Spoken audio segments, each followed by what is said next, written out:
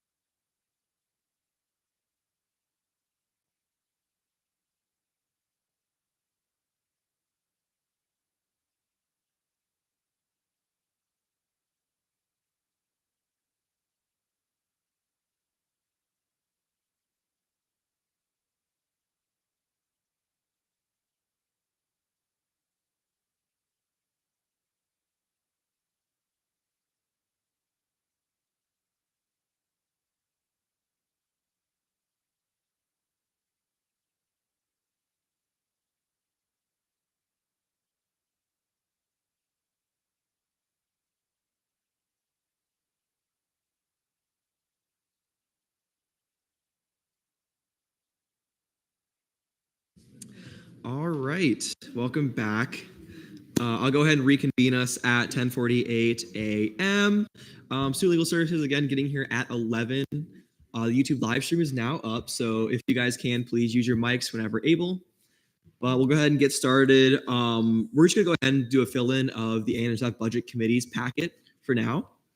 And hopefully when that finishes, we'll have Patricia here.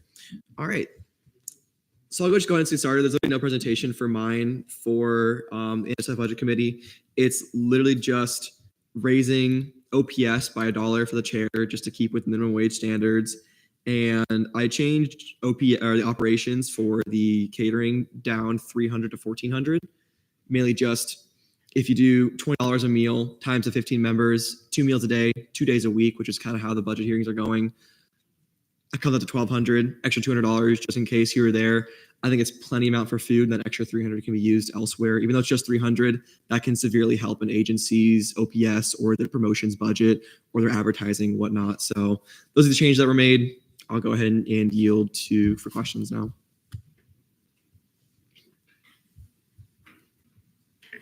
May I make a motion? Yeah. Motion move to debate. There's been a motion to move to debate. Any objections? Seeing now we're now in debate. ASF Budget Committee's packet. Any debate, Kylie? Maybe this is right, maybe this is wrong, but motion to amend line 120 to 1,400 because it's listed at 1,500.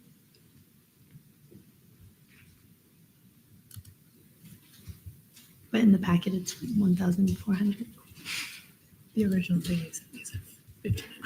Oh, there's been a motion to amend line 120 down to 1,400. Are there any objections? Seeing none, that motion stands. Oops.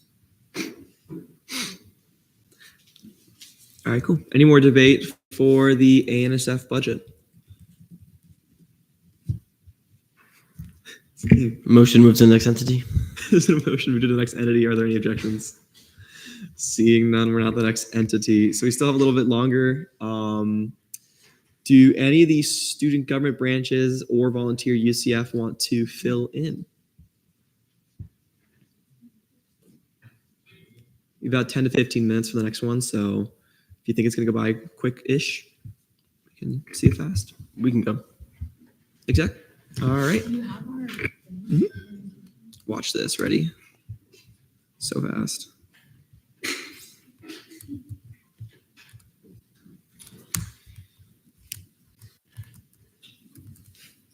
Oops. All right, and we'll go ahead and see the executive branch. You'll find their packet. I don't have your presentation actually. Did you send it to me?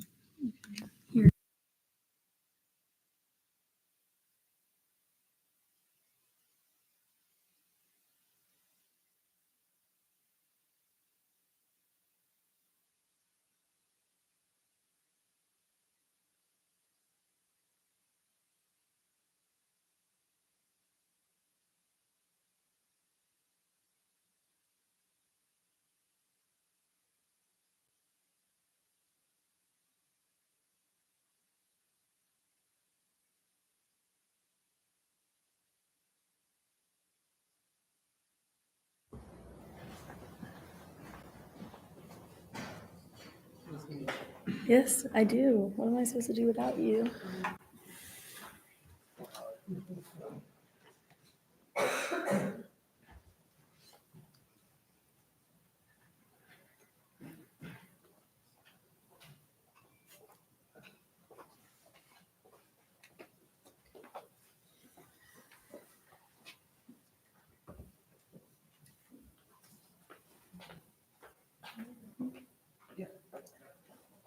Okay, I just want to make sure.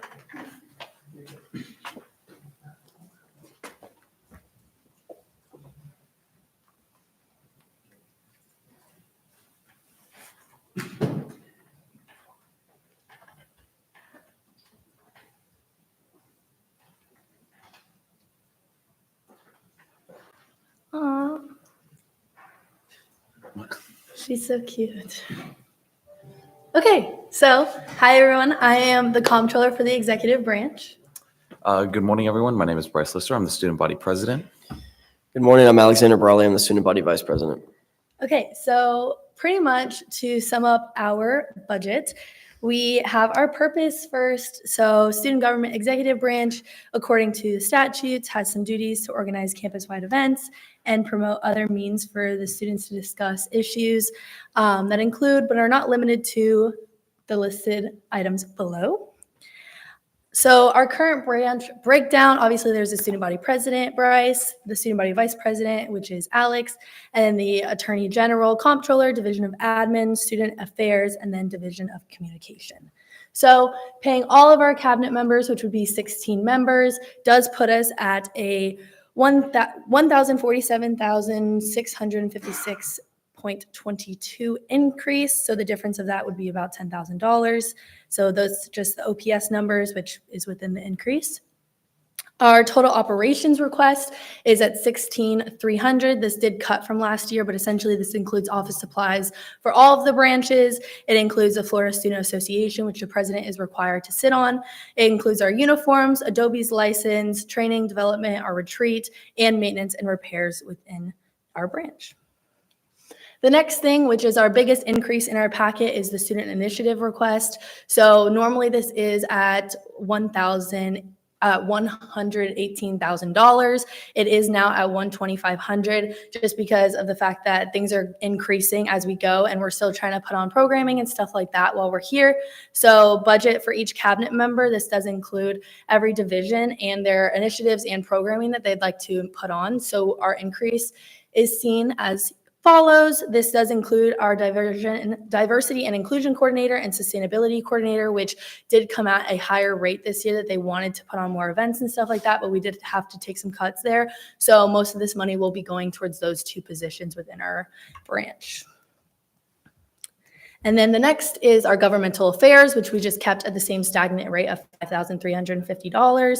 This includes day at the Capitol, day at City Hall, day at the courthouse, civil engagement. We did keep this at this rate just because there's a lot of people that partner with us to help fund some events like people in the courthouse and stuff like that. Next up is our spring event. So obviously this is Universal Nights. We have a contract with them. Our contract numbers have not come in, obviously. So this is kind of just an estimate of the $240,000. So this does just have that contract in there. We did not include the lift codes. So this is in our reoccurring ask part of our budget. But if we'd like to continue to fund students and their guests to get lift transportation to Universal, we'd need $5,000, which is requested in our reoccurring. So this is a list of all of our cuts. Our operation and professional development, which is our retreat, we did cut from that about $500. Operational supplies and services, we cut a little bit just because we do have a lot of the stuff that we need. So we didn't think that we needed all of it. And then operation and travel expenses, this includes mostly just Bryce being able to go to the student associative. The Florida Student Association Yep. meetings. Yeah, thank you. It includes mostly that. And right now they're mostly predominantly online stuff. So we cut that by $1,000. And then the president-elect fund, we cut by $50 just based off of the amount of like name tags and the cards that they get at the beginning of the year. And then president's OPS, we did, instead of giving the president OPS increase of $1, since they're already above the 15, we only did 50 cents. So instead of going to 18, we did 17.50. And then the very last thing is kind of just the numbers overall. So at the very top is the number that we put in at. At the very bottom is the number we were asked to get to. So left back to the committee is about $3,664 from our branch. So our total requested for this year is $559,499. Go ahead. Well, probably you might be better at explaining it. The money that we're leaving back to the community. Oh, the money that's left back to the committee, when I ran the numbers, I think it was the judicial branch, they're gonna have to take a decrease in their operations to front that OPS increase. So we think it'd be wise for the committee, being a student government entity already, to just take some money from that $3,000 left over and give to the judicial branch to help cover their OPS so they don't not have to take an operational cut. All right, with that, we'll move on to questioning and questions for the executive branch.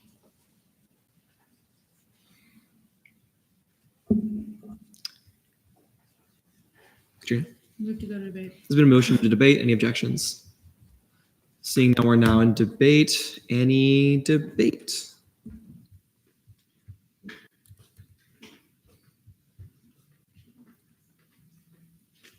Actually, I lied. I have a question. I have your operations here 16,300, but on the packet itself, it says 16,100. Should we amend that?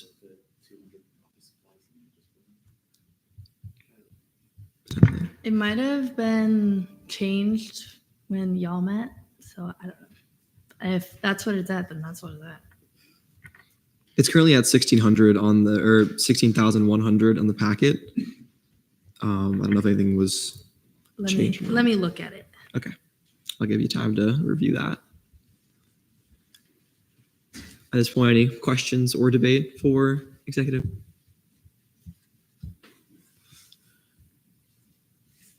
So I can let them review those numbers.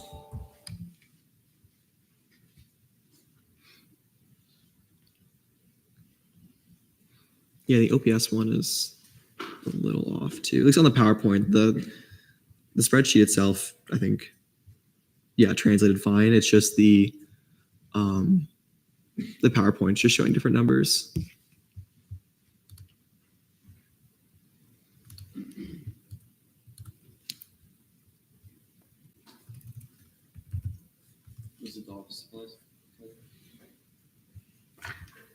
I don't see anything, so I guess that's fine. Okay. Well, no questions and no further debate. Seeing none? Yeah.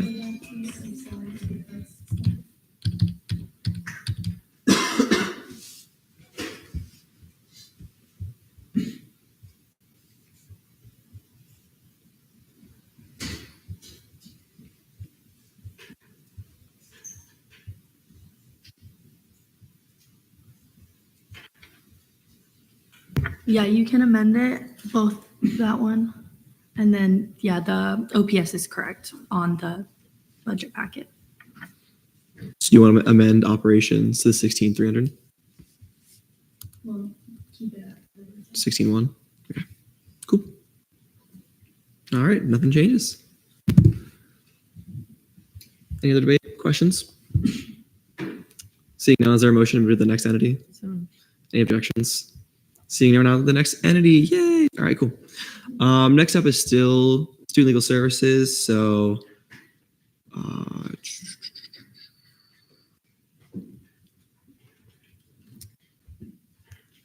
legislative, do you guys think yours would take like 5 or 10 minutes? Do you want to do that? All right. Next up, we will see the legislative branch. I'll get your stuff pulled up.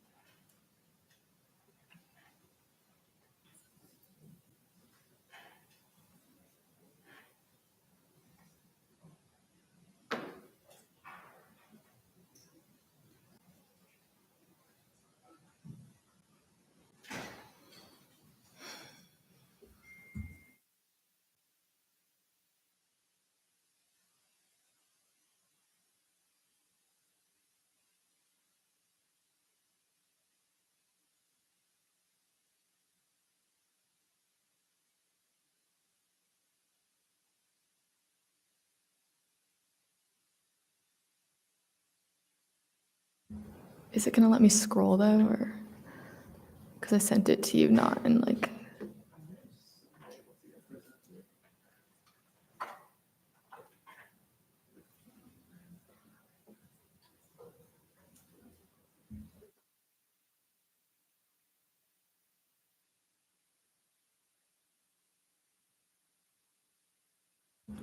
Okay. Am I good to go?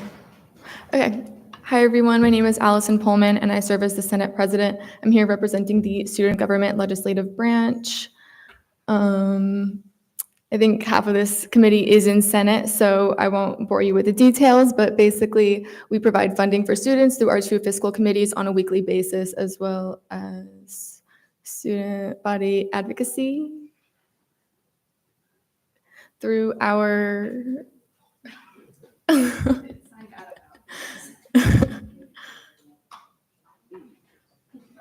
okay, we're good. Through our 4 internal committees, as shown on the screen. And then, moving forward. All right, so first we have the Registration and Travel Fund, which is the CRT committee, which provides funding for students who want to travel to conferences, things like that.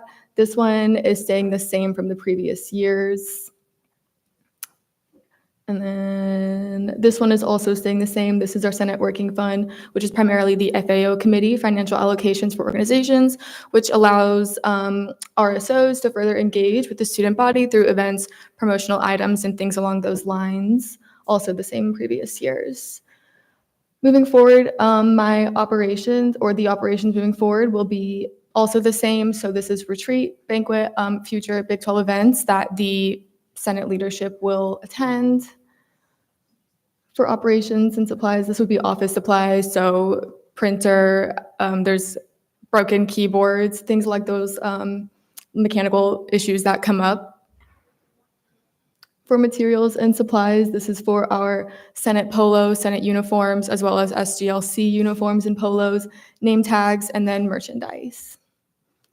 So this is where the biggest change will come from. So we have the minimum wage increase, which is accommodated for. We also separated within our Senate President Pro Tempore's office. There's the Deputy of Legislative Affairs, and there's the Deputy of Senate Relations.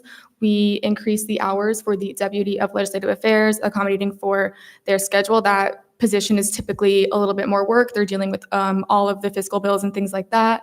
So we accommodated for them to have more hours in this as well. Other than that, that's the main change within this whole budget packet, is just OPS accommodating for the minimum wage increases, as well as separating the deputy the Senate President Pro Tempore Deputy positions. And then that comes out to our total of 800,000. Wait, I can't read big numbers. 800. Okay, that number. All right, and that's it for my packet. All right, with that, we'll move on to questioning. Kylie. So in OPS, you put for the legislative assistants 7 hours per week for like the first part, and then for the second part after October 1st, it changed to 10 hours a week. Is there a reason for that? That was probably just an oversight on my part. We meant to increase that is another thing that I forgot to mention, is that we increased the legislative assistance hours as well. But that's supposed to be throughout the whole year. So that was an oversight on my part. So change the top one to 10 or change the bottom one to 7? Top 1 to 10. It looks like there's an issue with the pay for the pro temp and all the positions that are supposed to be paid minimum wage. The pro temp should be currently paid $14 an hour, and all the other positions should currently be 13, and you have them as currently 13 then 12.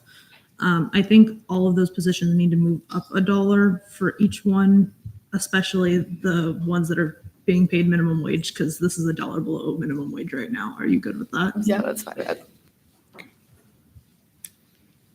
All right, we'll make that adjustment quickly. Any other questions for the speaker?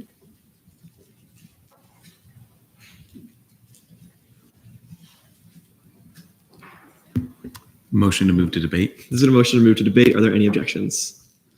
Seeing now we're now in debate, we'll quickly change those OPS numbers. Katrina. Move to, oh, I didn't check the line.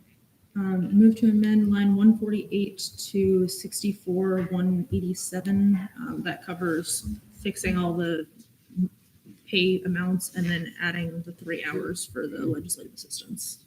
Perfect. All right, it's been a motion to amend line 148 up to $64,187. Are there any objections?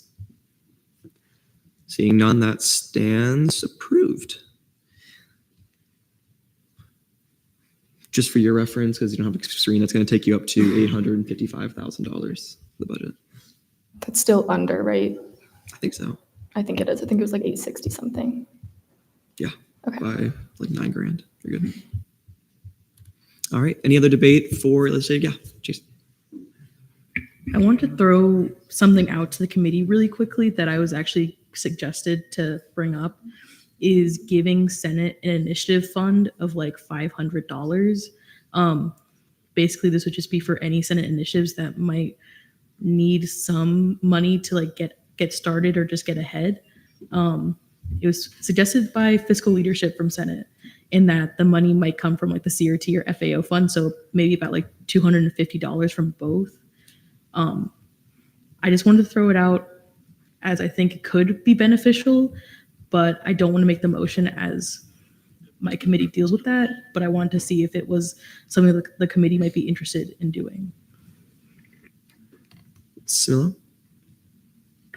I think for absolutely no reason should we cut at all from CRT or FAO, considering there's a deficit right now. So if we're going to do that, we'd have to just add money. Wajid? I think this should be a conversation we save for the end of these hearings. Cool. Any other debate pieces? Yep. Okay. Question for Wanjin. Mhm. The hours for this, the top one should be 15, 13, 12? Or I'm confused because it didn't change in the packet. I might have changed the wrong packet. No, Which one are this you looks looking correct.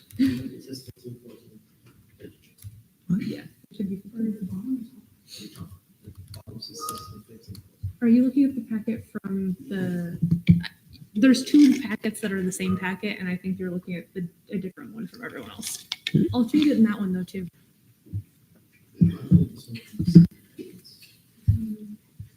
Yeah, all the packets we're working out of, all the working documents are in the hearing materials folder.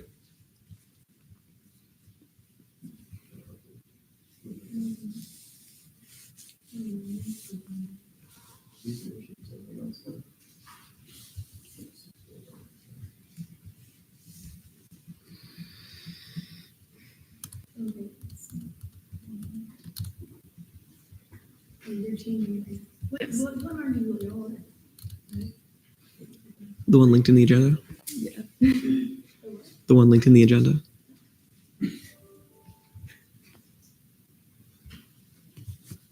Cool.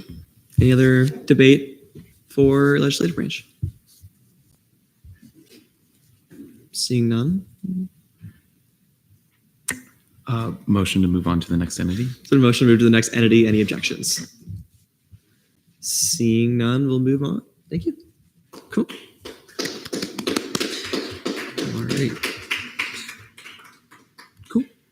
And next up, if you're ready, we have student legal services. Let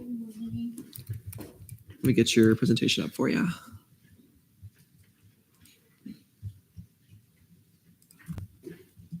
Oops.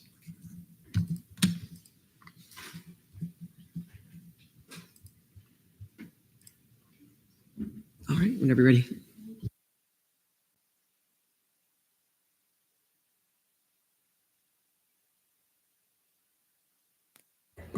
Gotcha. Okay. So my name is Patricia Dollahan. I'm an attorney at the Office of Student Legal Services and the director. Our office is staffed by 4 full-time attorneys, 2 legal assistants and student assistants, and we offer free legal services to UCF students who pay the activity and service fee. We are located in the Student Union, room 304. And we provide service in a wide array of different areas. So we do a lot of landlord-tenant cases. So those involve things like maintenance issues, security deposit disputes, defending claims against landlords' claims for damages in excess of the security deposit, and eviction defense. We can also assist students who have been charged criminally with a misdemeanor up to a felony of the 3rd degree. So those would be things such as disorderly conduct, possession of cannabis, what else? Driving on a suspended driver's license. So those sorts of things. And then consumer issues be things like collection debt defense work, credit report mistakes, banking disputes. So for example, if somebody's debit card or credit card was compromised and they don't recognize the charge, insurance claims. Family law, we do some limited work, name changes and divorce cases and contested. And then miscellaneous would include things such as reviewing contracts, drafting wills, power of attorneys, employment cases, and accident cases involving property damage, but no personal liability. And the exclusions are things we don't do. So we don't do cases against the university. We don't do student versus student. And we don't represent students in their business dealings. That's something that was just not under our guidelines at the moment. The following graph shows, the number of appointments and type of cases that students seek assistance with. So about 49% are leasing matters and traffic, and then like another 7% would be criminal cases and sealing cases, and I think about 29% is anything else other than the specific criteria we described before. This is like an illustration of savings to students. So even though like ceilings is only a very small percentage of what we do, not even 2%, we did help 16 students get their criminal records expunged. We did name changes. A significant number of the students seeking name changes are transgender students. And then the monetary recoveries tend to be small matters like security deposits and claims from landlords, etc. So that's this slide shows like an example of the savings that students benefit from seeking our assistance. So for example, we helped 2 students whose account was showing up on their credit reports, and it was affecting, of course, their credit rating and their sponsors and their guarantors' credit rating. And after seeking our assistance, we were able to negotiate something, and the debt was removed from their credit report. Another example that we see often would be students who get tolls and they don't realize that maybe they driving and the credit card that is tied to their account with Sunbiz, no, sorry, it's, with the e-pass is no longer valid and they are accruing charges without realizing. Also, students move a lot. So when they eventually receive a letter saying that you owe tolls, they may not realize, they may not never get this letter. So when they come to us, they already may owe quite a bit of money. So for example, one student had tolls that exceeded $1,300. So after they sought representation from us, we were able to go to court, get 4 of those citations dismissed, and then get a withheld of adjudication, the 5th one, and the student had to pay like a small fine compared to what it was before. So those are some examples of cases that we typically see on a day-to-day basis. So we serve a very diverse group of students. So you can see that about 13% identifies Black African American and 12.5% identify as Asian American. We also see significant number of students who identify as transgender students. So it's a very diverse population.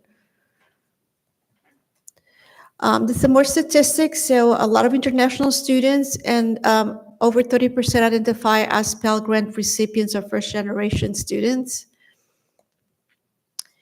And this is like surveys that at the end of each case, we send a survey to a student and we ask them about how we did and what their experience was. And so before students come to see us, over 60% reported feeling stressed about their legal case and that it was interfering with their studies. And then afterwards, the vast majority state that they have a better understanding of the legal issues in their case, that they feel better prepared to address a similar situation in the future. And they would overwhelmingly recommend student legal services to another student in need. So some also were the comments that they sent us as to how they felt about our office and the services they received. And overwhelmingly, again, they felt that it was a comfortable place, a safe place, that they felt that their issues were addressed and their questions were answered, and that they were respected.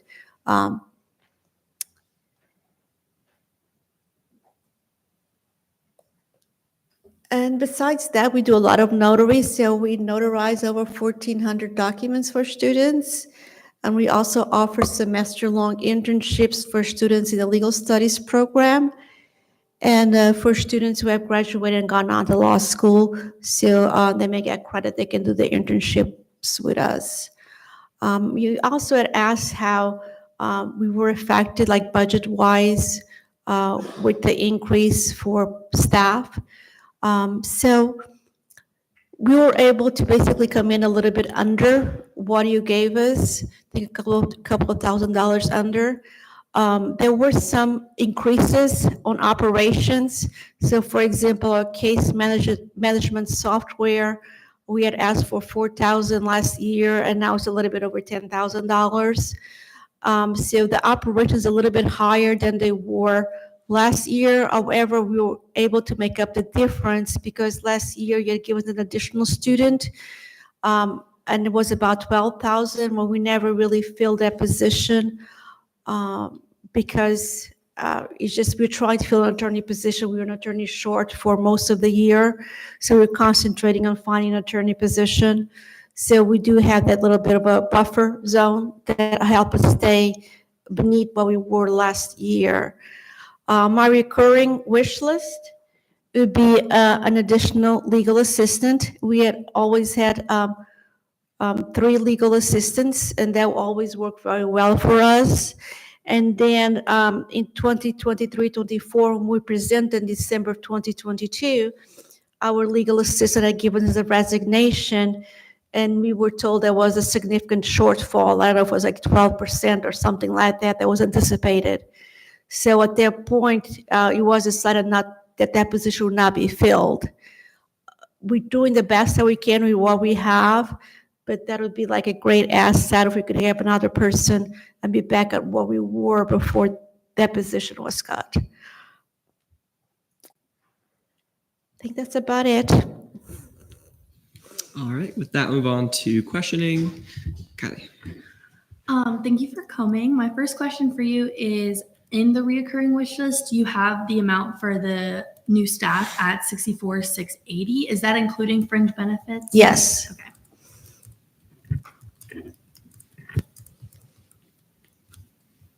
Any other questions?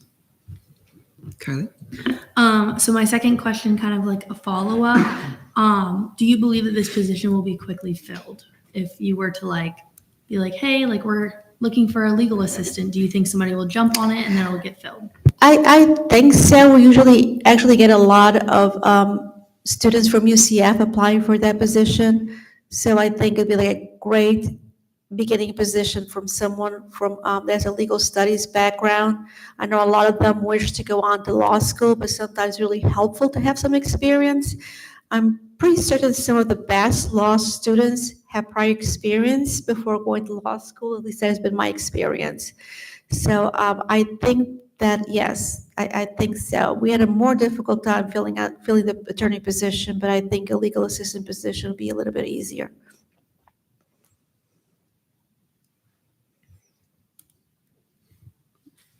Any other questions?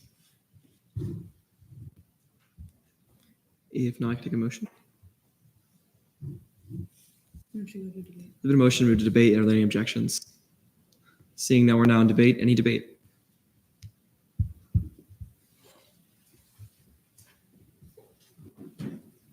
Seeing no debate. Any motions as well? Motion to move to the next entity. There's been a motion to move to the next entity. Are there any objections? Seeing none, we'll move to the next entity. Thank you very much.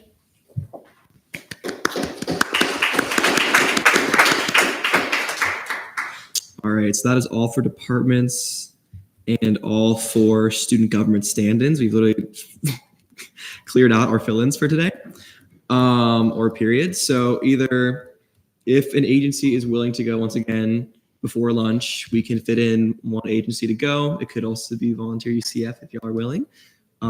If not, we could always also just break for lunch early. Up to you guys.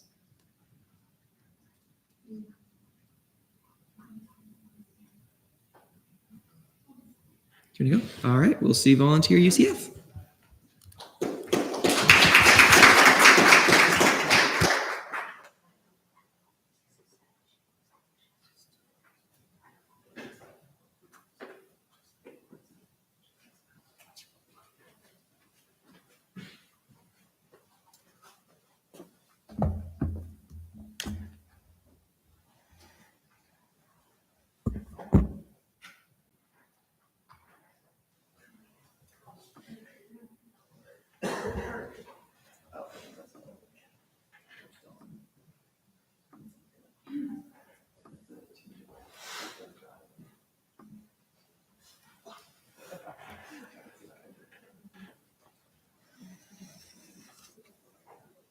This is the clicker, right? Adam, this is the clicker? Yeah. I'm not sure why this is doing this. Oh, there you go. You can.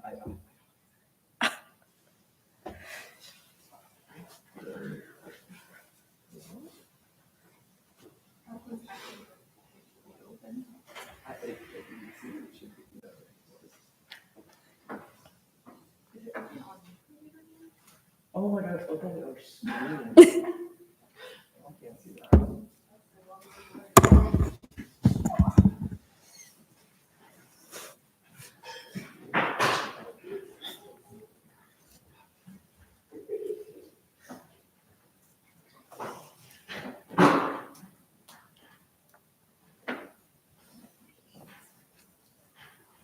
Oh, beautiful. Thank you, Adam. Good morning. I am Medhavi. I will be representing Volunteer UCF Budget as the student director for Volunteer UCF.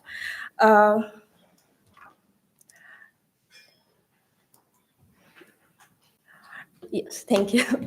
So Volunteer UCF is basically, we try to promote volunteerism and education on various social topics education and literacy, youth and mentoring, health, etc. And we plan various service events, including each social topic. We have many large-scale events, such as Nights Give Back, Pegasus Palooza, Hunger Banquet. Those are all in our include for mission and helping with volunteerism and community engagement.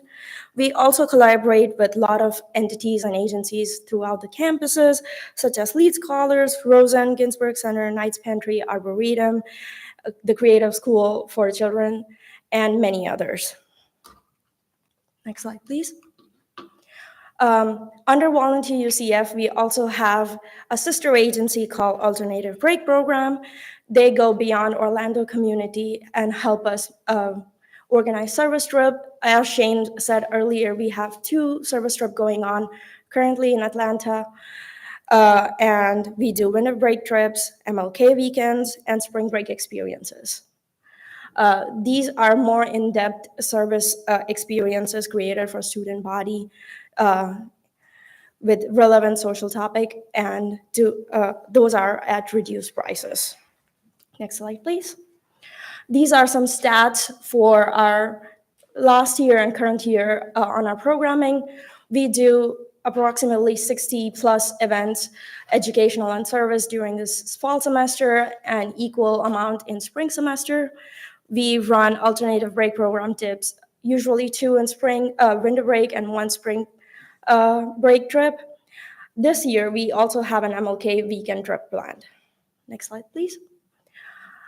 Some components of Volunteer UCF is we have 12 social topic directors, a large-scale event director, and a marketing director helping us with programming for Volunteer UCF, as well as for alternative break program. We have an exec team, trip coordinators, and a marketing director.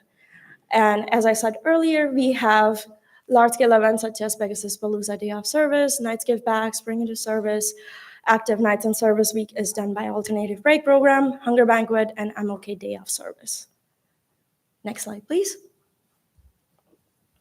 So how the leadership works is we have 4 exec leaders, student director and assistant director for Volunteer UCF and Alternative Break Program, respectively. We have 14 social topic directors, marketing director, and a special events director. And under them, we have committee members. Each social topic director gets 1 or 2 committee members, depending on who applies. We have alternative break program trip coordinators who run those trips, and we have marketing or PR director, as well as a special events director. Now, I would like to emphasize that the 2.87% increase is all towards our OPS. We requested that the student directors for both the agencies get 20 hours per week for 12 weeks, and we have reflected the minimum wage increase as well. And the assistant director hours and their minimum wage has also been increased. You can see in the presentation. Next slide, please. For operations, we have left the professional development and uniforms, no change. However, to work according to the increase in the OPS, we have decreased some of the operation costing by $173. We have also decreased some of the social topic. Next slide, please, Adam. By $120, and marketing initiative has also been decreased by $300.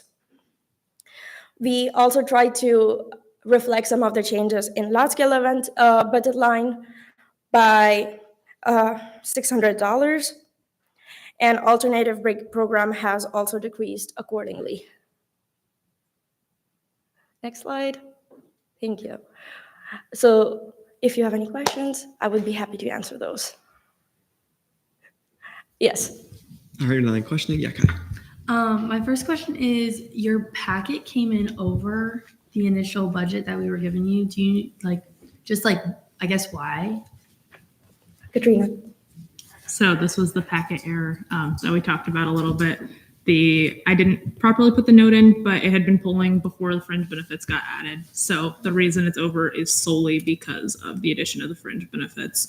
When the packet was initially submitted, it was under. or right on, actually. Any other questions? Anyone else? If not, take a motion. Motion move to debate. Put a motion to debate. Any objections? Seeing no one on debate. Alex. I think when I ran the numbers, their OPS increase was 5,489, and their total budget increase, if they had gone off of that 2.87% increase, was 2,684. So that's definitely why they needed to come in a little over to match an OPS increase of just under $3,000. So I think that's more than appropriate because you have to pay your people. And I don't think that $3,000 is going to affect the rest of the budget as a whole. So I think it's more than appropriate. Cool. And just for reference, the fringe benefits added about $800 to the total, which is the almost exact. Was that reflected? Is the figure on the bill include the fringe benefits, that 41,000? Okay, perfect. Yes. Cool. Any other debate for volunteer UCF?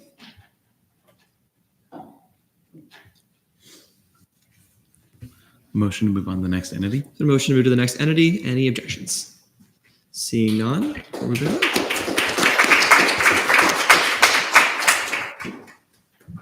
Okay, now we're out of fill-ins. Would an agency like to go early and get out of here before lunch? All right, we can go ahead and see late nights.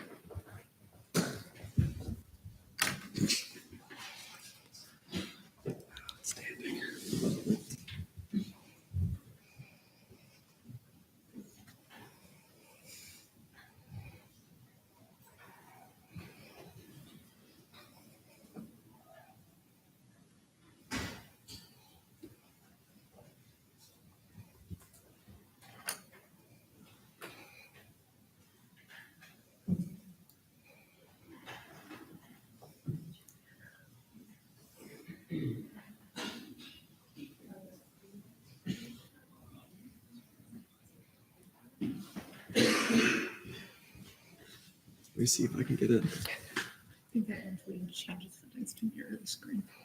Absolutely. I fully wholeheartedly agree on that.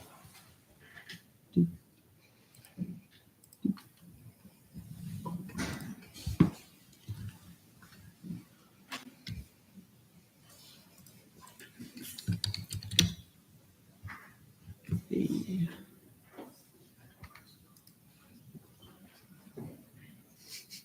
Please. Pretty please. Turn it on. All right. Alrighty. Whenever you're ready. Cool. So, hi everyone. My name is Megan Dever. I am the Executive Director of Late Nights, and I am excited to present our projected budget for 2025-2026. So let's go. Can I click? Oh, perf. Okay. Thank you. So just a little table of contents about what to expect. I'm going to go over what Late Nights is, some of our previous events, then we'll do a budget breakdown, a wish list, and then some final thoughts. So what is Late Nights? So glad you all asked.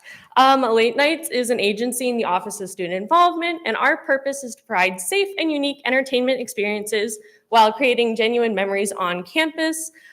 We do that by offering some of the largest on-campus events for students, such as Fright Night, Prom, Glow Nights Charge On, and Splashdown. We also host smaller scale weekly events, which generally take place on Friday nights and Saturday nights. That could be anywhere between 7 p.m. and 1 a.m. As you can see, we are a pretty small team. There are 6 of us total, but we have 40 active council members, which is really exciting. That's about a 10 council member increase from last year. So we're very happy, very excited about that. And they do have a very important role in helping us with our events and putting on late nights. Okay, sorry, next slide. So to recap some of our former events, we did 3 events over summer: the tie-dyeing to make friends, paint the night away, and then a collaborative event between us, Campus Activities Board and Homecoming, which was the late night splash bash. Together, the feedback is crazy, sorry. Together, we had about 449 students attend our summer programming, which is very exciting compared to 2023 when we only had 168. So next slide, please. As you can see, we were very busy in our fall semester. We did, 13 events, I think, so very exciting. We had about 4,590 students spread throughout all these events. We were very excited to put on some new events, do some new collaborations, and bring back some of our traditional events. So yes, that brings us to a total of 5,039 students impacted so far. So next slide. And then this is just a projection of where late nights is going to be going for the spring term. We'll be doing some nightlife events, some trivia events, some games, really cool stuff, and of course tabling sessions and prom. And then our traditional events of glow nights, splashdown, and yes. So spring is going to be a very fun semester. Yes. Okay, so here's what we're really here for. Let's talk money. So on the left-hand side is our current budget for 2024-2025.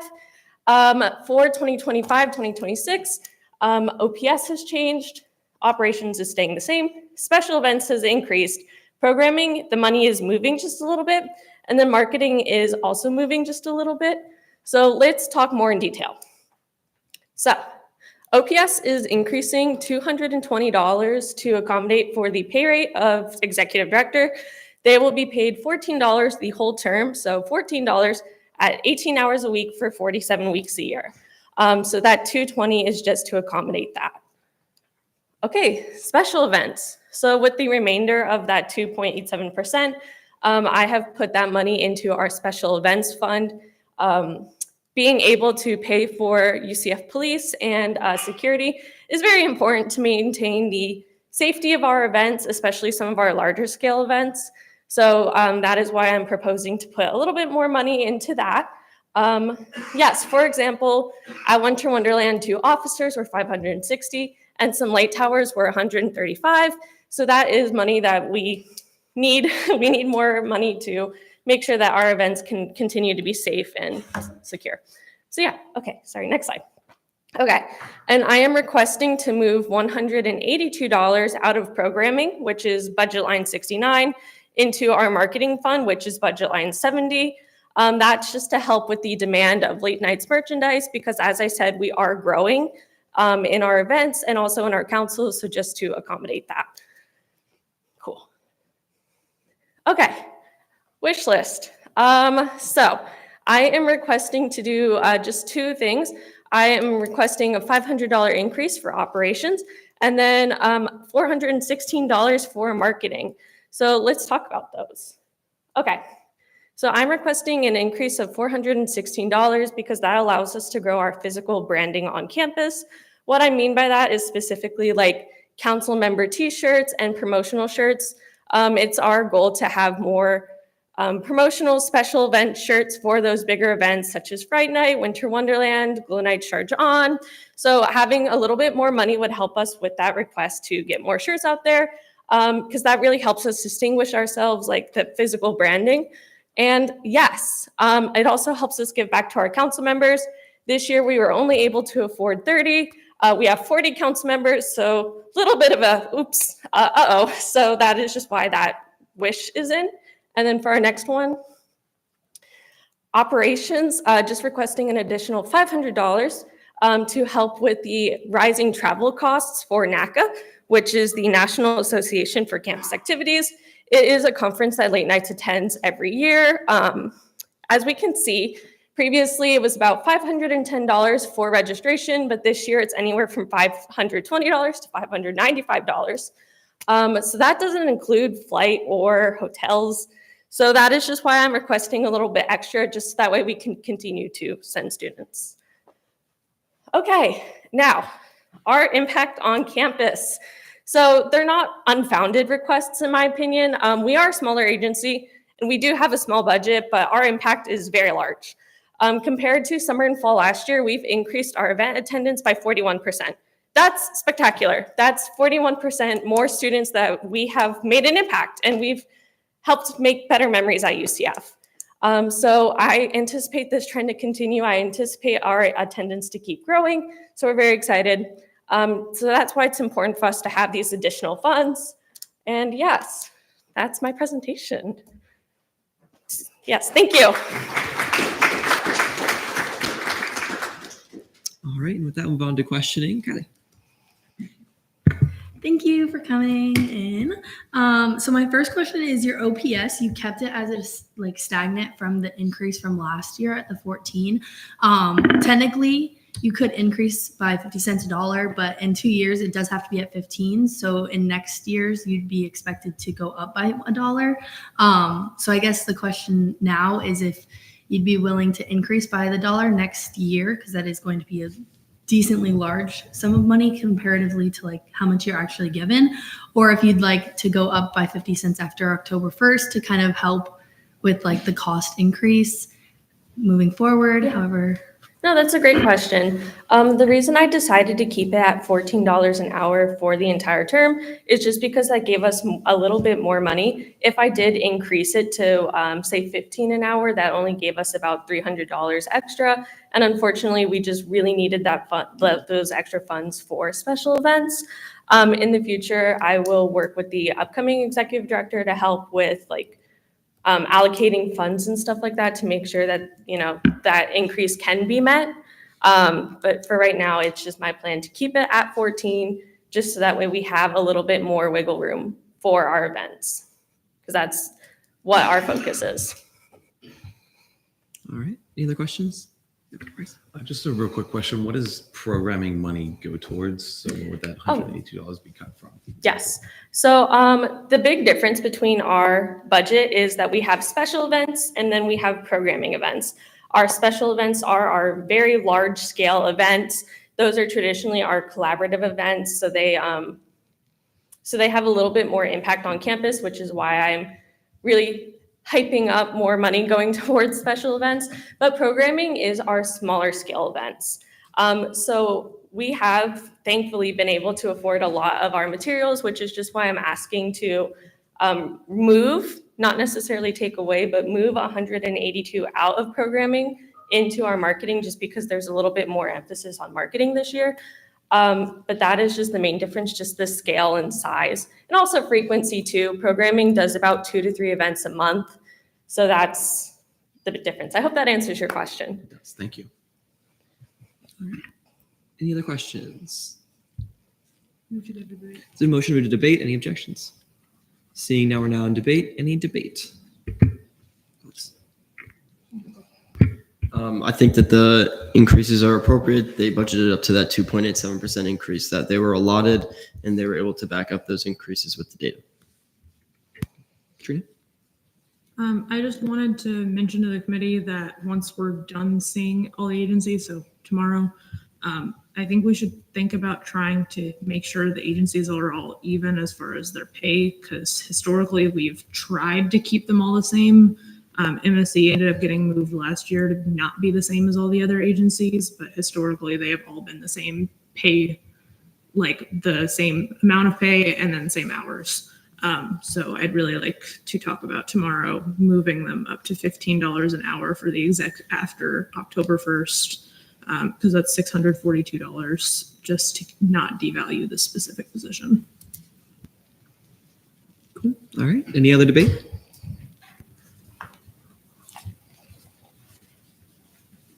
Now I can take a motion. Okay. Motion move to the next entity. The motion moved to the next entity. Are there any objections? Seeing none, thank you very much. Thank you all.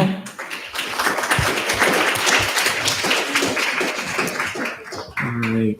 You only got 15 minutes left, so I'm inclined just to break us for lunch until 1. Sound good, everyone? All right. Is there a motion to recess this meeting at 11:45 to reconvene at 1 p.m.? So moved. Any objections? We are recessed. We'll return.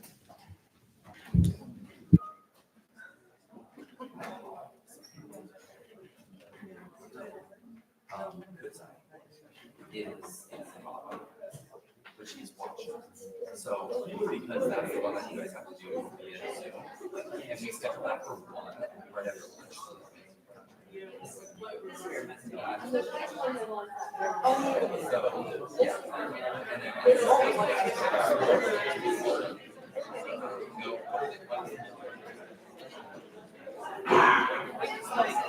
Yeah, I was gonna say.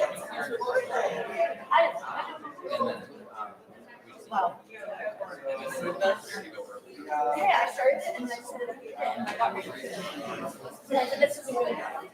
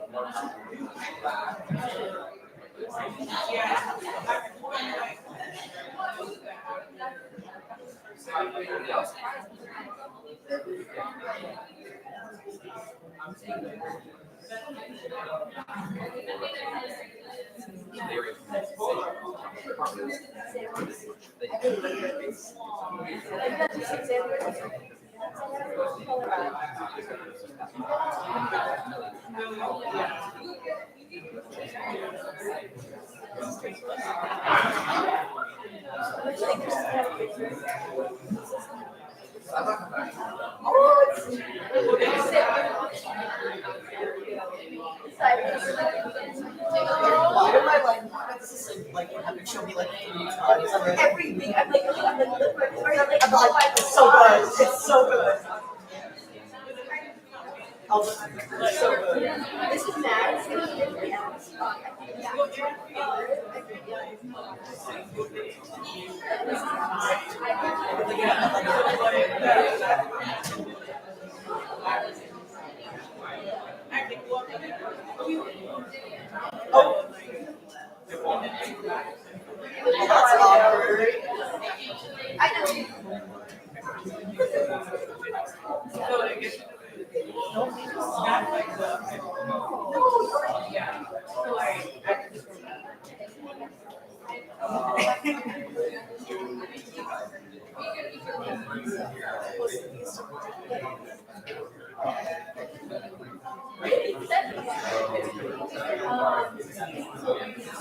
That's awkward.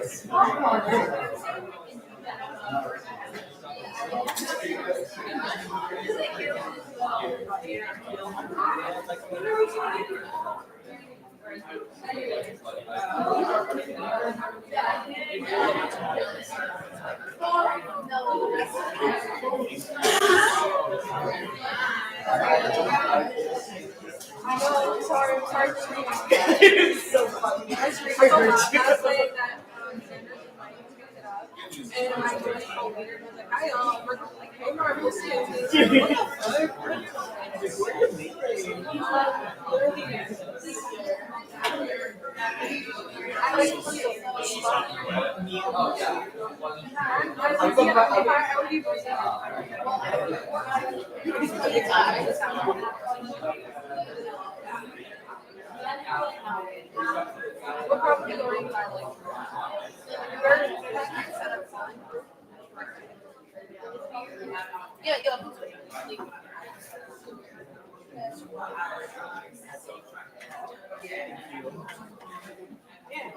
I have to see clearly. See like oh, Good. So you have this last month, they were like, people were like, I want $40 million. We don't have that. Yeah, I'll take it. I know. I was like, this is what it is. No,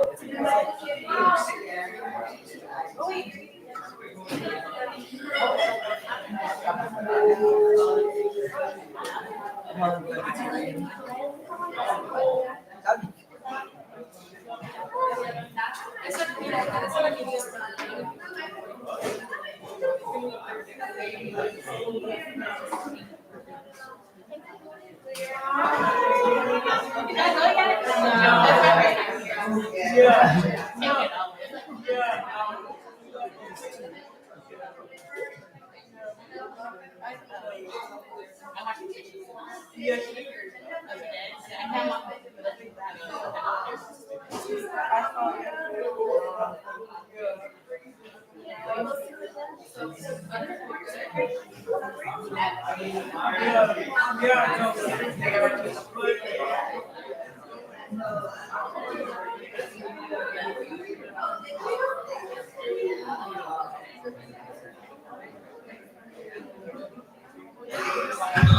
Test, test, test.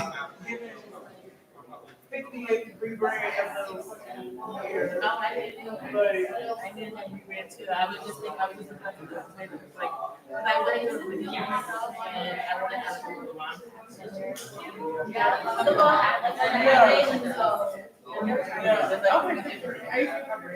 Yeah. I'm trying to do something. I was,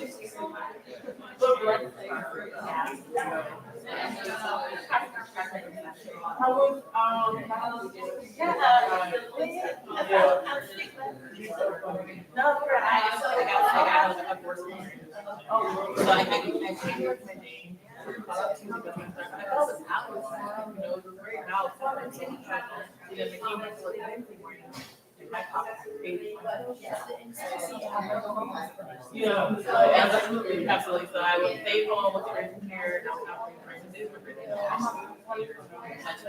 I have to really sit and let it let it. Yeah. But yeah, it was lit, but that's why I got sick. I know exactly how. That's good. No, well, I typically be outside, but it's like one. One of the artists that I saw, you know, like my cousin. Oh my goodness. Oh, did you see? I was going to see all the fans. No, oh my goodness. Like, yeah. We always start our oh, my little one. Every year. So, I look and this year my cousin, I love that. And then it was crazy how my college he just has to find Thomas weekend for classes. And so we actually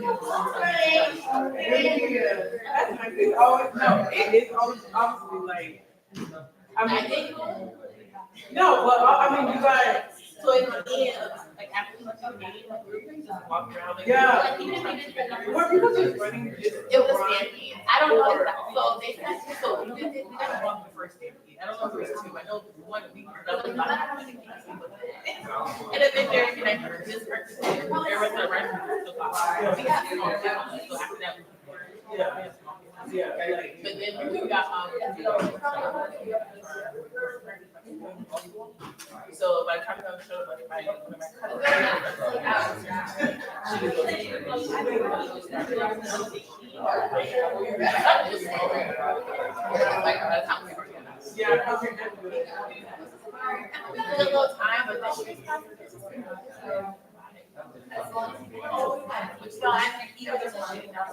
yeah, so I was kind of hard like that's what I was thinking with like New Year, because I was gonna go kind of like I'm gonna go downtown. I don't know what my New Year thing is yet, but that's yeah. Yeah. The market's so weird. I mean, I grew up here. Like, I've been going down there since like high school, literally. It's it'll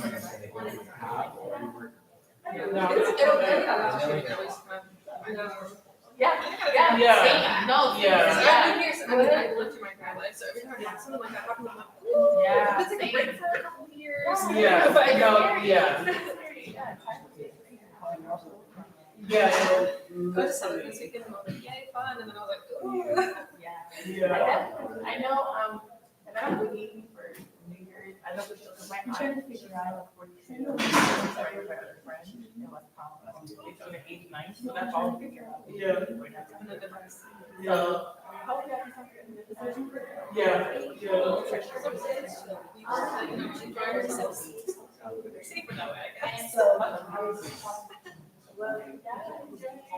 It was nice seeing that here. Yeah. I have. Well, no, I didn't. Yeah. It would still have.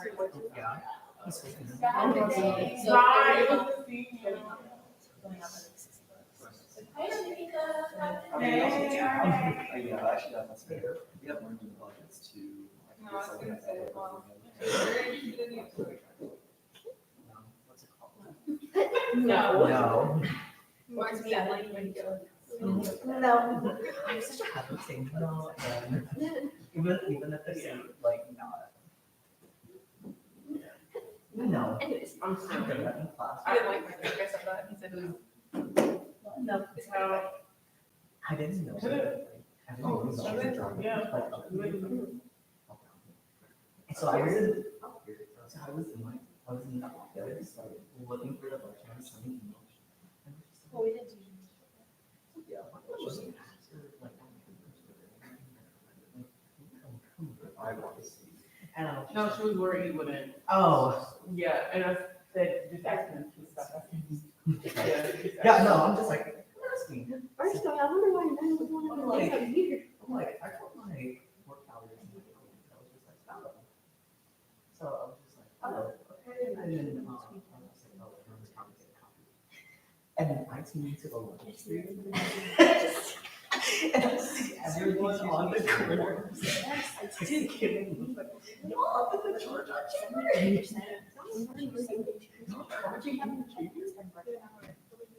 It's December. Lord.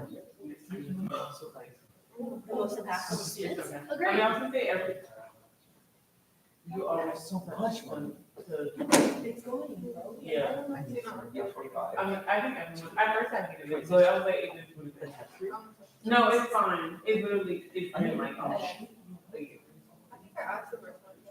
yeah, Because it's, the one thing. yeah, it's okay. I just know that every time you adjust them, but I don't talk to them. Like, I do not. I think. So So I highlighted in green is something that we already. So. Side position.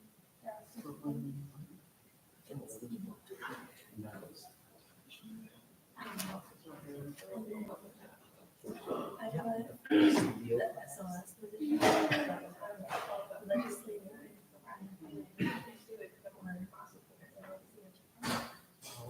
I literally just got myself the right codes. What? Because, it's telling me I'm not working off girls standing. That's what I have for that. And I'm just like, okay.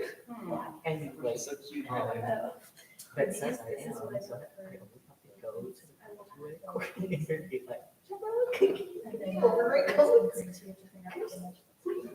I'm not what's going on. she's just really nice about it. Yeah, No, like, this could go to. Oh, yeah, that's exactly. I've accepted my but I'm currently trying to figure out how we can redraw this schedule. I was just scared. Okay, have fun. No, it's not. Go eat. I don't want to. I'm always scared of the budget. Here comes out like, present. We'll figure this out. It's not crazy. Take you 10 minutes. And you're junior. It's really fun. It's like, It's like Overwatch. It's like a better Overwatch. it's like Overwatch for free. It feels better than Overwatch. I used to, did I ever tell you in high school, like, I bought Overwatch on the PS4 because, like, my girlfriend at that time, like, she used to play Overwatch. So, like, she, oh my God, I forgot what she, I think she was like a support, so I would heal with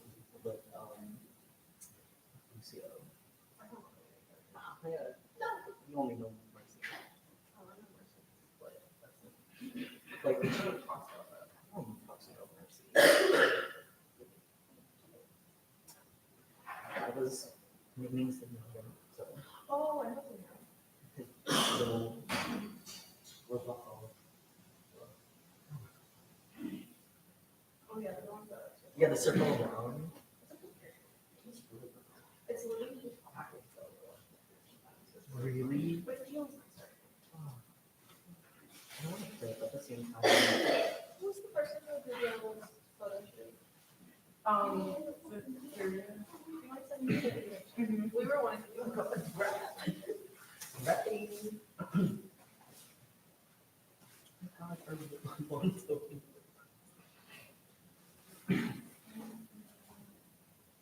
Oh, why is it so big? Oh, is that No. no, no. Okay, all right. I'm just asking because Emma's tall. Yeah. I was laughing at seeing it.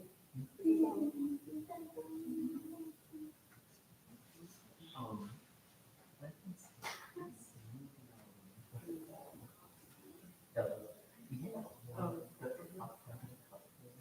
That was what I asked you earlier. You already talked about that, like, up here, like, setting, like, facilities, and then,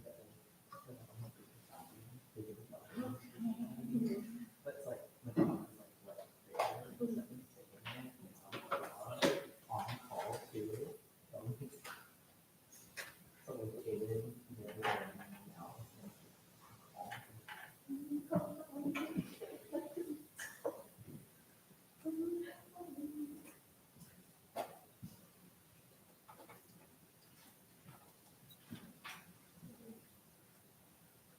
That's not Oh. Yeah, so they're. No, it's gonna be what it, it is. yeah, it's because, it's only available, like after the appointment. I think. More or less.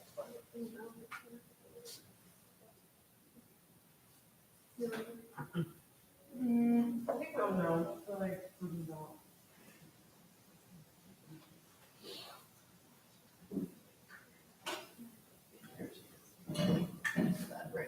Yeah. We'll see. Yeah. I'm gonna, you don't wanna get busy. Yeah. You know,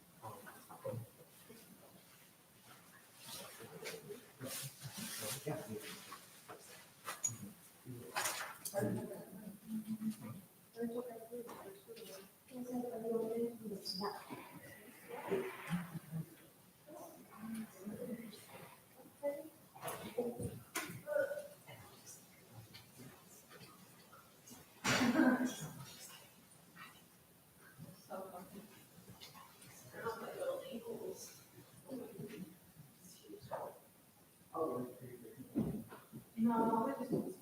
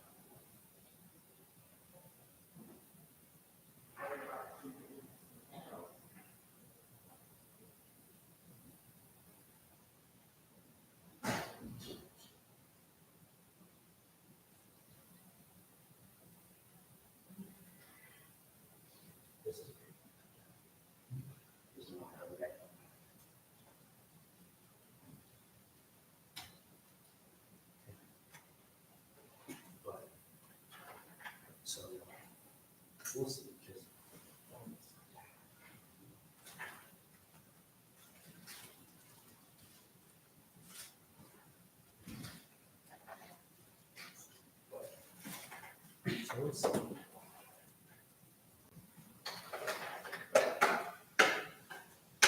think compared to the last OC, way higher for. I forgot his name, but they also they didn't improve well. They improved it decently. To come up a season where you go 13-1, or you go undefeated up until playoffs and lose, and you lose your starting quarterback, you're starting two of your best defensive linemen in the NFL. Like, it's hard to kind of come up and go like that and do the same thing over again. So he was in the right spot. Okay. So, and everyone's expecting him to, they all expecting him to like feed it again. It's hard to use your strength for that.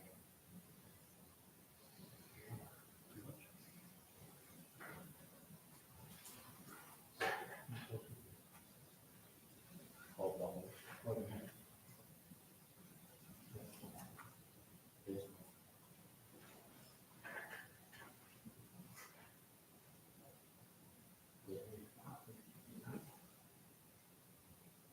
I could.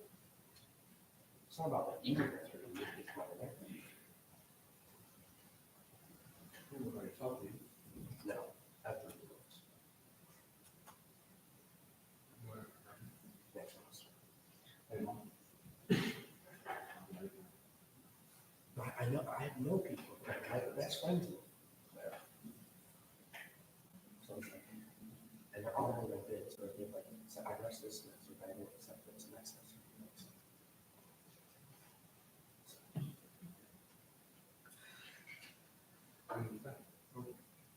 Why did it? Because my first semester, and I didn't know that stuff was going on within a year. I was like, I didn't expect it. I was trying to do too many things at once. Because I was starting football and trying to figure out how that schedule was going to work. Starting intermediate, trying to figure out how that schedule was going to work. It was good. I can take it next right now. Just that's on my schedule. I worked with the guy on Friday. We're talking about the class. He's one of the 2 years. He's in CFLA A1, and then he's in another association, but he wants to do college. And I told him he had this being more with Heather, and then I told him about the class, and he's interested in what you posted again. What's the new thing?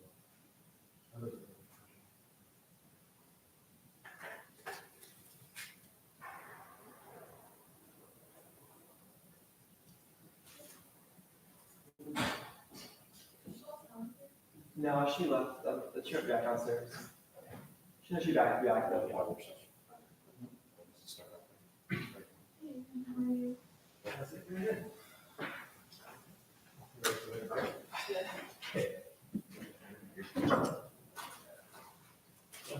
Everything's good so far. I'm good.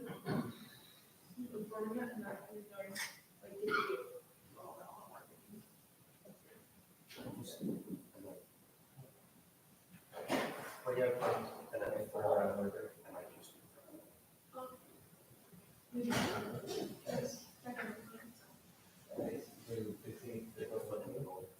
Every year. And I have a kid, you know, and it's like a. We're going to Georgia for holiday. Oh, yes.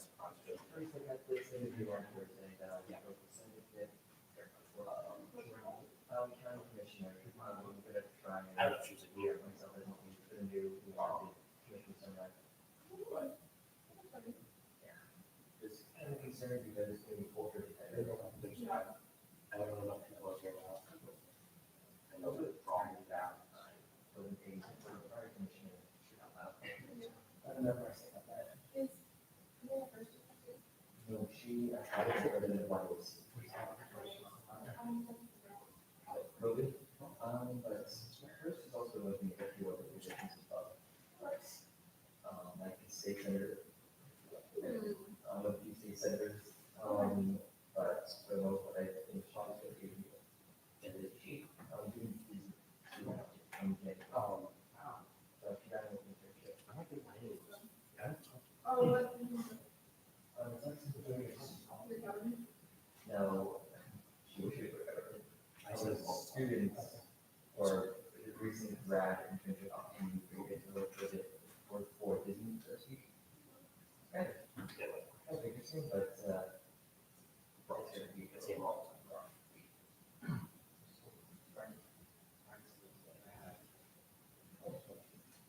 I was a little weird.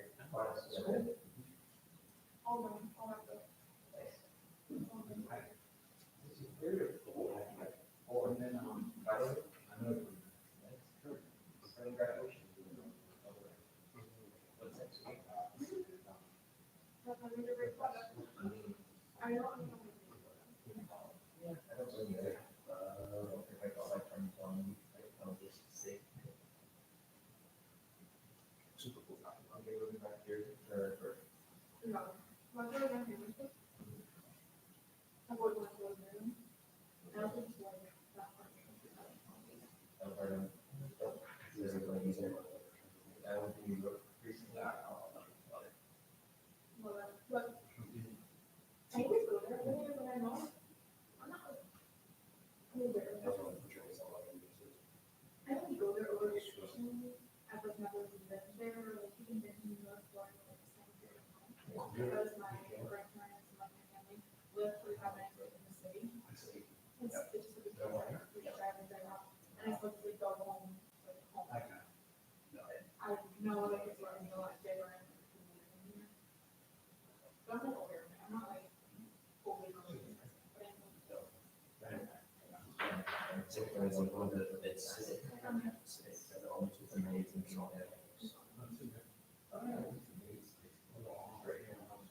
Lots to do, lots of change.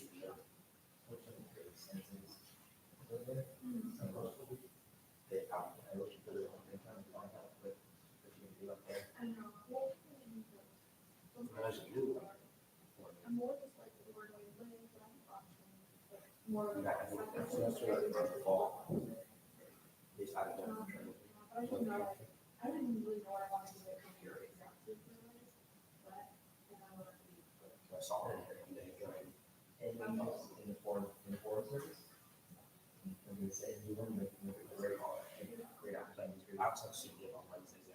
do well. And like, I had a minor in some, both of us have like, knowledge. I would love to, but I just don't want to do that. I think I'm more. There's still like, most people don't want to say it, it's important. Even more really easy to be That's just also an option, but we were just. Not as much able to, you don't want to get it. Yeah. And so that will cover all that, that's what you can see. For people who actually work government and New Jersey government, would be pretty easy to figure out what we can in the house.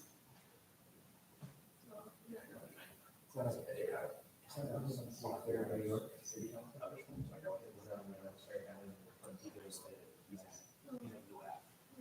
Some You haven't heard about the whole corruption scandal? He put it up, it said about this, the government, Oh. yeah. It's crazy. It's not surprising. Like, it doesn't really take me all that much anymore. Yeah. But Hochul is at a government, something at the state level. Yeah. Like Governor Hochul, that's New York. She has like a few tribes, but they.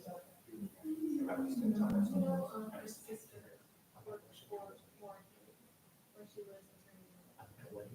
My sister was working there, so we had pretty much number one. But, yeah, she worked.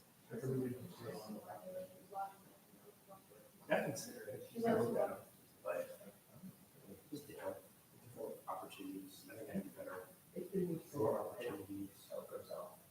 It allowed, but working with like, just because, like, in Massachusetts.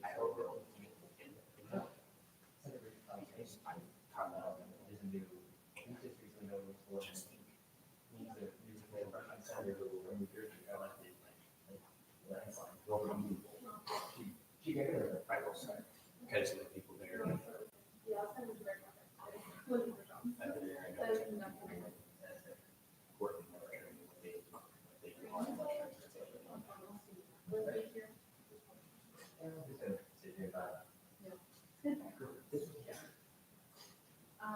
It's almost like background noise when you're like half of it.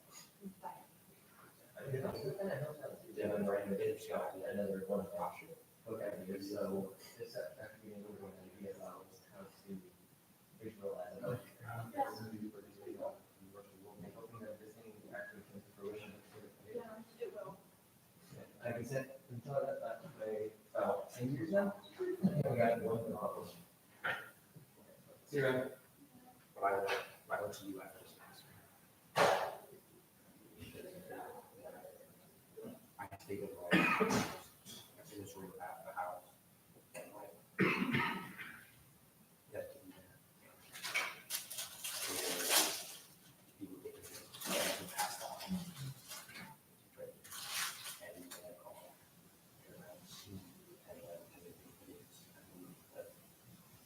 The presence is better. It's like right there. Yeah, because it's. I thought you were gonna have friends from after UCF, right? Town, university, what are we doing? The people in the house are like, in the house, bringing kids in on the other things. It's like, well, what are we doing?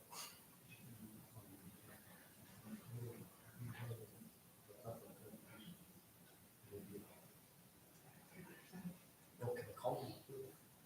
I don't want to walk in, like, I walked in, but I didn't have it, it's on this presenter. I was like, I can't walk in, so I called him, hey, is there a super long movie you used to do? Like, yeah, I'm like, I can't walk in here and sweat stuff, no, it's gonna be weird.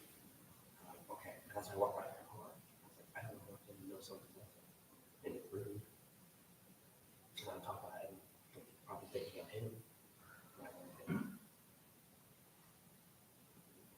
Sammy's masters.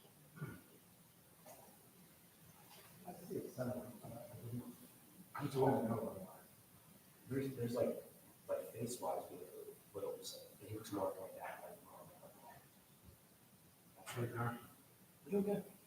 You're good. Open nesters now, so they're just kind of like doing their own thing. Yeah, he never talked. He never talked. And he was funny enough, he took over last year, we probably said parents weekend, for one of the games, and we brought him to like his, like the guy's template, and we were like, we both like on edge, we didn't know how we could react, and that's how it was like, we're like, this is weird, and he never talked. I think he's open up a little bit now, so.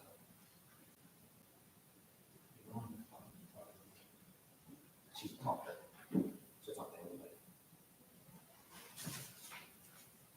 Anyway, she knows you, they all know. Colby talked about you, I talked about you, so that is.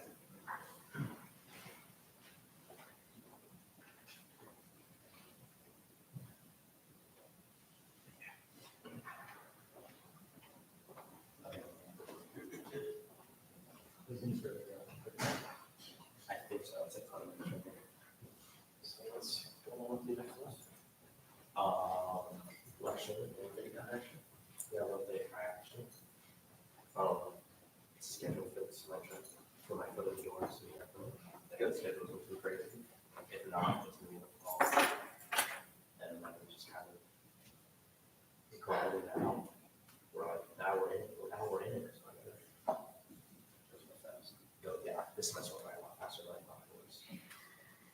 Yeah. I saw you, so we had Scott Ross. Yeah, that was fun. It's cool. Really cool. You get to meet him? No, I didn't, but he seems like a really down to earth guy. Yeah, super cool guy, from what I've seen. So, I can't believe it's been 8 years. yeah, I mean, right now, but I feel like he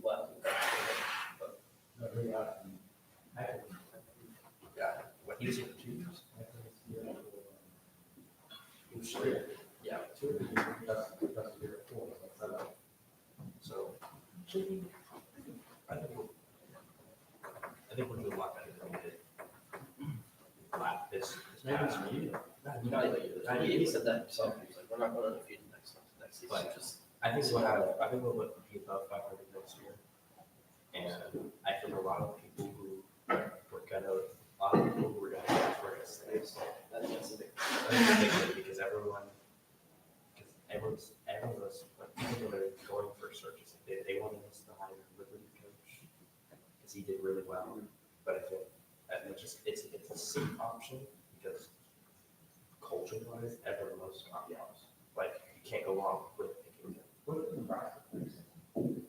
They said the same thing. They like them. It's just, I don't know that either. And even he said yesterday, like he didn't even want to take the Nebraska job, but it was undefeated. It's his home. It was his alma mater. Him and his wife. Like that's where everything started. It's like you might as well give it a shot. But yeah, I probably too. But are you that financial standpoint, so sometimes you gotta take the money, and then after that he was with the Rams, so you still have. It'd be good.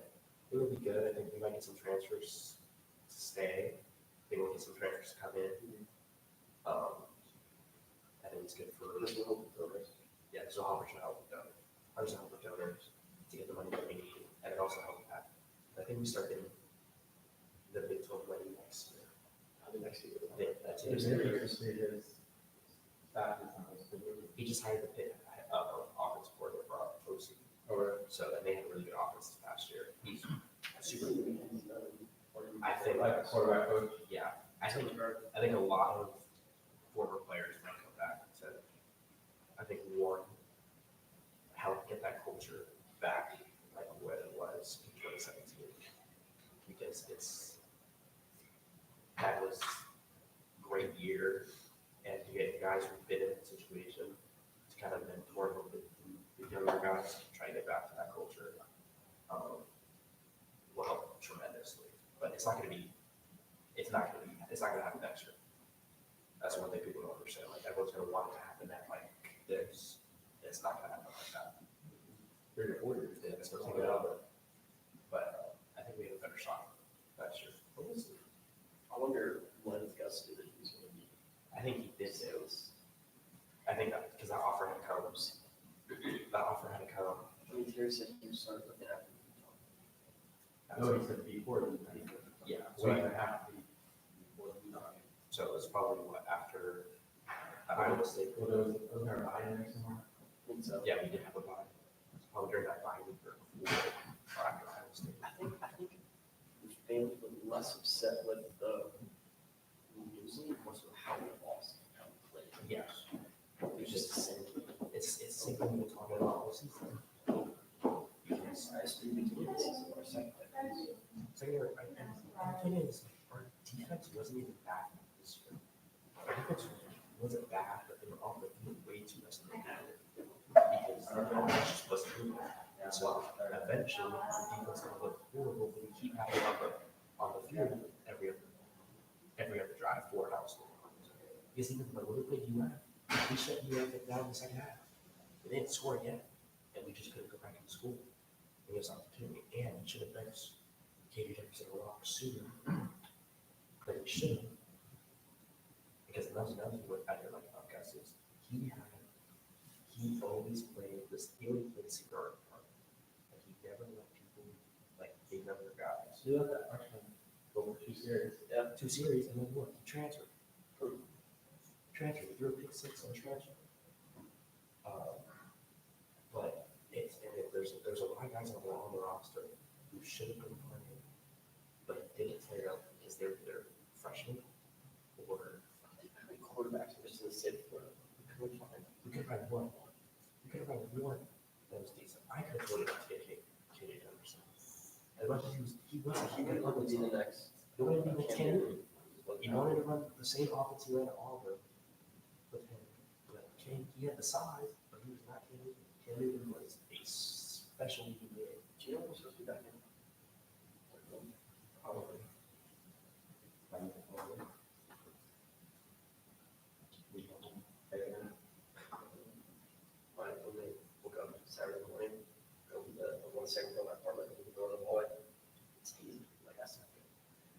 stairs, Blacksville.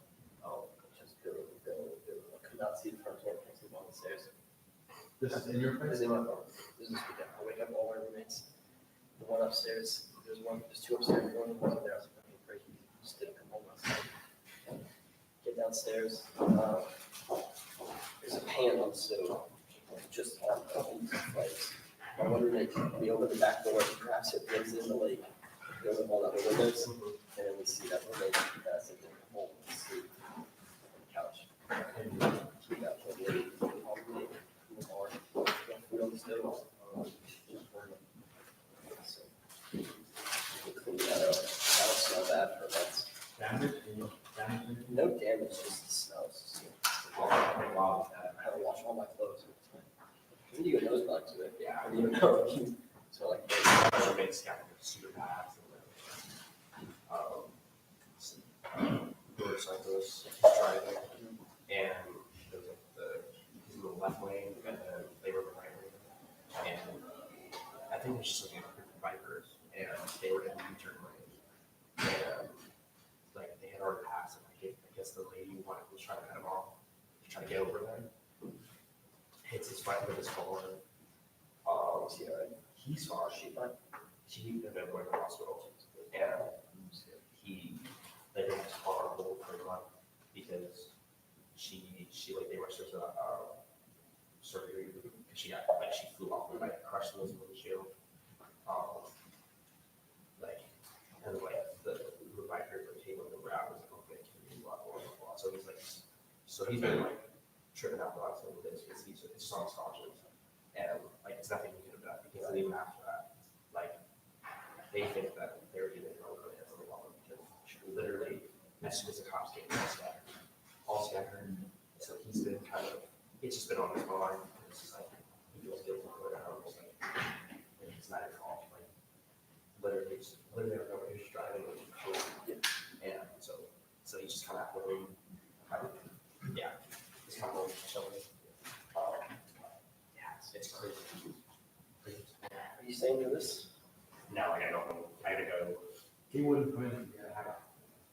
I walked in and I'm like, someone in the middle presented. And I'm like, I can just walk in on them. And they know it's fine. I'm like, no, it's just like, No, you need to.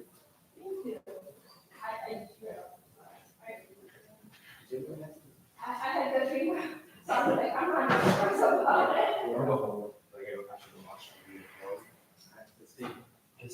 I'll come bother you again sometime soon. He is, I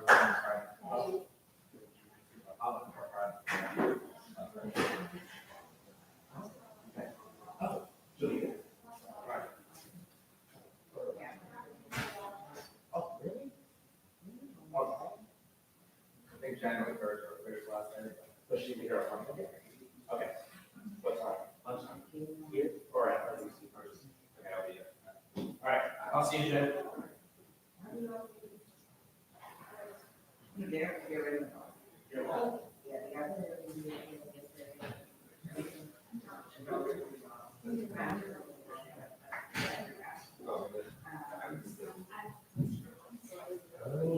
never figured out that didn't get one or is there?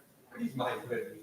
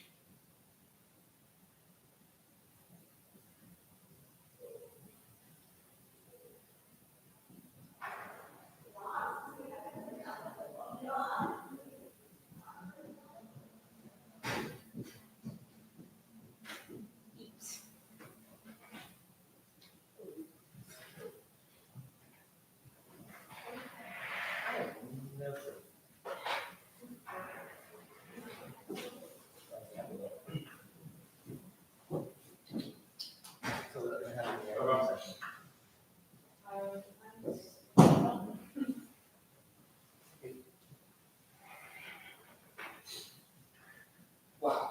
I wish I had that much money on my wish list.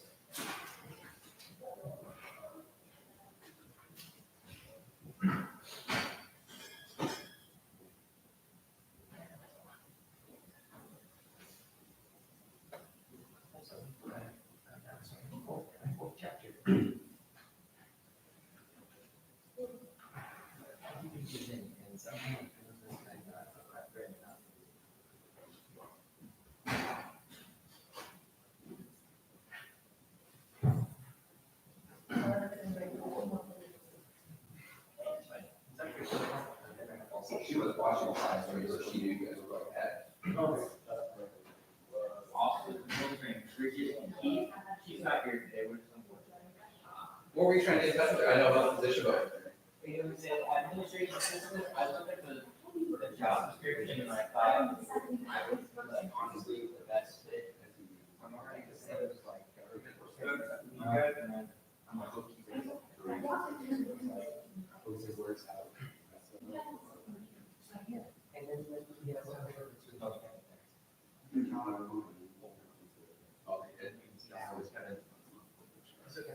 Yeah, I know. There's so it's so quickly. It's not my office. It's amazing how quickly sellers.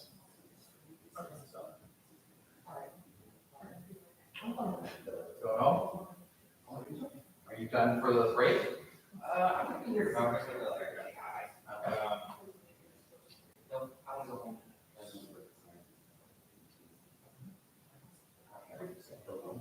I got work all weekend. So that sounds like fun.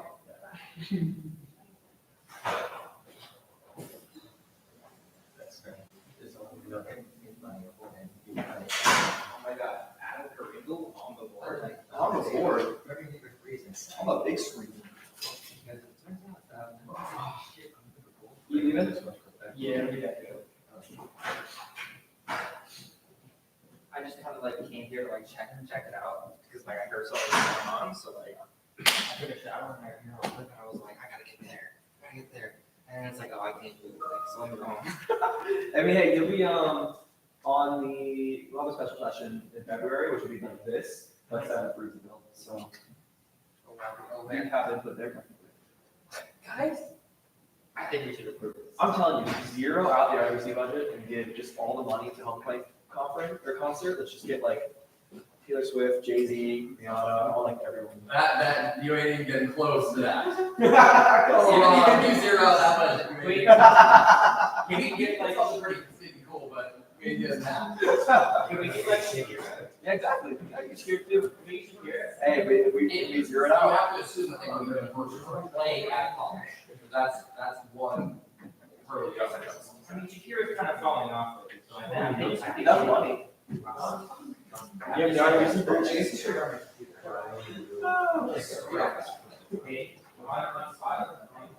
Yeah, good size. And you got.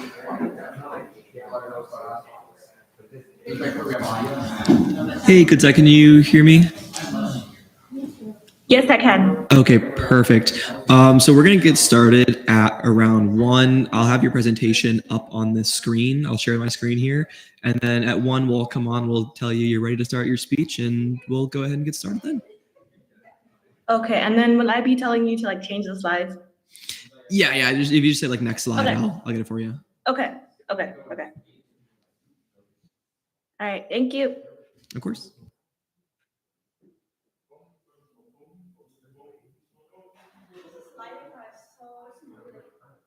It's very, it's, we request everyone to sort of package with adjustments, so it's a lot easier to add money back to the have it, if they do request order, so this way we'll just, what's up here.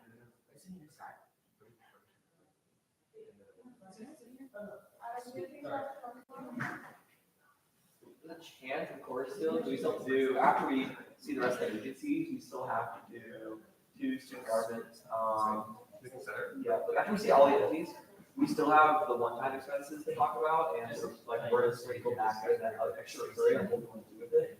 So after we somehow finish that by 5, and we're all content with how the bill looks. Like this is the. And you got here, And you'll need some. Yeah, a little bit. Yeah. The lighting, but also. Like, yeah, another Friday hour. How much would that one time, like, Usually entire.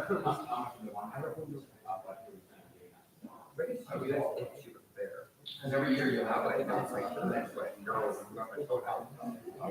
So, yeah.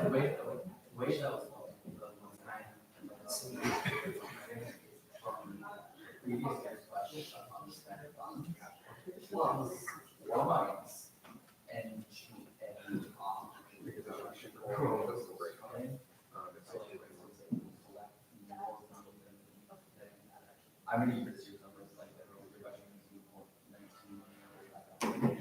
But it's like 19. One little, I can 7,000 more staff that focus on. So that it does tie over. Like if you see that they spend $10,000 this year, that $10,000 is probably not the program for next year. That's another loss, like, it goes in one. It goes in one full section, and that's where you got to this year. I haven't got annual on average, because the first year we didn't do balance on what is this year. I think that's right. It's about $1 million to $1 million annually, and I'm not very correct.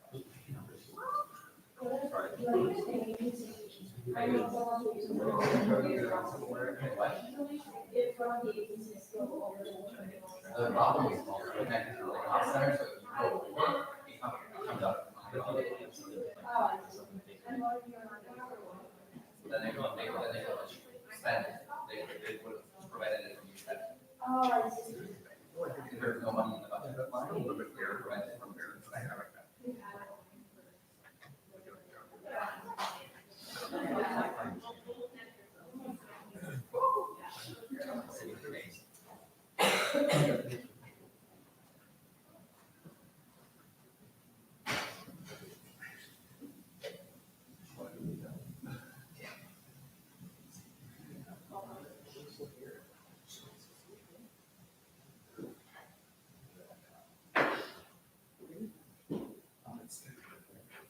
So court is gonna go first.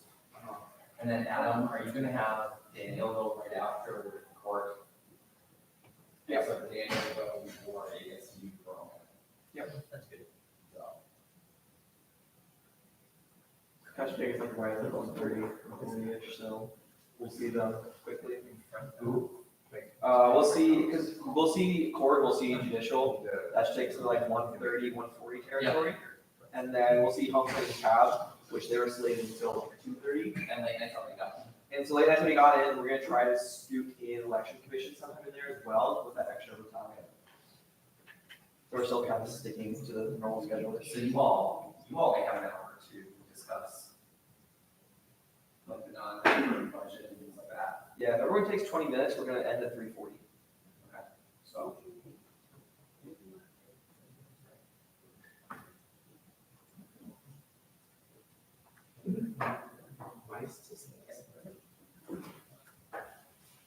Did ASF go? Yeah. What? No. Did you do your presentation? I mean, ours Like $12. easiest thing ever. Yeah. And is do you want food or not? I think, yeah, they just raised an hour and increase the food budget. Sure. I'm not gonna stop. Washington was the district science season.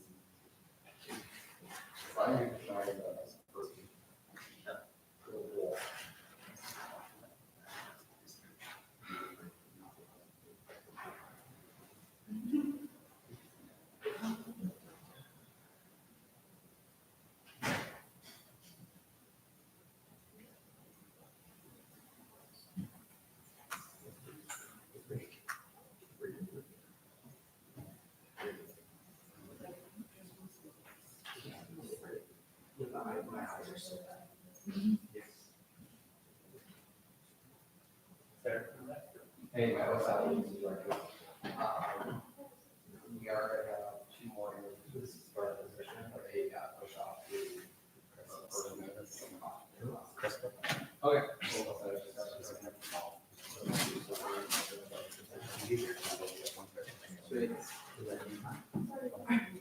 The senior director set this position. On the I try to get this week, but I know I can wait on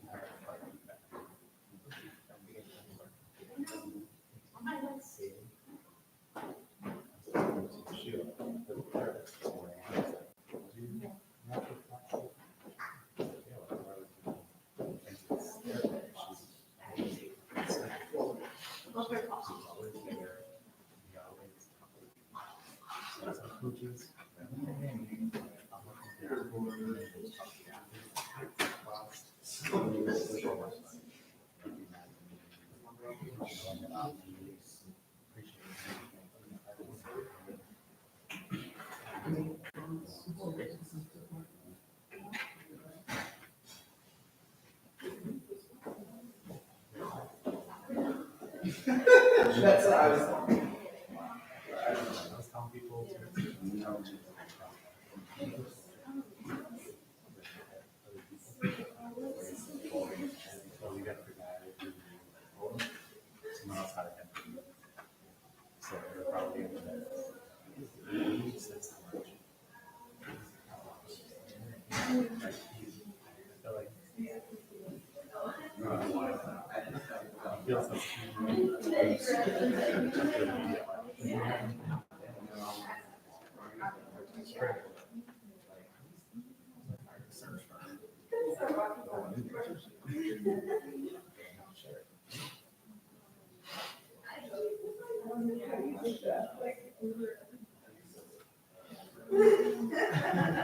it's just hard.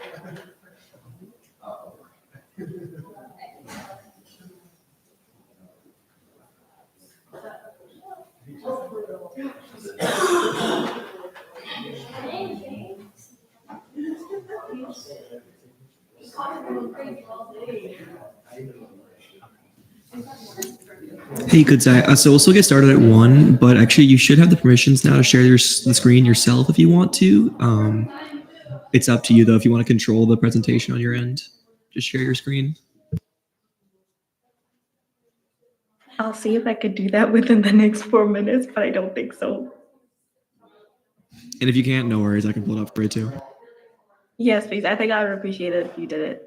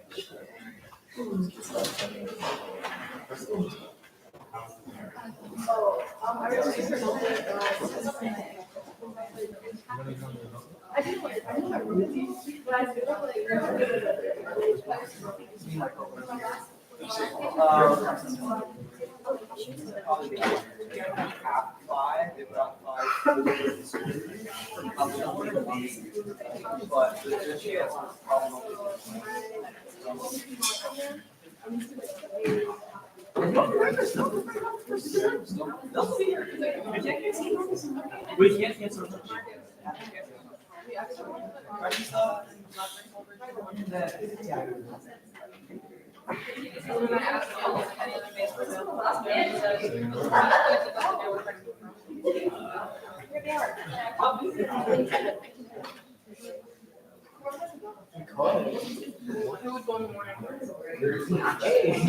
I was gonna say, because this was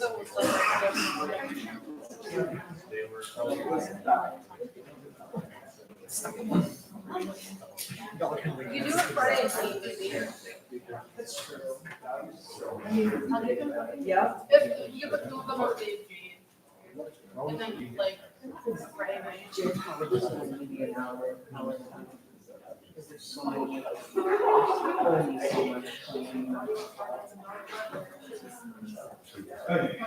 was gonna say, it's like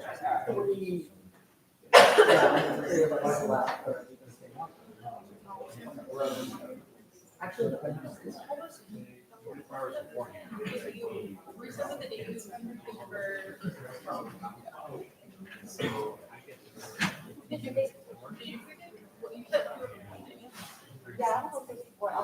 Can you send those back? I want to send them. Alrighty, I'll hereby reconvene this meeting at 1:01 p.m. Welcome back. Hope you enjoyed lunch. Next entity up is going to be Court. They're virtual, their presentation on the screen, and so are they. So whenever you're ready, Kadzai, you have 15 minutes. Go ahead and get started. All right, thank you so much. I'm so sorry I couldn't be there in person. I am back home in Zimbabwe. So I'm just gonna start my presentation. So hello everyone, my name is Kadzai Nyambiri and I'm the 2024 to 2025 Executive Director for Knights of the Round Table. Next slide, please. So our mission as Knights of the Round Table is to serve as an administrative resource to all student organizations and as an advisory council to all students pursuing involvement during the collegiate experience. And how we help is to build a bridge between student organizations, between registered student organizations and the students and other resources on campus. And then I always tell people when we're tabling that we try to help students find their home or their community on campus. And then our goal is to develop, educate, and inspire student leaders. Next slide, please. So on our impact on the UCF student body, Knights of the Round Table connects students to a vibrant network of over 600 diverse registered student organizations on campus. We empower these organizations to thrive by providing essential support and resources while guiding students towards meaningful involvement opportunities that enhance and enrich the college experience. Next slide, please. And then these are some of the flyers from our fall events that we just had. I'm going to talk more about the events in depth, like in the last slide when we talk about the budget summary, and I'll do a breakdown of each and every event. But we've got Hobby Hub opening night, which is one of our biggest events for the fall semester. We've got Hartful Painting, financial literacy, trickle tabling, and then we've got resource fair and game night. Next slide, please. And then the next slide has some pictures from some of our events. If you look on the bottom right corner, that was, I think, one of my favorite events for the fall semester. That was our trick or tabling event where we saw about an estimate of like 800 students that came. And so it was a good event. We did it as a collaboration with Late Nights and Campus Activity Board, Campus Activities Board. Okay. It's very hard to kind of track our attendance for some of our events of a proper check-in table because, as like an example, the student union patio, people come from different directions and it's very hard to kind of control where the different directions people come in. And then the next slide, I just want to confirm if everyone can hear me clearly. Yes, a little choppy, but we can make out what you're saying. Okay, and then we've got some of our spring events. Again, I'll explain them further in the last slide. But in January, we've got Involvement Week. In February, we've got the Renaissance Fair Tabling, which is a collaboration with Late Nights. And then we've got a resource scavenger hunt. In March, we've got Battle of the RSOs, a field day, but like for the RSO student leaders. So just to help them connect with one another and just trying to encourage partnerships between the student organizations. We've got Re-energizing with Court, which will kind of help, especially like after spring break, where students are kind of tired and to just give them a power up for them to finish the rest of the semester. And then we've got April, we've got our annual RSO Leadership Transition Workshop, which is basically to help students transition from the old leaders to the new leaders for the new year and to help them kind of re-register earlier so that we don't have too many people trying to re-register last minute for opening night, which we do every single year. And then in April, we also have our one of our last events, which is Sunset Goat Yoga. We're looking at a collaboration with Campus Activities Board, but we're not sure if that's going to work out right now. And then our last event is Impact Awards. Next slide, please. So for some of our increases from 2024, 2025 to 2025 to 2026, we're leaving operations as the same for 4,100.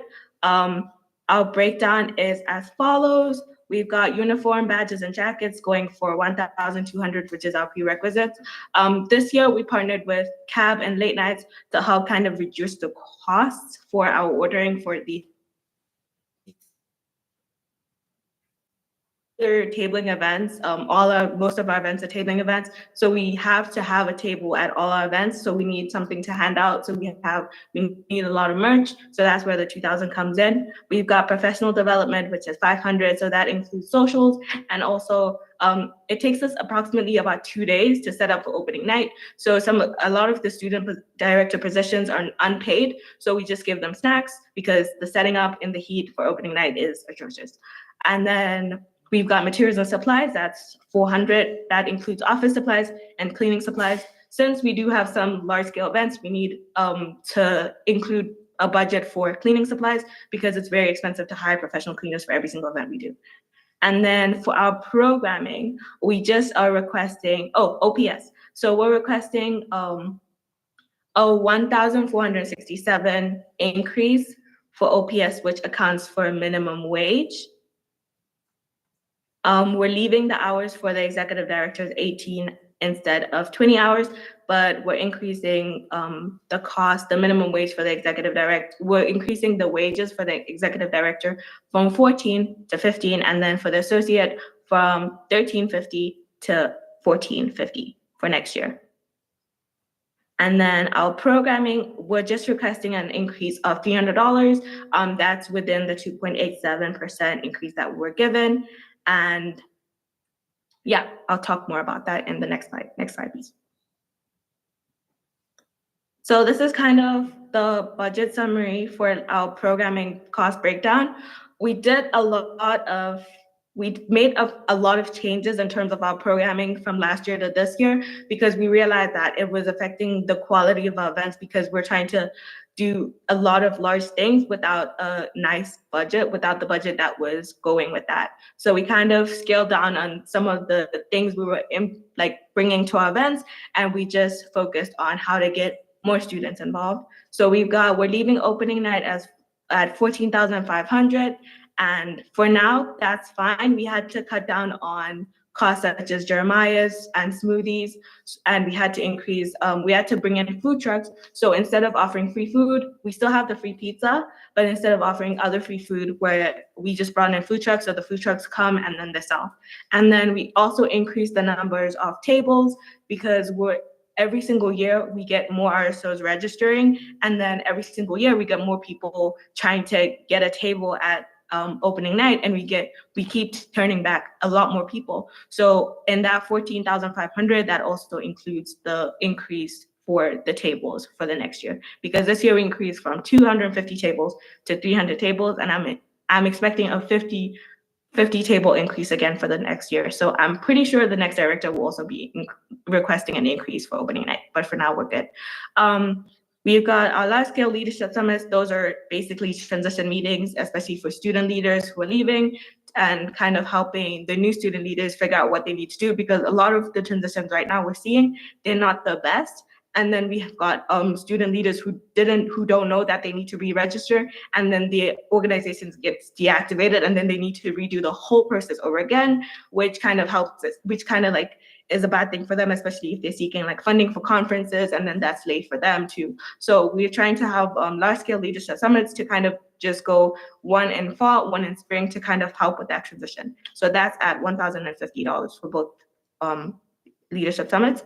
And then we've got RSO Fall Fest. That was the same as the trick-or-treating Halloween event that we just had. We're aiming to keep those as collaborations, but that all depends with the different student leaders that come for the following years. But for now, we're leaving that as 1,200.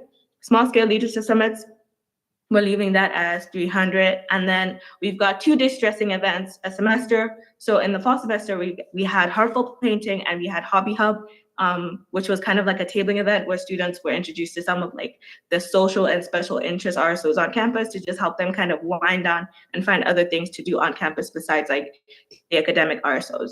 And including for Hobby Hub and Heartful Painting, we had an estimate of, I would say, 360 students who came to both events. So that was great.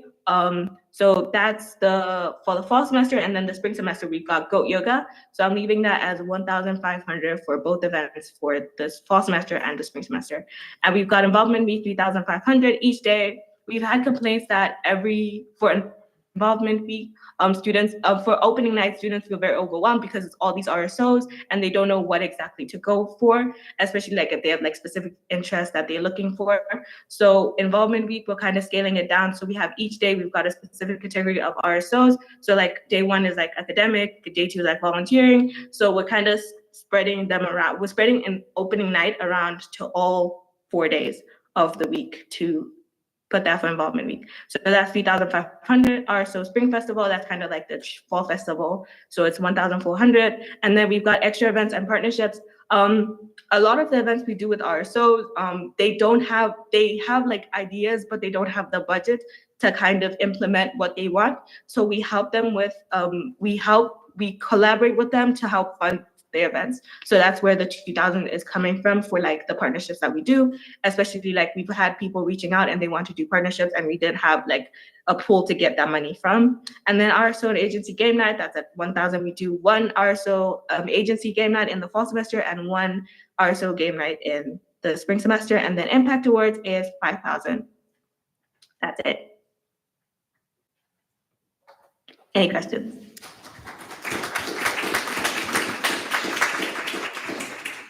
All right, with that, move on to line of questioning. Anyone ask any questions? Kai? Just to clarify, the OPS was wrong on the PowerPoint because of fringe benefits, correct? Okay. With that, I don't see any questions. Move to debate. It's been a motion to move to debate. Are there any objections? Seeing no, we're now in debate. Any debate? Alex? The agency's total budget increase, if they'd followed the 2.87, would put them at 1,790 increase. Their OPS supersedes that as it's a $2,039 increase. So that puts them over by 249 to match their OPS, which they obviously have to do. And then they also have a $300 increase in programming. Although it is over that 2.87 increase, these figures are pretty small and they go towards OPS as well as student-facing programming.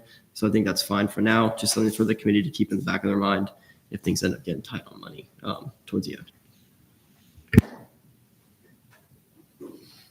Okay. Motion to move to the next entity. It's a motion to move to the next entity. Are there any objections? Seeing none, because I thank you. We'll move on to the next person. Thank you so much.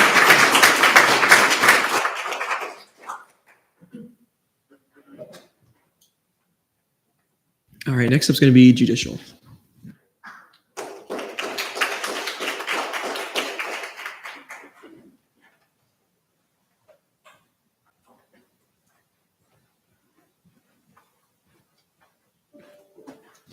And you should have a clicker up there whenever you're ready. Yeah. All right. Hi, everyone. Sorry for that long walk. I just want to say thank you all for being here so much. I know this process is long sometimes, so just want to thank you for your time. My name is Daniel Rivera. For those of I haven't had the pleasure to meet, I serve as this year's Chief Justice of the Judicial Branch.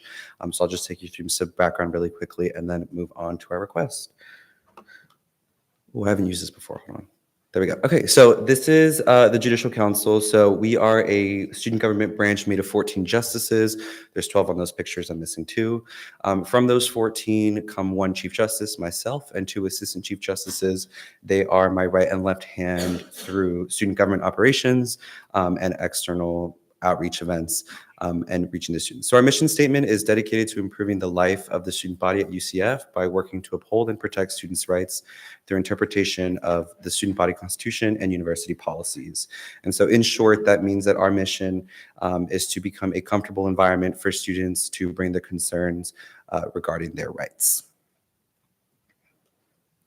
And so how we do that is through our student service arms. I'll go through them pretty quickly. So first, internally, our mechanism for judicial review maintains checks and balances between the Senate and executive branches, and where any UCF student can request review on any matter of a SG corporate entity or agent.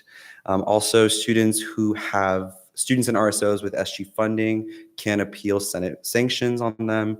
In addition to, students can also bring appeals of election violation hearings or contestment of the SG elections. 2 of our biggest student service arms and what we take most of our time in is parking appeals and impartial advising. For parking appeals, we serve as the second appellate level for students with tickets, those green, nasty neon parking tickets that are a lot of money. So parking services will see the ticket first, and then we see the ticket second. The difference between that is we're a panel of just students, no faculty on our decisions, and we are the final say on those tickets. So we can uphold, reduce to an administrative fee, or overturn completely. Our biggest service arm this year has been impartial advising. I'll go through why in the next slide, but that is our service where we walk students through start to finish the entire student conduct process. And so those are some very scary moments for students who have those hearings and those situations, but our justices are trained start to finish by the office to walk them through that process. In addition, our justices serve as hearing officers for those panels. So when it gets to a formal hearing in situations of student conduct, our justices serve as part of the 2 student members on those panels. And so some progress for us this year, some cool stuff. We added language to the initial notification letter for student conduct when students are first notified of a charge against them. That gave us a 56% increase in requests for advising compared to last year's council by this time. And so that has taken a lot of our justices' time this year. We also launched a new judicial review form in early November, which gave us easier access and clearer direction, which we actually had our second ever judicial review hearing this year. So very proud of that. Also, we overhauled our internal rules just for easy access for the transition materials and for them to understand how our processes go through specifically, just because our branch has a lot of nuance when it comes to operations. We also launched Spanish versions of our Night Connect form for accessibility. That was an initiative that we had last year with the Department of Modern Languages and Dr. Humberto Lopez. And so that's great for our Spanish speaking students. We've also reached, I think that number is actually not right. We had 450 plus main campus students across our outreach events this year with Juice with the Justices and Candy with the Council. And we are continuing our partnership with the University of South Florida, their Supreme Court in late January, who've been helping us a lot, especially with the internal rules overhaul and our judicial review cases. Finally, for one of our biggest events, we are hosting Lounging with a Lawyer in early February 2025. This year, we have a great lineup of people of attorneys and lawyers in the legal community in Orlando. And one of our keynote speakers will be a federal judge from the district. So that's exciting. Anyway, moving on to the request. So our request in the packet is $7,952 for operations. This was decreased in order to meet the requested limit, which I'll get into a little bit later. For advertising specifically, so for those of you who don't know, last year ASF gave us a $3,000 one-time expense, and that's been used to create and replenish merchandising that we were depleted on from years before. And that inventory had come from a transfer of OPS to operations. And so we've been working this year quite diligently to use that money and create a bank and inventory of that merchandise. So the $1,000 that's here is just for maintenance.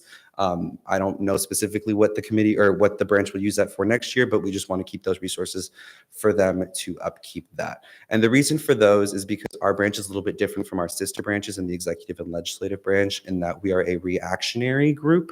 Unfortunately, our services cannot come into play until a student approaches us. And so we like to be proactive to reach students and inform them of what our services are and how we can help them. And this is what helps us get there.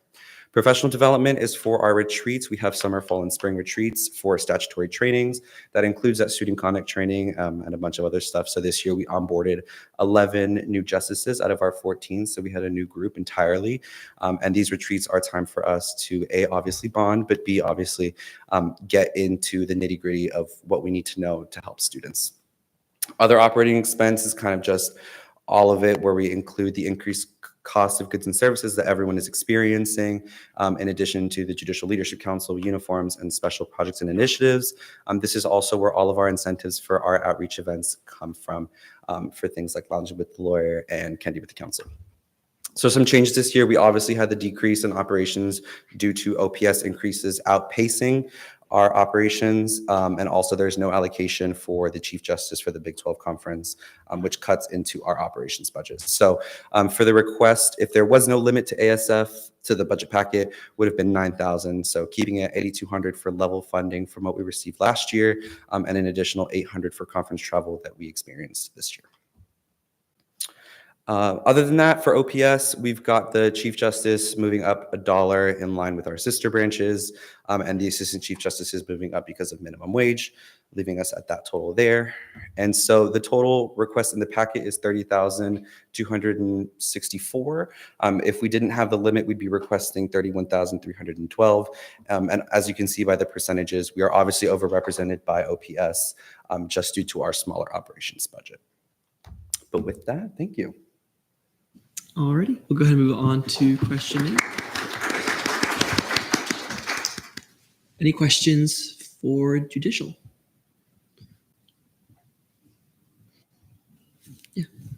This is more of a question for like fiscal in here, and I don't know if this is going to be something that's safe for later, but where would, if we raised to keep the positions in line, if we raised the $15 to $16 for the Chief Justice, where would that put their OPS? Because I know they're one of the Is that number wrong? entities impacted by the OPS increase or the minimum wage increase.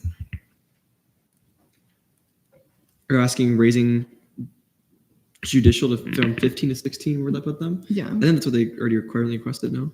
Yeah, so we requested less in operations just because we have to meet that minimum wage increase. So what we'd ask for is to increase operations since we've already included the mandatory increases in OPS. I was looking at the wrong line, my bad. Any other questions? Amanda? Can I just get a little bit more of an explanation onto the increased cost of goods and services under expenditures? I see you do want that $800 for that the Big 12 conference. I think that's a lot really important. I just wanted to see maybe how we can move stuff around. And I think cost of goods and services is a little bit vague. If you can elaborate. Yeah, absolutely. So I just put that in there just because, everyone's experienced inflation. One thing we have noticed with our events, and especially when we're getting stuff from catering and some other of our partners here on campus, from the difference between what we used to order last year and the year before that, everything's gone a little bit up. Mostly what I allocated for that buffer is around $300 to $400 within that budget. So it's not something that I'm allocating for specifically on that line. It's just something to be conscious of as we're making purchase orders.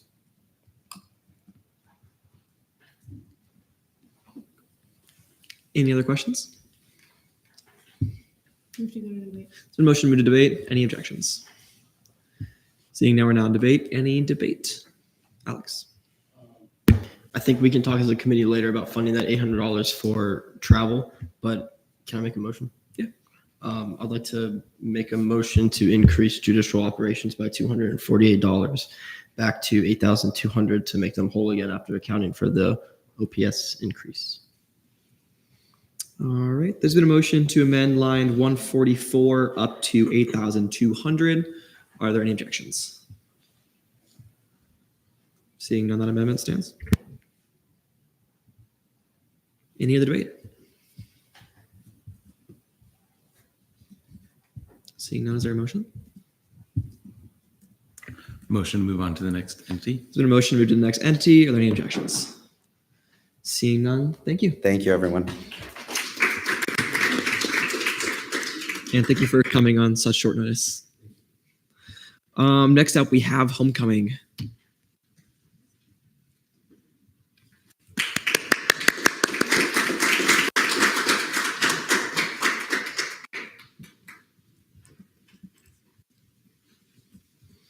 Alrighty, it's up. Whenever you're ready, you have the clicker up there. Start on your time.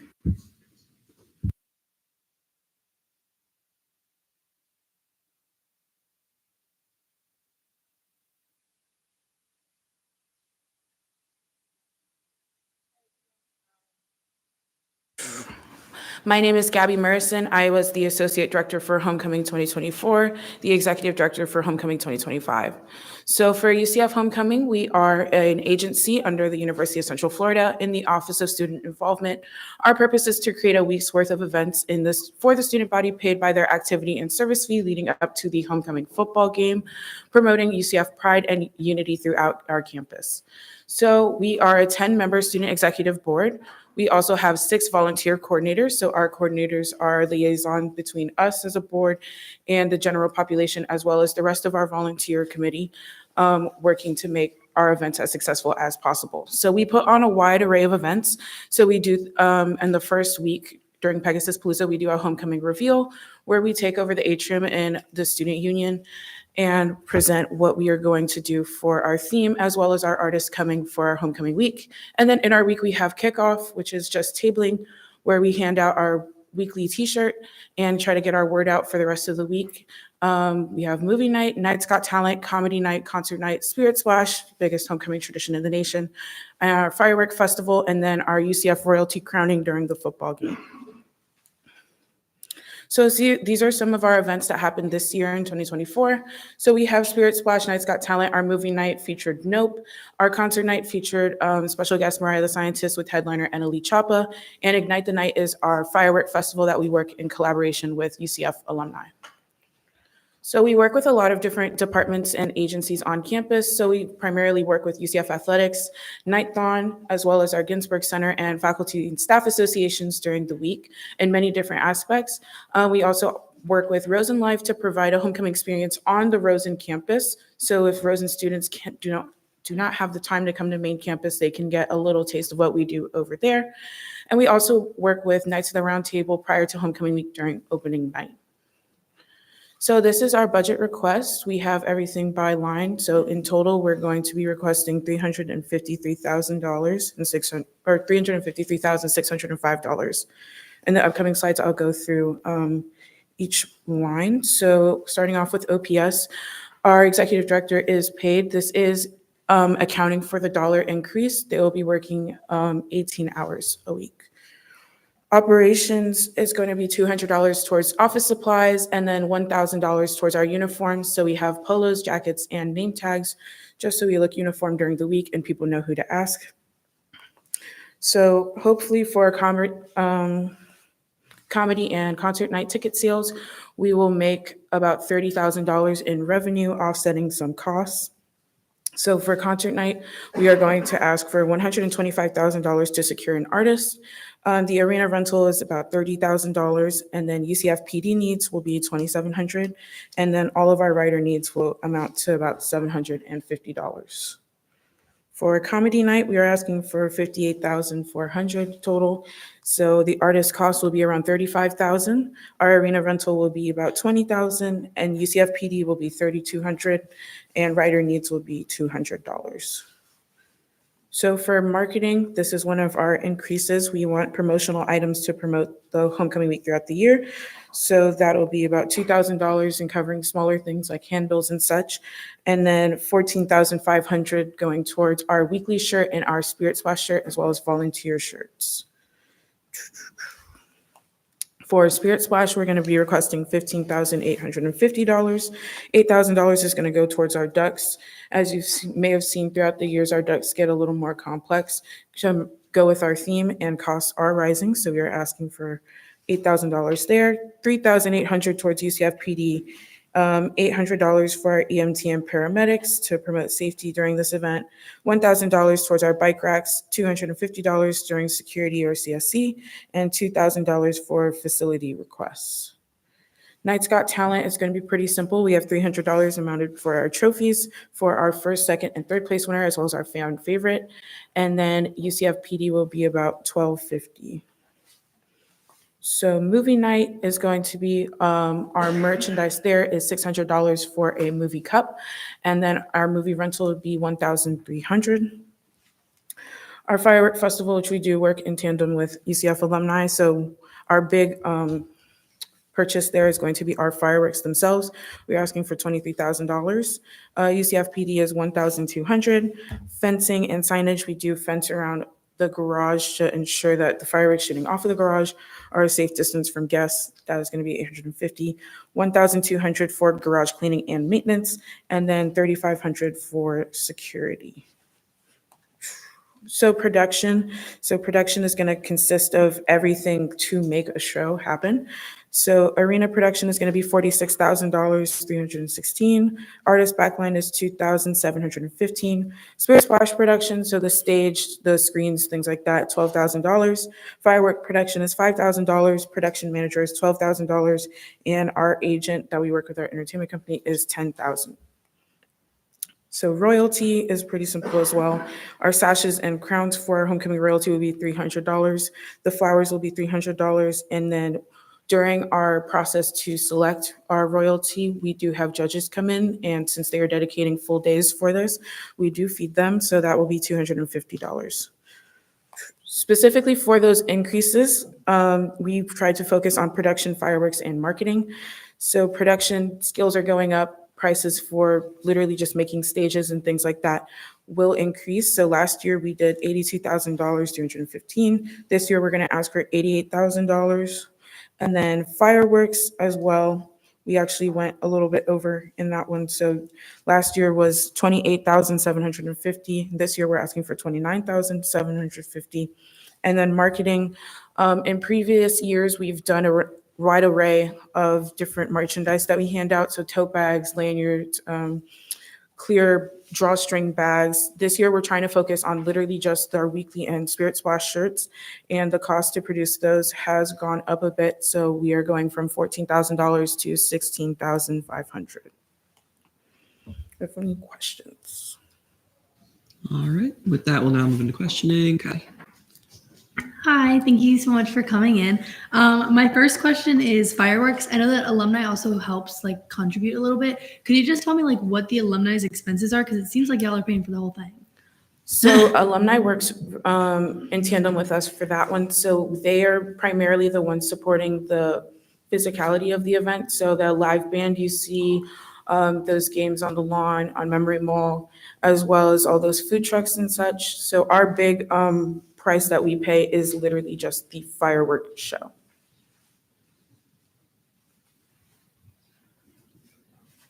Any other questions? Okay. Motion to move to debate. The motion to move to debate. Are there any objections? Seeing none, we're now in debate. Any debate? Kylie. I think the cost of living has risen and prices have risen. So I feel like the increasing marketing, fireworks production, it's all very logical to me. Obviously wages are going to go up, so that's expected. I think that their increased costs make sense. So I think right now, I think we're good to just move on.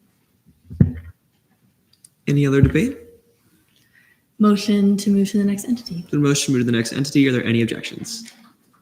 Seeing none, thank you very much.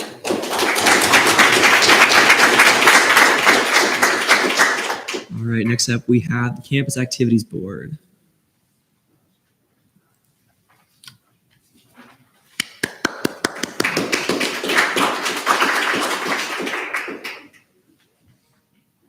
All right, and whenever you're ready.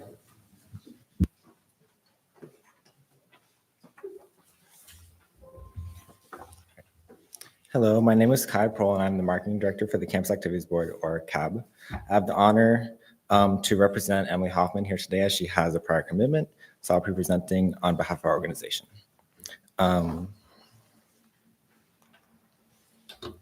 Table of contents.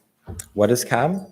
Committees, programming highlights, budget breakdown, recurring wish list for comedy, one-time expense for a popcorn machine, and our conclusion. What is CAB?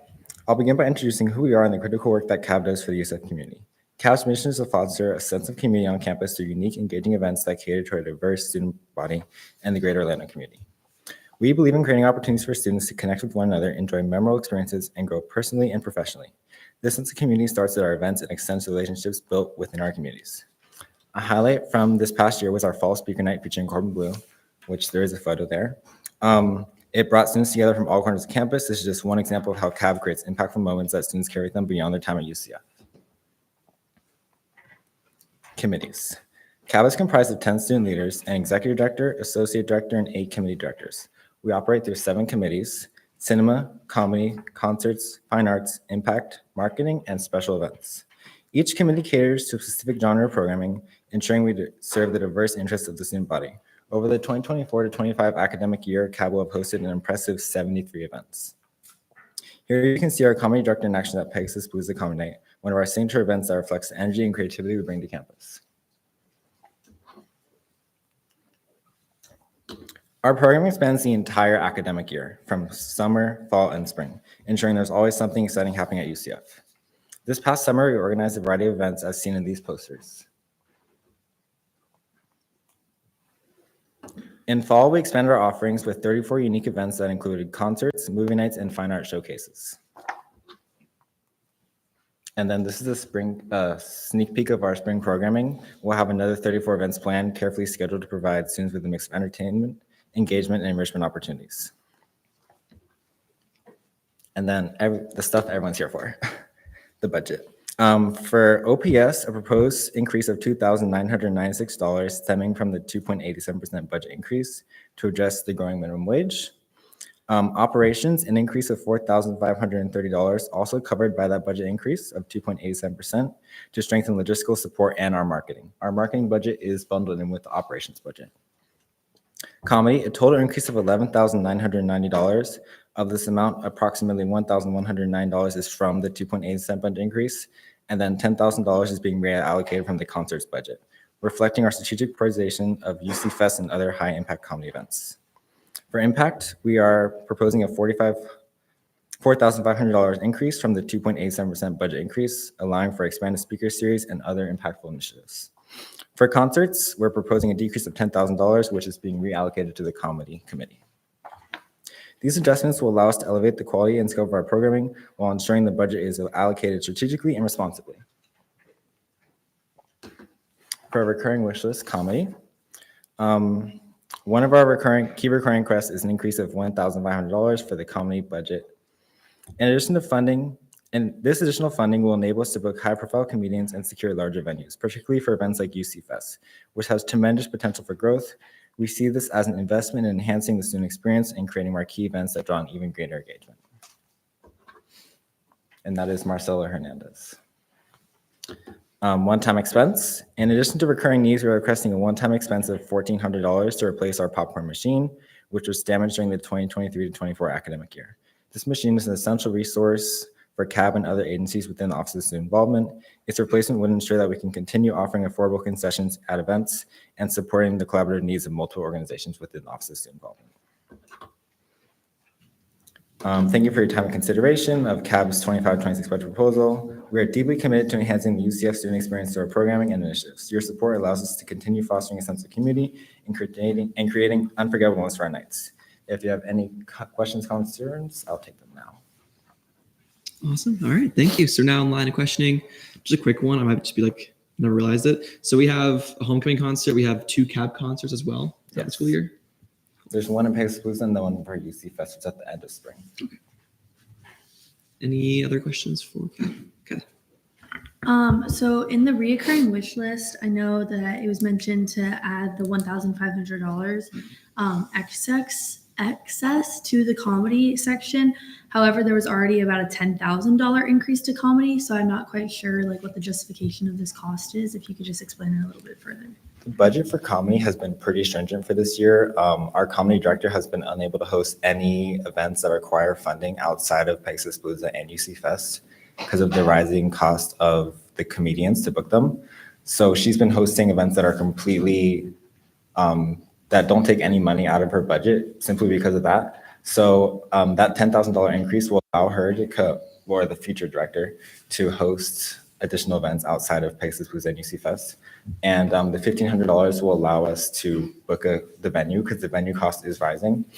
And because of revenue expenses for because of the revenue that we get from comedy night, it is less than concert night. So that $1,500 will allow for that difference.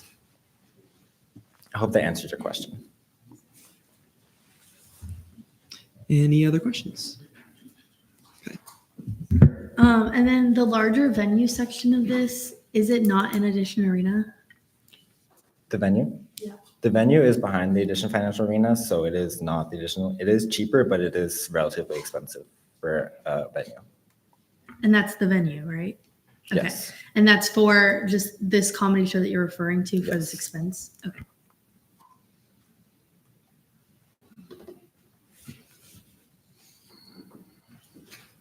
Any other questions? Now I can take a motion. Motion to move to the next entity? Motion I'm sorry, move to debate. There's been a motion to move to debate. Are there any objections? Seeing none, we're now in debate. Any debate?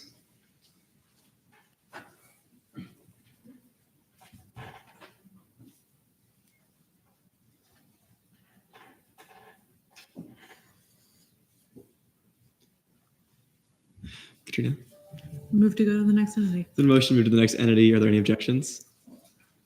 Seeing none, thank you. Thank you for your time. All right, next up we have the Election Commission.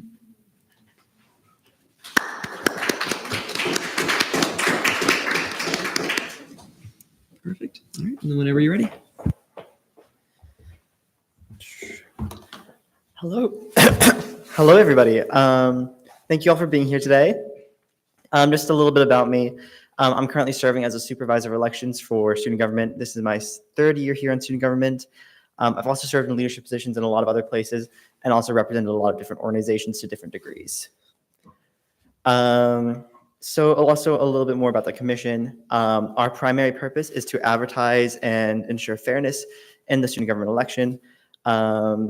This involves advertising, ensuring we follow processes outlined in Title VI that ensure fairness and make sure we hold a very good, efficient, and fun election. This year, we've split the commission up into 3 committees, each one handling different aspects of the planning process, along with our usual positions of the supervisor and assistant supervisor position. Throughout the year, or in spring, most of our events are held. Our 2 main events that we hold aside from election week itself, which is 3 days long, is the debate and the candidate exposition. Both require food, a lot of advertising, and various other things. We also hold at least 6 info sessions. We typically hold a lot more than that.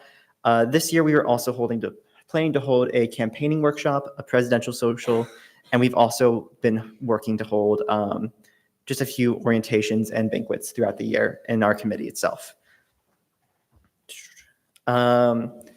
So then we go to, just to show you guys some changes throughout the past few years, is that we used to have around an average of 10,000 or more voters. And last year we had a record low of 2,278 votes. It is the lowest it has been in over 10 years. And that was when the ANSF committee decided to cut the budget for our assistant supervisor election. A lot of our votes are dependent on how many tickets we are able to garner, which requires a lot of work from both the commission, the supervisor, and the assistant. So how our budget changed, we increased both the wage of the supervisor and assistant supervisor by $1 to match the price or the minimum wage increase. And then we also had to subtract $50 from our operations budget to go in hand with this required increase. Sorry, I did not have time to fully write out this slide because I had to, or write my speech for this slide since I had to come here a little earlier than expected. So basically, this is just like some big points to explain my reasoning for a lot of the other things.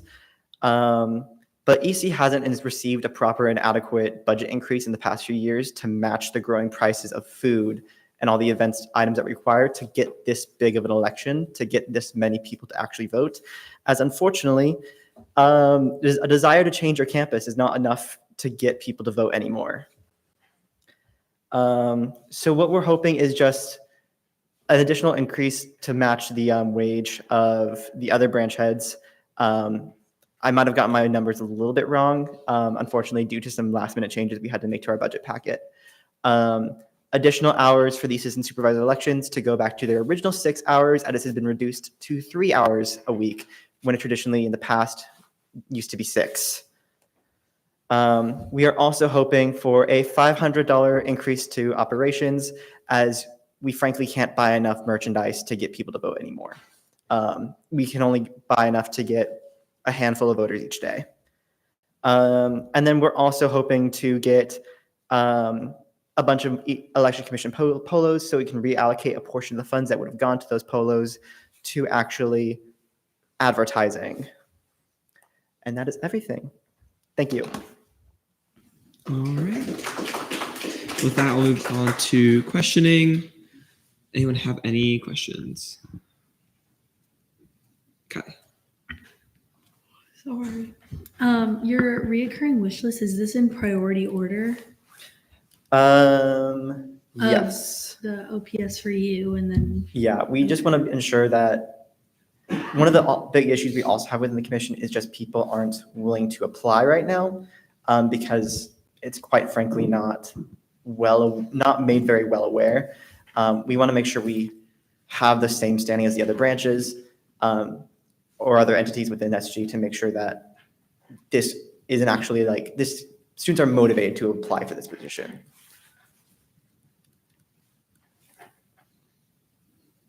Any other questions?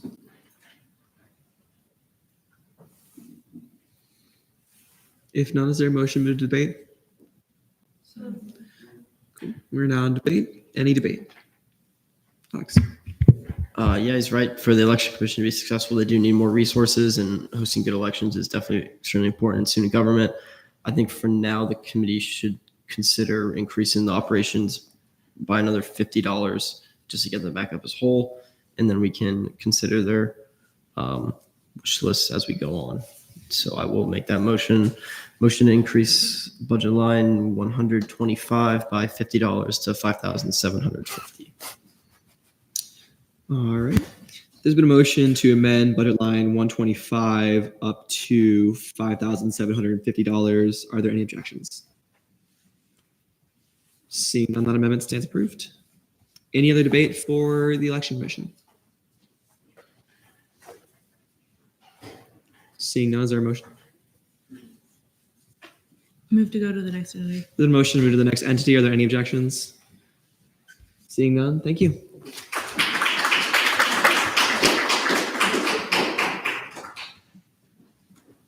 All right, next up we have Nthon.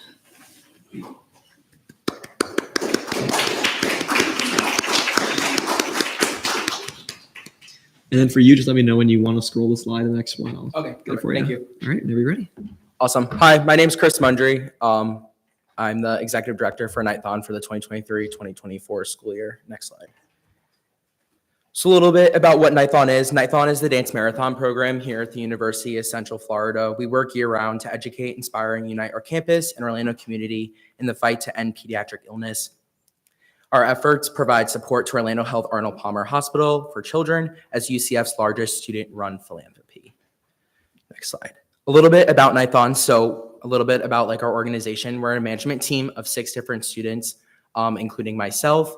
And then we have an executive board of 16 individuals. It was previously over 40 students. This year when I came into this role, I reduced the amount of people I took out, like our assistant directors, just based on different needs that we had for our organization. We have a leadership team of over 135 students, which each of our 16 directors leads their team, depending on how many students are on that team. We have team captains, over 50 organizations on main campus and satellite campuses. We engage our alumni and future students in K through 12 programs. We have 11 different high school programs, all the way from Melbourne Central Catholic and Melbourne, all the way to Horizon High School in Winter Garden, that they have their own dance marathon programs, and our students here get to go to their actual high schools and help them year round to help them fundraise and create their own main event in the spring. We have monthly events, and then we end our year with our 12-hour main event, in addition financial arena in the spring. Next slide. A little bit about fall 2024. We hosted our KT Carnival in collaboration with CAB, with Pegasus Palooza Week on the first day of school. We do hospital tours, so we had our executive board retreat and our committee board retreat at Orlando Health Arnold Palmer Hospital for Children, and we gave them a tour of that. We had our campus clash with DM at UF, which is the dance marathon program at UF, during the UCF and UF game this past year. We do our annual homecoming ticket sales. So we offer an early access pass for the concert and comedy night every year. And then we did homecomings, Nights Got Talent as well. We had one of our Miracle kids perform during like the intermission during that event during homecoming week. We host our family parties, and then our October family party, we collaborated with the Kappa Kappa Gamma House, and we hosted our holiday party there in collaboration with the Trick or Treat on Greek Street.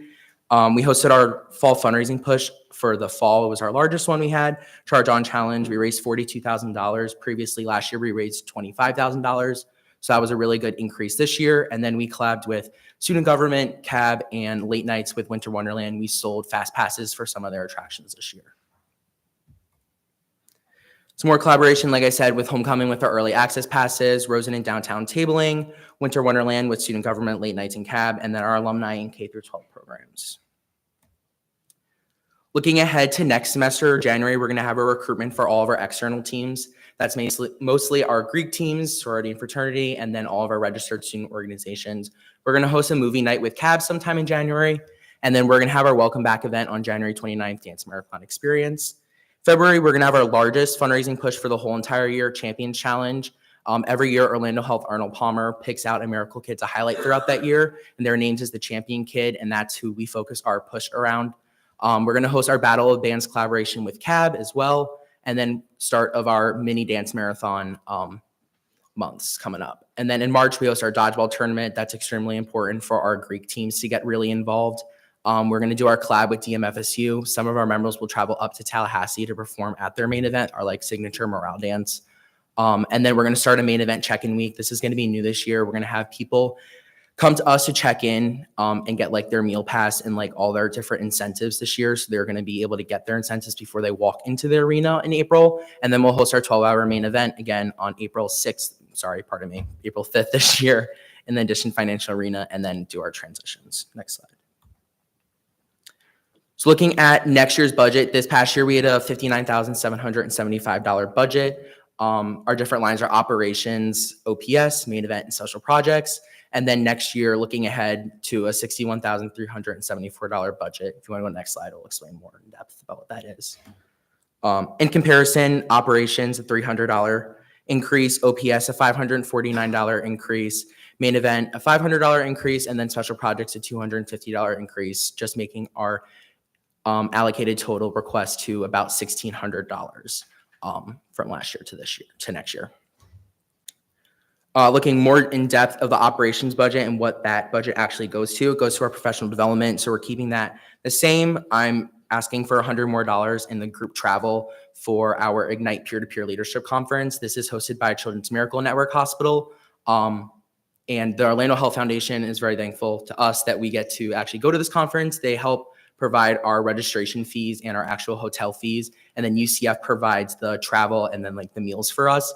So just requesting $100 more just because of the inflation for flights and for meals. And then advertising $200 more for our Nthon main event shirts. Like I mentioned before, we're hosting check-in week. So everyone who is over that $250 fundraising goal will actually receive their shirts. So more people will be collecting them. So just because shirt prices are going up, we're going to have more people collecting those shirts. So for $300 for operations. Next slide.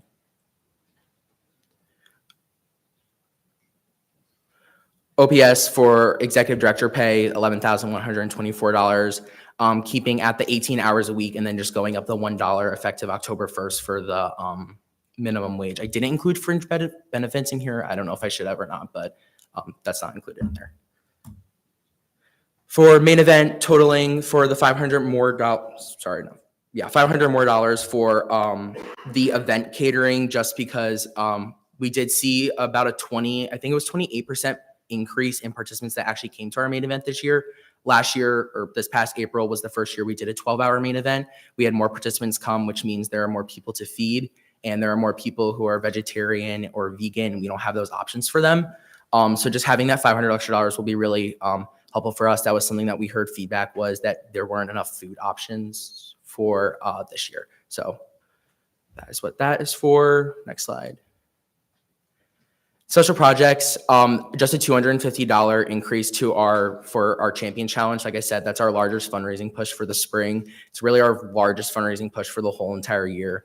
At that point in the year in February is when we host it. All of our external teams and our internal teams are fully onboarded and fully like ready to fundraise. So just having more interactive stuff. So when we're out tabling this past fundraising push, we had like a human powered snow cone, like hamster wheel that people can run on and make their own snow cone. Just different things to get the student body involved is what that $250 increase is for. Otherwise, $500 for KT Carnival for our kickoff event, and then $250 is for our kickoff event that happens in January. Next slide. Thank you. Any questions? All right, we're now line of questioning. Any questions for Nthon?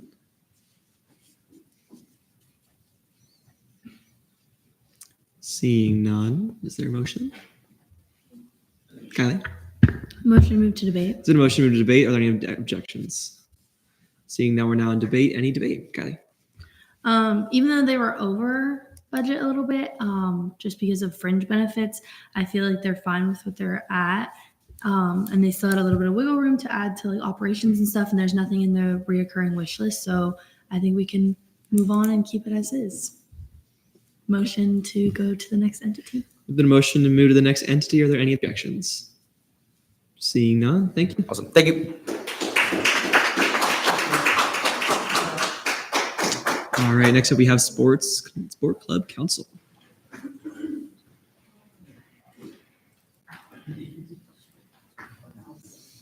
All right, whenever you guys are ready. One sec.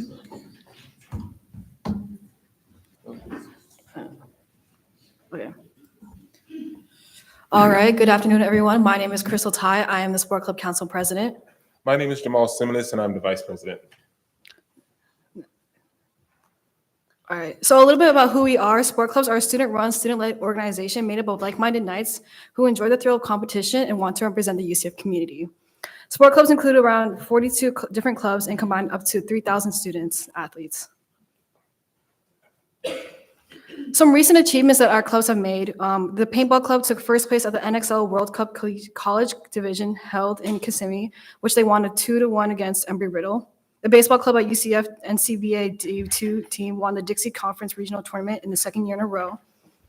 The esports club at UCF won 2 championships at the NACE Star League Open Premier Fall Championship tournaments. November 29th for Valorant and Rainbow Six Siege. And our men's and women's soccer teams traveled to Round Rock, Texas to compete in the NERSA National Soccer Championship. Some more achievements. We have 15 state titles, 9 regional titles, and an all-time total of 45 national titles. So not only are we all about sports, we are also all about community service. Our sport clubs have gone to food drives up to coaching young kids.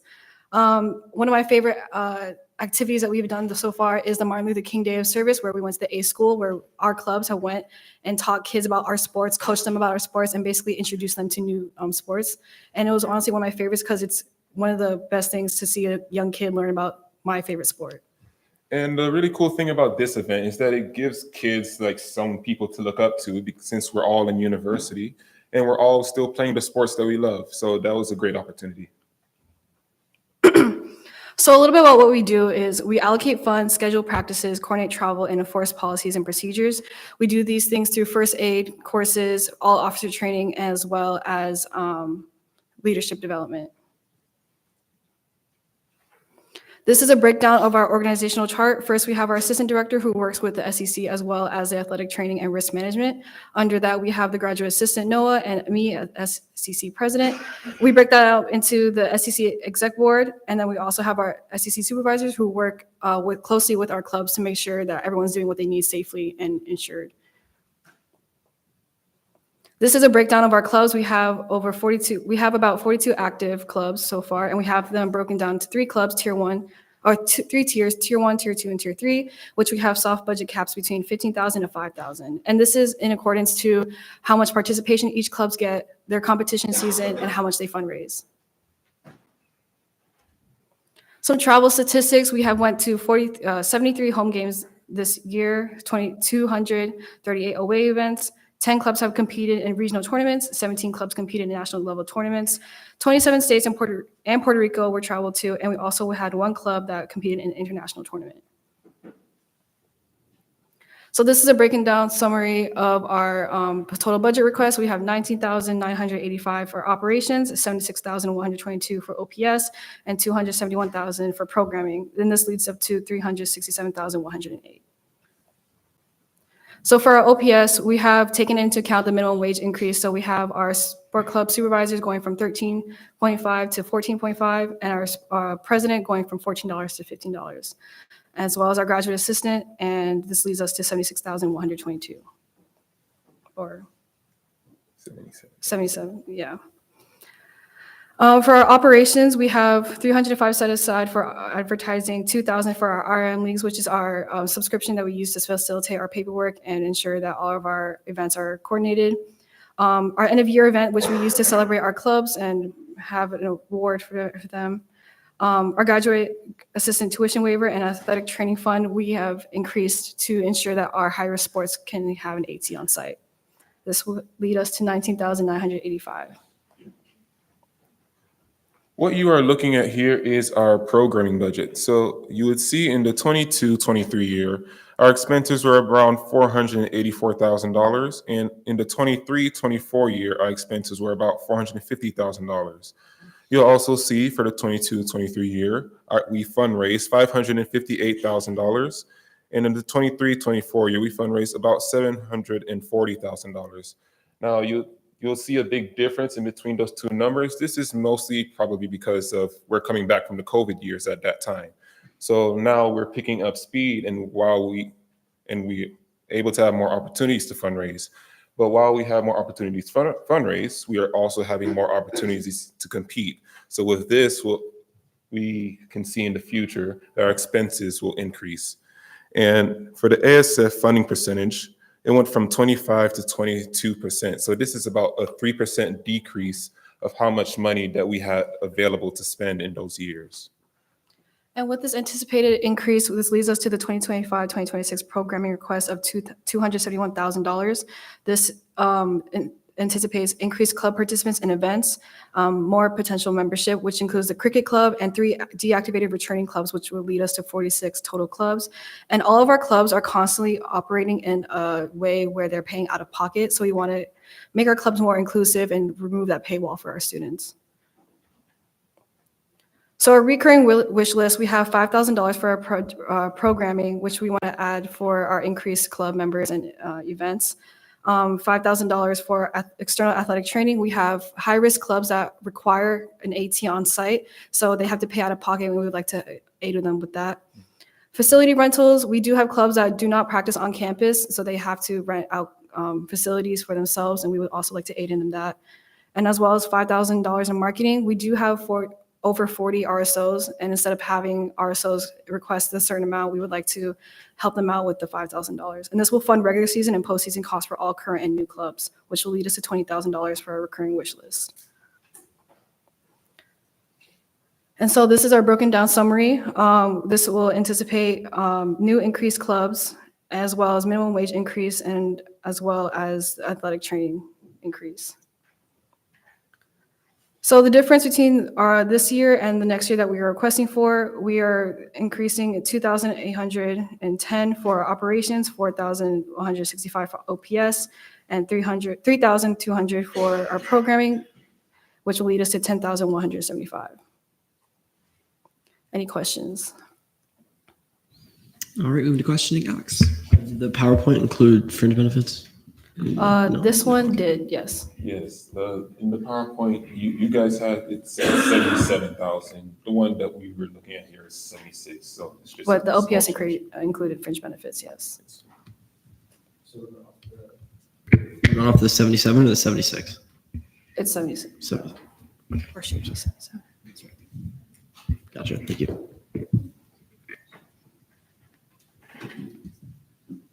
Katrina? Can I ask how you guys came to your grad assistant pay, just because it's a 9% increase off of last year's? Can we please defer this question to Christopher Newsom, our assistant director in the room, please? Oh, Gary, or Gary Kane. What was the question again? Can you turn off your microphone real quick, Gary? Just how the grad assistant pay was determined, given that it's a 9%, over a 9% increase from last year? It's consistent with all the Recreation and Wellness Center graduate assistants. It takes into account the minimum wage increase. I'd have to go back and look to see if it's 9%, but I don't believe it's, from what is actually being funded this year, I don't believe it's that much, but it's based on a $1 increase to their hourly wage.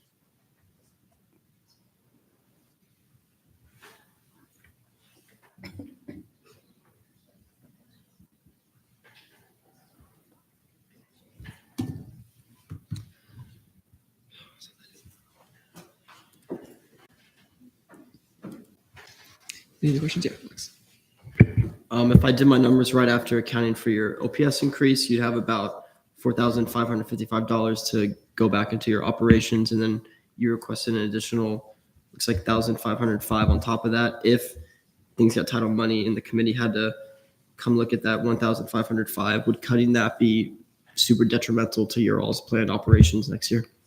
For our operations, the priority for that is our athletic training fund, and we want to prioritize that to the very least because we do have a lot of high-risk clubs, as well as, hold on, where's our operations? At our home events for our high-risk clubs, not only do we require them, but usually the leagues that they have to pay their dues to also require them. So we'd rather have them not pay out of pocket for ATs, and especially if they're about like 35 to 40 an hour, plus times 4 hours, sometimes quadruple that with tournaments and stuff like that. So that's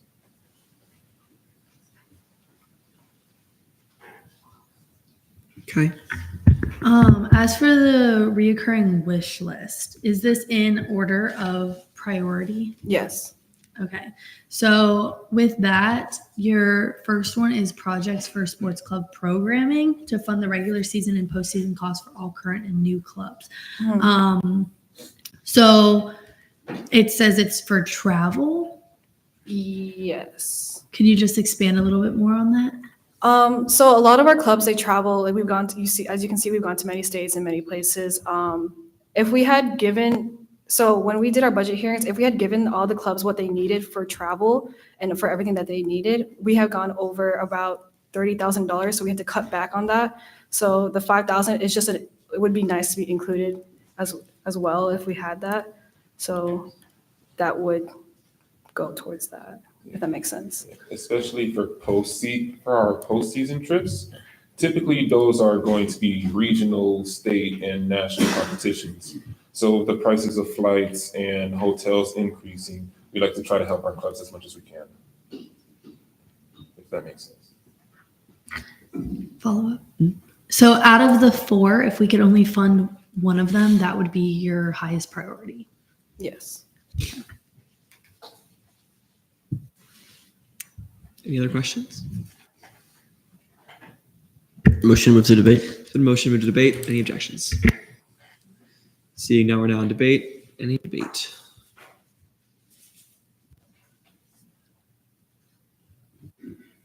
Laurel? Motion to move to the next entity. The motion move to the next entity. Are there any objections? Seeing none. Thank you. Thank you.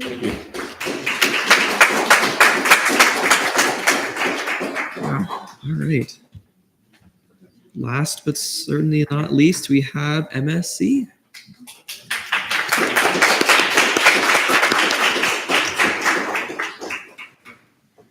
Okay. Cool. Whenever you're ready. And this is the remote for, okay. I think I see how to work it. Hello, everyone. My name is Olivia Russo Hood. I am the student director for the Multicultural Student Center, and I am very excited and honored to be here today. So, the mission of the Multicultural Student Center is exploring cultures and expanding minds, and we do so by promoting and producing inclusive and intentional programming that intersects identities that include but are not limited to race, gender, spirituality, and sexuality. So I want to take a second to highlight how UCF is a shining example of inclusive excellence.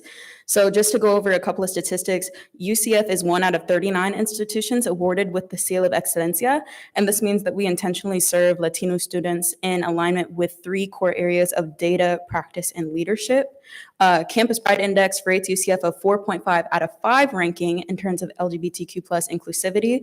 And this is all very important because over 49% of students are a member of a traditionally underrepresented group, and over 20% of UCF students are a first-generation college student. So now to talk more about how MSC kind of contributes to this idea of excellence. MSC is able to directly serve these populations and more through events, collaborations, tabling opportunities, providing resources, providing funding, and much more, so that students feel supported through interactive programming that puts their identities at the forefront. And due to the large influx of students we get to serve each year, MSC and LGBTQ plus student support services prioritize intentional, engaging, and educational programming that represents many student identities. And so our most engaged with events this year being Taste of UCF with over 4,000 students served, and Lavender Night with over 2,000 students served. Our main visions for programming this year for LGBTQ plus student support services was to engage and support students to feel welcome and included in campus life, and for MSC to bridge gaps in communication between cultural RSOs and ourselves through collaboration.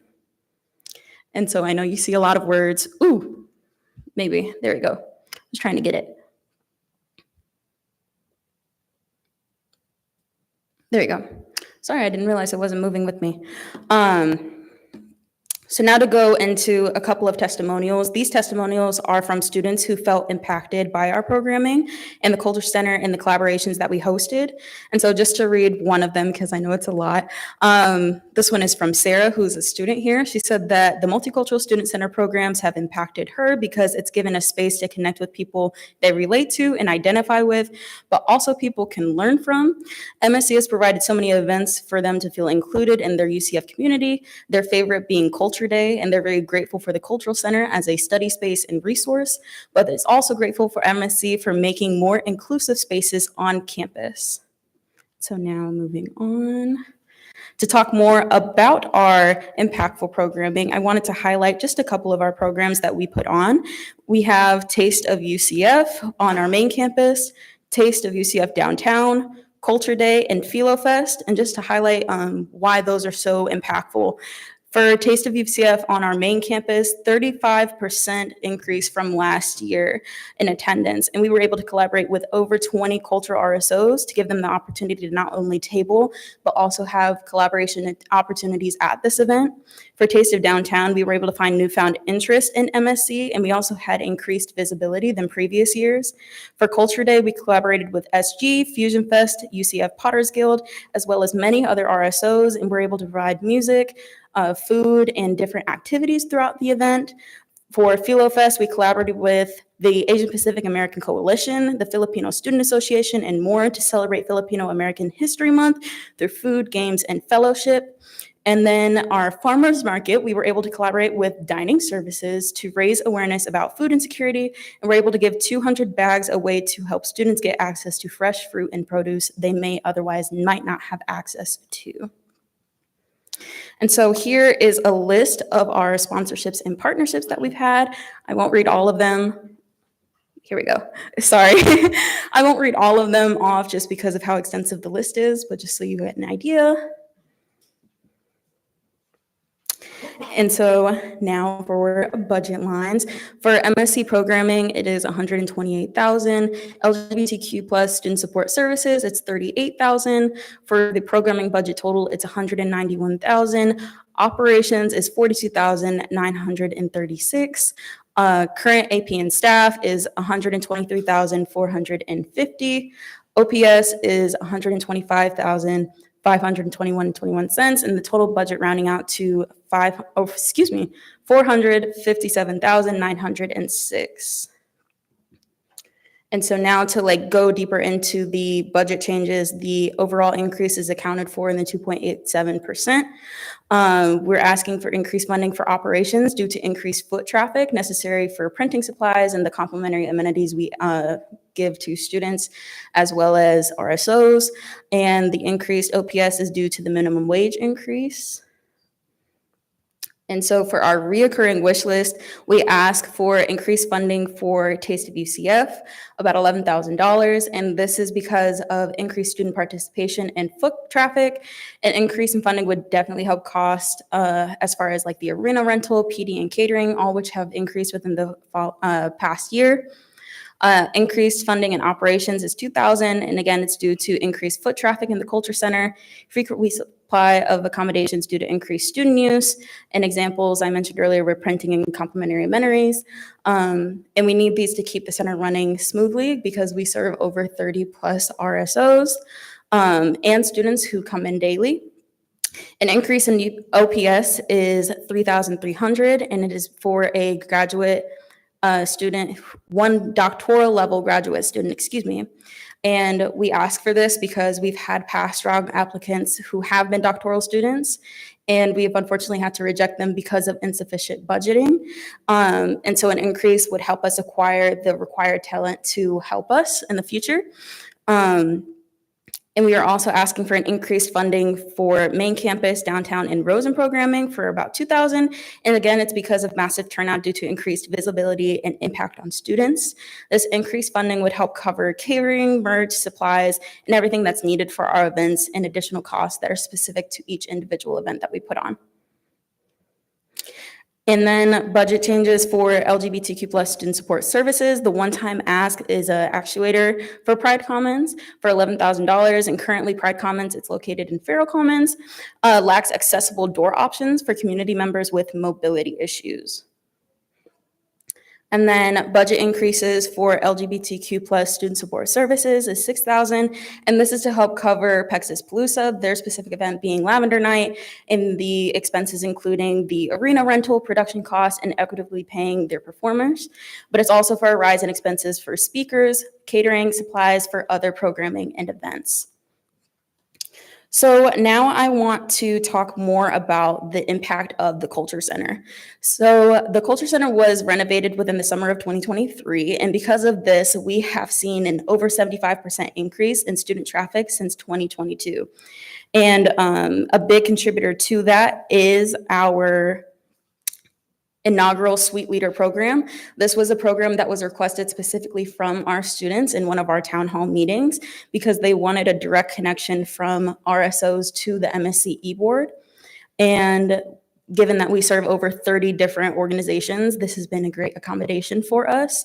And we have seen even more frequent use and utilization of our resources.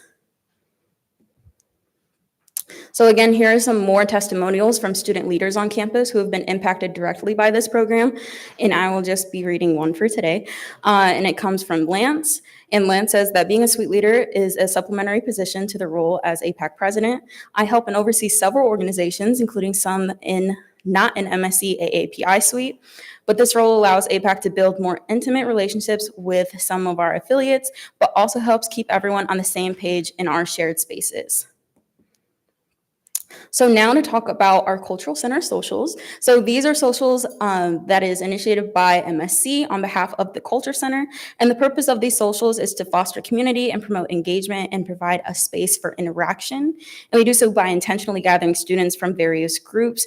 And this creates unity and facilitates great connection and conversation. And since fall of 2023, we've seen an 85% increase in attendance. And so here are some pictures from some of our socials that we've had.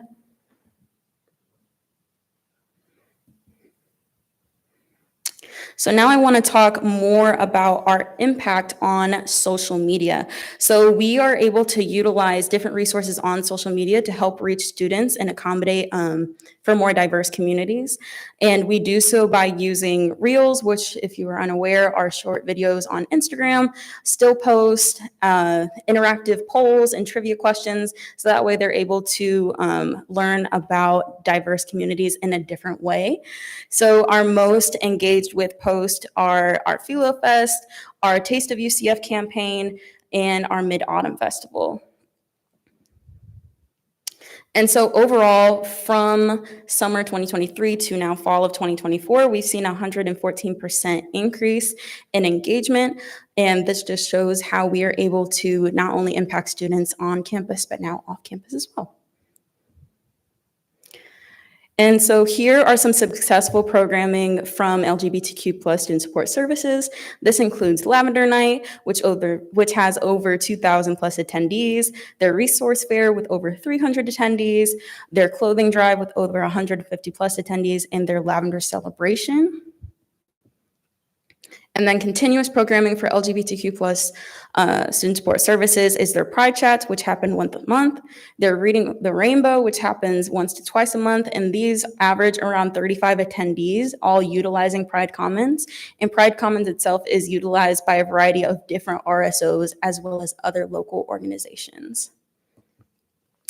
And so thank you so much for your time. Now's the time for any questions if you have any. Yes. All right. Any questions, Kylie? Move to debate. So motion moved to debate. Any objections? Seeing now we're now in debate. Any debate? Kylie? Motion to amend lines 78, MSC programming. It's one down or one up? 77? Is it the same numbers, Adam?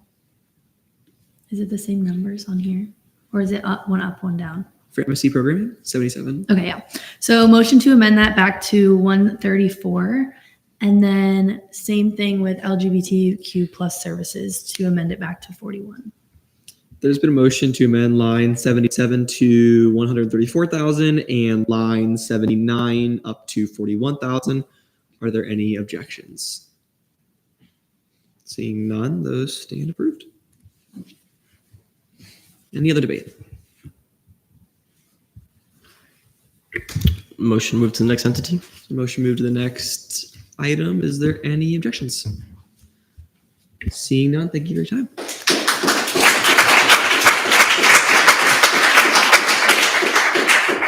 All right, that's it. That is all the entities that have now presented. So now we're basically just going to move on to kind of like a joint. We can either do one-time expense discussions, or we can talk about where to put that recurring back into our budget. Kylie, got an opinion? Motion to move back to late nights. There's been a motion to return to late nights. Is there any objections? Yeah, I'm gonna ask that too. Do we need to move back to late nights, or can we just have the conversation without like being any specific section? Like we can motion to change a line. Yeah.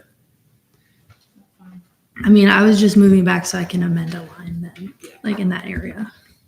Yeah, we'll just move into the recurring wish list, and we'll go there for now. But yeah, any lines you want to amend now, you can just shout them out. Line 69. It was just put in the presentation that they wanted to move from 69 to 70, the $182 for late nights for their programming and marketing. So just moving them. And then what were those amounts you wanted to amend to, or Katrina? I believe they already did that in their request. Like that was the $182 that got moved because programming used to be $4,182, and then that got moved into marketing in the request. Is that correct? Hi, yeah, yes. In my request, I asked to move 182 out of 69 and move that 182 into 70. Which is there already. Okay. So then with that, also a motion to add $416 into the marketing line, making that, I did the math and then I went away. 780? Yeah, 3780. Do the draw. If you could tell me why. I just think we should have a conversation a little bit before just moving money, especially because like this isn't just making whole Like, I thought you were gonna add money back to OPS to put them to $15, like all the other agency directors. I also have that on the list, so I can do that as well, I guess. Motion to amend the OPS line to 12,173. There's been a motion to amend line 65 to 12,173. Are there any objections? Seeing none, the amendment stands. Hi, I'm so sorry. Can I ask a question? Yeah. Sorry, you said line 65, but OPS is 66. I just wanted to. It might be a little different on our end. We're looking at the one. It's okay. No worries. Okay, Yeah, we're great. amending the OPS line for ours. Cool. All right. And then, yeah, if you make motions to amend, if there's no prior context, just give a little quick spiel about why are the amendments being made. Cool. Okay, so for recurring, I guess we'll just start there. Let's scroll down. We still have about $16,800 left in our recurring budget to give out or just do anything with. So the options we basically, the only really two options we have for that is either we can pocket it and use it for that stabilization money for any future sessions, or we can go through and make those agencies whole, like previously discussed. So, Adrian. Was just gonna say, I think we've made everything whole except the UCF, so.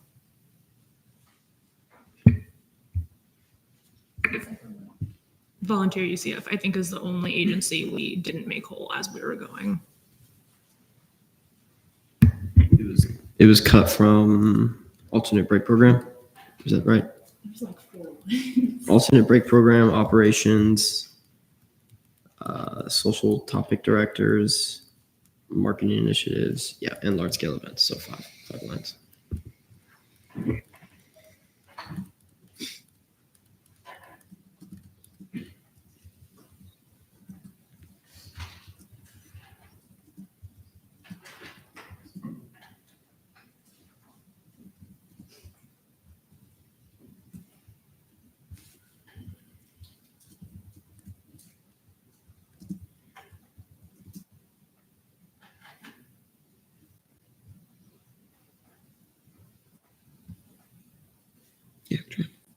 So since we were just talking about doing that, move to amend volunteer UCF lines.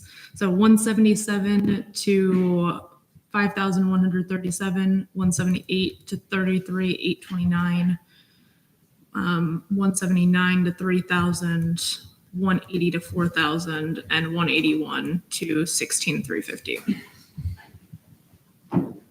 There's been a motion to do all that. Is there any objections to that?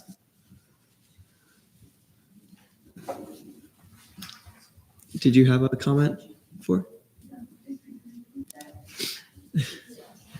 So it's line 177 to 5,137, 178 to 33,829. Or wait, no, that should not be, that's not right. Yes, it is. You sure? I'm sorry. I thought we changed revenue too. Never mind. Yeah, 33,829, 179 to 3,000, 180 to 4,000, and 181 to 16,350. All right, they're in the Senate approval column just for ease of reference. There's been a motion to amend line 177 through 181. Are there any objections to those amendments? Seeing none, those amendments stand approved. All right. I just have a question. Yeah. So how much does that leave us with recurring budget to be allocated? Is it that 14,000? Yes. $14,000 left? Okay. Yeah, if you scroll with down to the bottom, it's that first green number is how much of the recurring we have left, and then how much, of course, we have the total amount of non-recurring, so we haven't allocated anything yet. Bryce. I guess just to bring this up now, I know the Chief Justice mentioned the $800 for travel expenses for the Big 12 conference. So just which budget line would we put that under if I wanted to amend that from there? Operations. Operations. So I'd like, no, I guess I should get the actual number first. It's 144. Yeah, I'd like to amend line 144 to 8752. There's been a motion to amend line 144 up to $8,752. Are there any objections? Do you withdraw? I withdraw. His math's wrong, that's all. It would be $9,000. How much? $9,000. 9,000 flat. So is there a motion to amend line 144 up to $9,000? Bryce, because we put him back to that 8,200. So it would just be another 800. So moved. Any objections? Cool. All right. It's up to 9,000. Kylie. While we're in like student government realm, kind of want to circle back to election commissions and talk a little bit about the assistant position being at 3 hours and see if we wanted to move that up to the 6 hours. That's about $840 additional, as well as they had another cost in there for the actual position, like leader position, chair position, whatever you want to call it as well, and advertising. So those three expenses, kind of just circling back to them and see if we wanted to amend those costs as well. Just seeing what the committee thinks. Sure. I definitely think at least giving the 6 hours to the assistant would be important. The pay of the positions can be more of a conversation. But.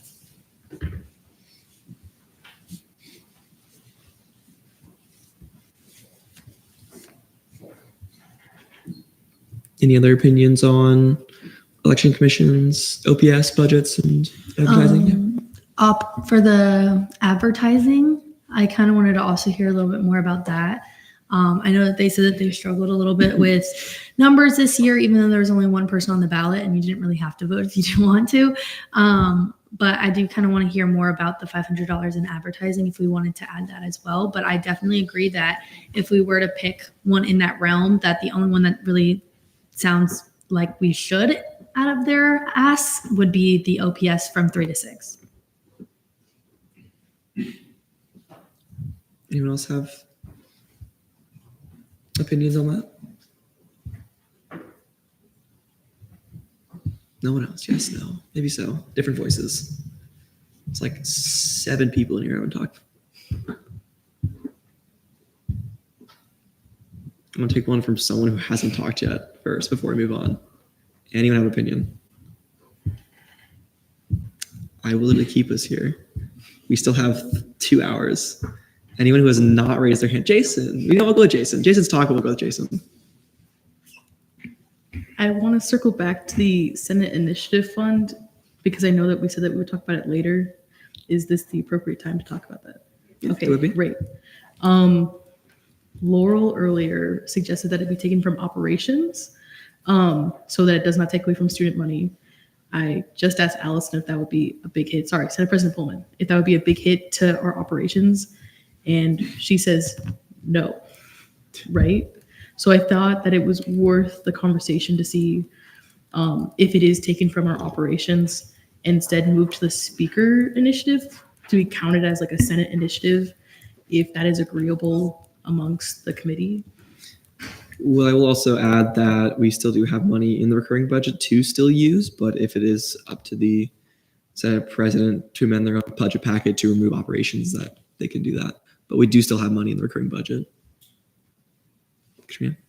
Before we get too far into this conversation, move to amend line 124 to 6,120. There's been a motion to amend election commissions OPS line 124 from 5,263 up to 6,120. Are there any objections to that? Seeing none, raises that to 6 hours now. We still have 13,000 remaining. Jason. So is the committee amendable to taking $500 from that 13,000 that we have left? Would you like to make that motion? Oh God, I'm nervous. Motion to amend line 155 from 0 to 500.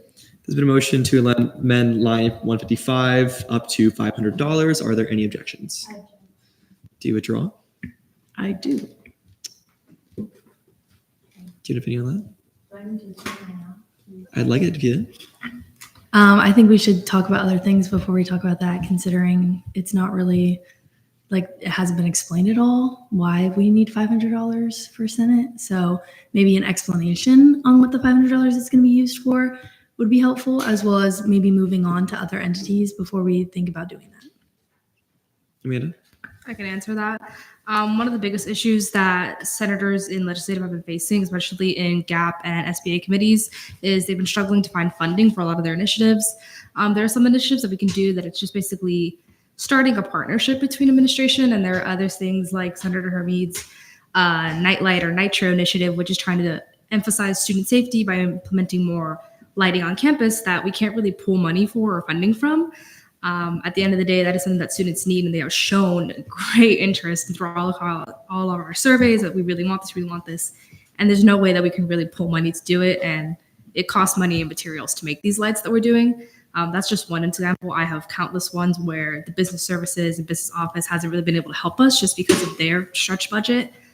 And also in prior history, the speaker initiatives did have $7,000 in their budget, and I don't think that $500 is asking for a lot. We've been able to do a lot on no budget in SBA and GAP, but I do think it would be a little bit more fair for the senators who are working really, really hard on their initiatives to have a little bit of budget to back it up. Jason? I also will say, like, in the grand scheme of things, obviously, is this the highest priority? No. It's something that obviously me and Deezer Laws are very passionate about. However, like, I would rather give the money to someone else who probably needs it more. But if it comes down to like the very end and there is some money that could go to it, I would still be an advocate for it. However, it's like, it's not going to be the end of the world if this does not happen, but it is something that I think would push Senate really far if it could be a possibility. Alex? So I have an idea, and we can talk more about this when we get to the end, if this is when we decide to have that conversation is at the end. I know right now student government is trying to figure out what the role of caucuses looks like amongst the three branches. What if that $500 goes into a budget somewhere, either Senate exec or judicial, and the proviso language of the bill states that that $500 has to be used towards caucuses, and all three branch heads have to approve those expenditures. Casey? I feel like technically that would go towards only caucus initiatives, and because caucuses are for everyone, this is more of like a Senate, just like Senate initiative thing for like all senators. It also could be used for caucuses if like that crossover does happen, but I feel like those would be considered two separate things. Obviously, I think that that's a great idea, but I feel like those aren't the same. Awesome. I do think that maybe, as stated previously, we could circle back to this conversation once we realize, get to the end, see if we have the money there. But I do think since there is a precedent, there's a speaker initiatives line, that $500 would be a good startup for these committees to have some of their initiatives going. But again, I do think I agree that maybe this could be something we circle back to if the money is there. But again, like, there is precedent for this. So I do think it is a good idea. All right. We still have 13,218 remaining in the recurring budget. Where else would we like to see that? Alex? Are there any agencies that are made full or whole again? I can give it a quick once over, but I think most have been brought back up to their amounts. It seems concerts took a hit. They haven't been brought back for GAP, but That wasn't because of that. they Wasn't did because move of from OPS. coming. Yeah. That was, yeah. We're talking specifically OPS cuts and nothing else. If it's just for OPS, then yeah, I think we've gone through. Kylie? While we're talking about Senate, I think this is a good time to bring up FAO and CRT. I think that we should definitely think about adding a little bit more. I know that we have added some, but so far right now we're in December and already 76% of the budget has been used. I know that obviously, like, it is what it is, but last year we did go over. We're most likely going to go over this year. And since COVID has kind of been a dead all, students are definitely going to a lot more conferences. This is a good way for student government to be very student facing. Like this represents students very prominently within student government. A lot more students are made aware of this opportunity. So I think we should be funding it a little bit more, even if it's just like $5,000. Kind of off of that, I think it would make sense for us to try to look at the Sport Club Council travel budget increase that they're requesting, because those are clubs that aren't eligible for CRT funding, and that means that they're usually getting way less funding than entities that are using all of their funding from student government. So unless we're going to do something to change that and make them able to use other SG funding, I think trying to give them access to Sport Club Council funding as much as possible is really important, because like that $5,000 is going to be split across 40 clubs, I think they said. So yeah, that would be my first priority. Okay. I do agree. I have that written down to add the $5,000 to Sports Club Council. So, I mean, if everybody else agrees, I think I'm going to make a motion unless somebody wants to. Bryce? I just have a quick question, Kylie. So when you said 5,000 to CRT and FAO, would it be 2,500 to each CRT and FAO, or? This is about Sports Club Council right now, just adding $5,000 to Sports Club Council just because they can't get CRT and FAO funding. So just making sure that those students are able to travel.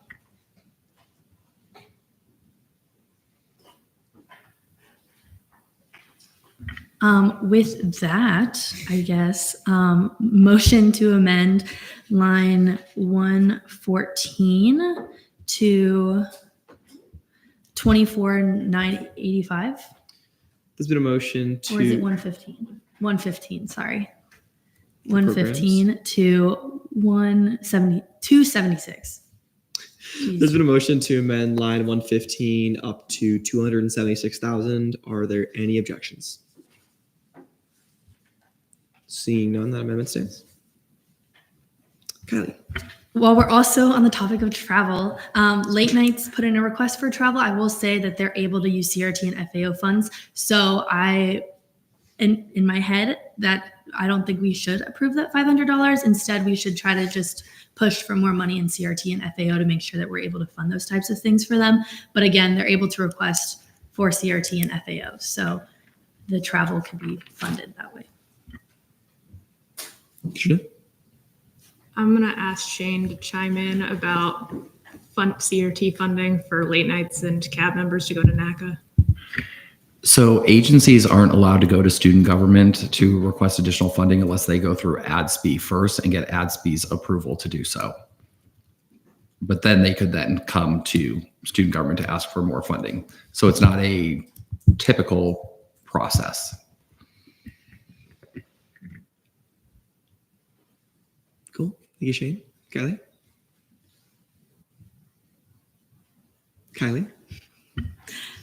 Still motioning. I'm going to motion to add $5,000 to line 150 to make that $525,000. Do you withdraw? No. I don't even know how I want to do. Well, I don't need to set up procedures in here. All right. Can you just each give your side on why? Just you go first. I just think like looking at putting money towards the RWC or MSC or CAB, those sorts of things, we're running low on funds at this point. And as Shane and I have talked about many times, CRT and FAO funds are an incredible privilege that most other universities don't offer to our students.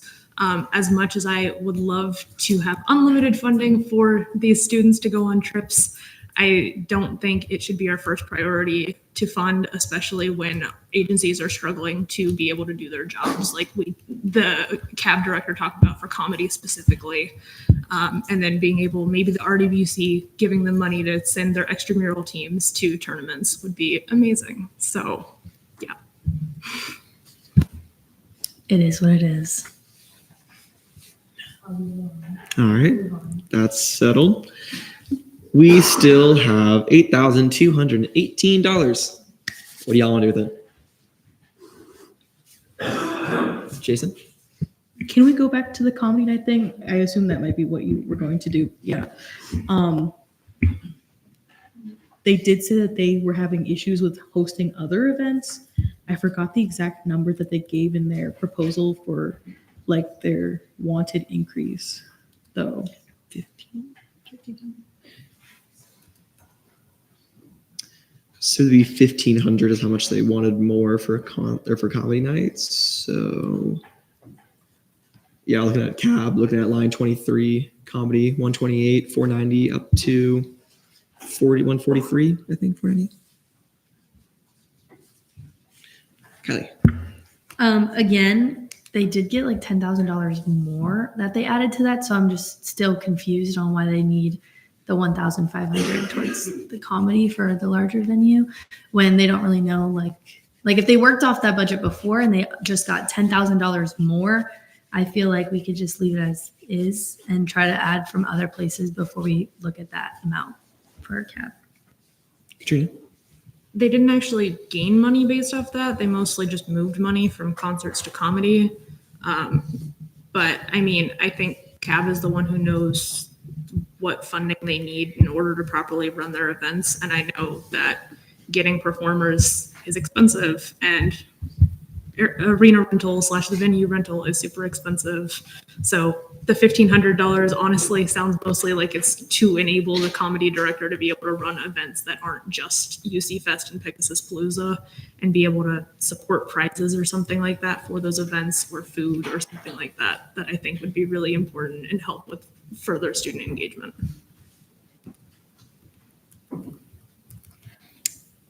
Anyone else have any other opinions on $1,500 raise concert or comedy? Amanda? Can I motion for a non-committee member, Supervisor of Elections Brown, to speak on the matter? There's been a motion. Are there any objections? Seeing none. Speak. I just wanted to weigh in as a previous CAB director. This budget, like the increase for comedy and concert, would be very beneficial to them. When I was personally director there, we struggled to pool enough money for some of the artists we wanted, or we had to completely reshuffle certain aspects of our budget to make sure we could afford certain artists. So any increase would make sure we actually get beneficial artists on campus that students actually want to attend and watch, which is probably the biggest thing we should all be hoping for. Cool. Katrina? Move to increase line 23 to 129,990. There's been a motion to increase line 23, CAB's comedy line, up $1,500. Are there any objections? Seeing none, that line is now amended up to 129,990. All right, cool. We still have a good amount left. Anyone else have any opinions on that one? Yeah, of course. How much specifically? It's the very bottom of the bill. We got 8,218 still left. Wait, no, we have. One second. I didn't change that. There we go. All right, we have 6,718 left. Katrina. What I had mentioned earlier again about the extramural sports budget, just being able to send those teams to tournaments, I think would be a great opportunity. And I don't think there are RSOs or something that would be able to get CRT funding. But yeah, I'm not going to make that motion until I hear other people's opinions.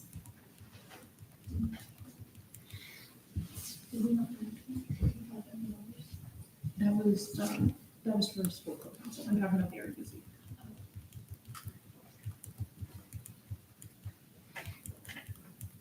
I know some initiatives we talked about earlier too were raising other agencies and student government OPSs up to be all equal was another initiative, as well as just going in and funding whatever the most student facing things are. So just some little memory joggers. Bryce? I don't know. I just wanted to ask because You mentioned it earlier, the stabilization fund, if there was like a specific amount that you were particularly interested in putting in there or anything, just so we know. I mean, we've already gone and put the 100,000 in there. That's already been allocated, the 100,000. So if we do have extra recurring budget that we don't like, that we just had no idea where to put it, we can still add more to that 100,000 if we did want to. But that's just about it. So we've already allocated that money away. It's not in the budget. Okay. I guess I'm going to circle to MSC as well. They have a line to increase the funding for our other campuses, downtown, Rosen, all that stuff for their programming as well, of $2,000 if we wanted to add to that.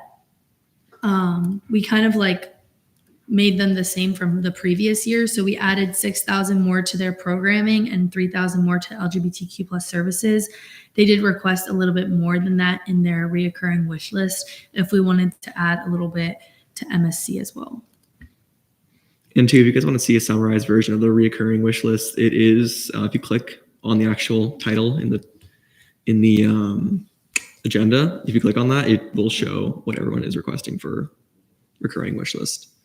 But we currently have that for MSC and 5,000 for the RWC on the table. If anyone else has any opinions on those, have other opinions on where else the money should go to, I'm all ears.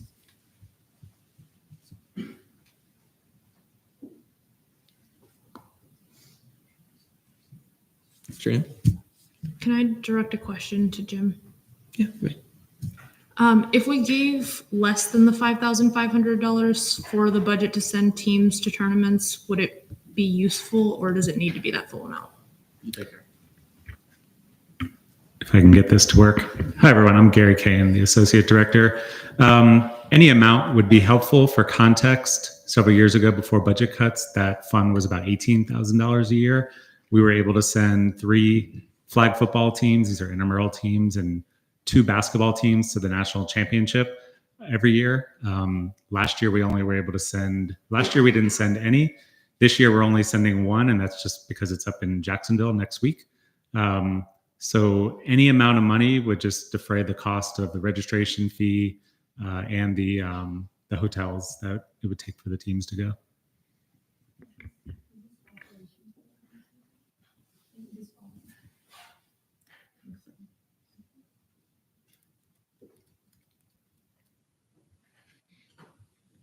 Do you know if it would fall under operations for your guys' line item for that to be added to operations? Yeah.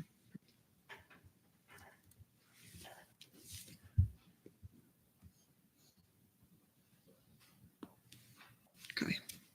Motion to amend line 106 from the 265 347 to 2268 347.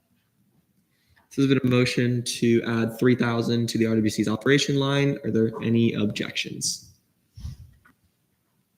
Bryce? Should we be adding it to the sports club council? No, we already added 5,000 to the sports club council. This is specifically for the intramurals, for them to take the intramural teams. I see. Okay. Got one. Any objections to that 3,000 raise? Seeing none, that amendment stands.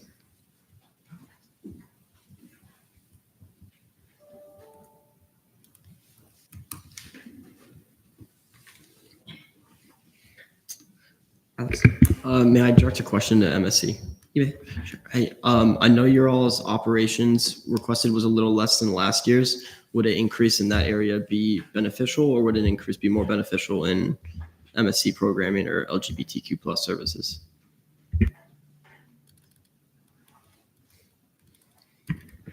Hi, everyone.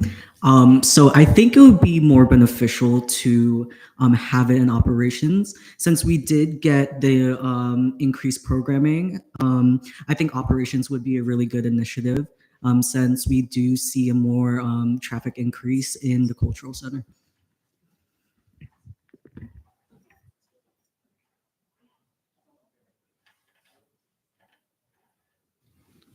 Kelly? 2 questions. First one's for you. Did we not do line 76 when we were doing the rest of them to amend them back to their original cost?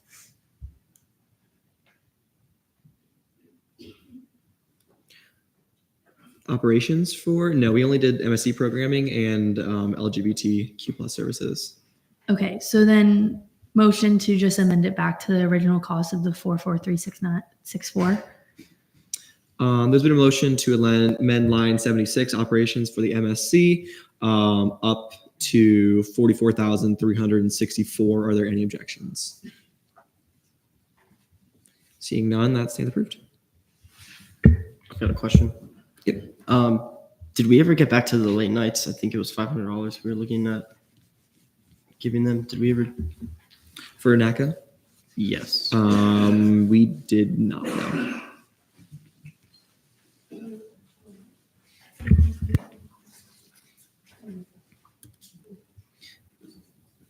I will bring up the point of there are still other OPS increases that other people are requesting to make even across agencies and student government.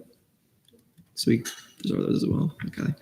Question, I thought we already raised them all to 15. Which ones are we missing? ECs is still below the normal, like judicial and exec and less. So to go to 16? Yeah. Okay. Katrina? Does someone know off the top of their head if EC has historically been level or if they have historically been at the level they're currently at and this is a new change? Okay. I did look at the budget packets from the past 3 years and they've historically been $1 below. Historically been $1 below. And then also there are other agencies looking to get 20 hours a week instead of 18 as well. But that's just reminders to, okay. Okay, so then I guess this kind of circles us back to, are we looking to have them all at the same hourly rate or are we looking to have them all at the same like pay rate? Because I feel like some of them, hate to like say this, but for example, like homecoming, they work during like a certain allotted amount of time versus like an agency that's like throughout the whole year, if that makes sense. Katrina? Homecoming already has a reduced number of weeks because they're only that shortened period. If we were changing the hours, it would just be about like the hours they can work every week, not the weeks that they're working. Kylie? So then I guess it's kind of like a question for the agencies if they wanted to go up to 20, if they didn't request it. If it's not in the recurring wish list, then that could be a question to them directly if you want to make that. I just remember this is just something we talked about previously in budget meetings before the hearings, something we wanted to look into. So, Are there any agencies that are not at 20 hours a week?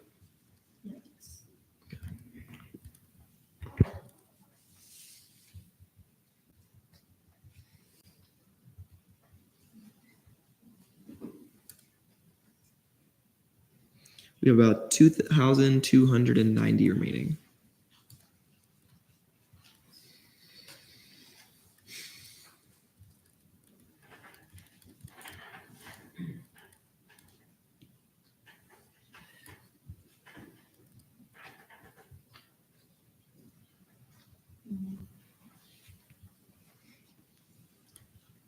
Kylie? Question directed towards late nights. Mm-hmm. Do you think it would be beneficial to have your hours raised per week to 20 hours instead of 18?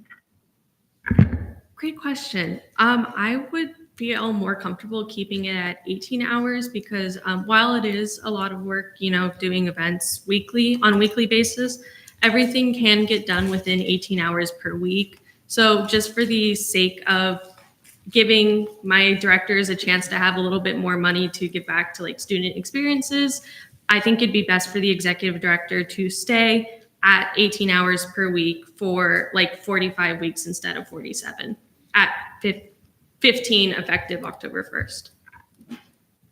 And their marketing budget or marketing request marketing budget increase is still on the table. Okay. Okay, so now this brings me to Knights of the Round Table, if they'd be willing to do it, but they're not here. So, ... Sure.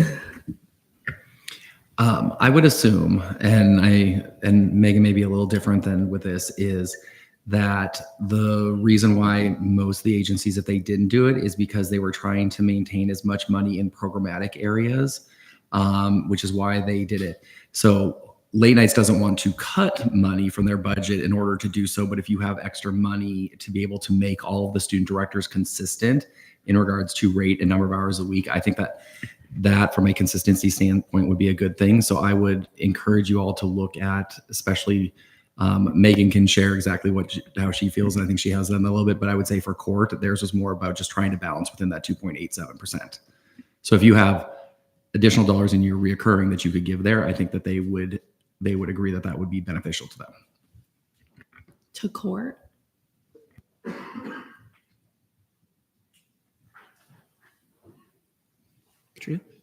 Just going to note that I don't think we have enough left over in our recurring to cover all 4 agencies that are currently at 18, based off me just checking homecoming, and they're 1,261.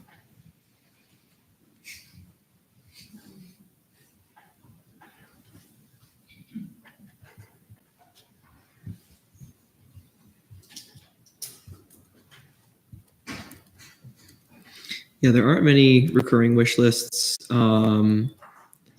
items that are under the 2,000 mark. I'm just going to go through and highlight them quickly in the document. So we still do also have the option to put that 2,000 somewhere.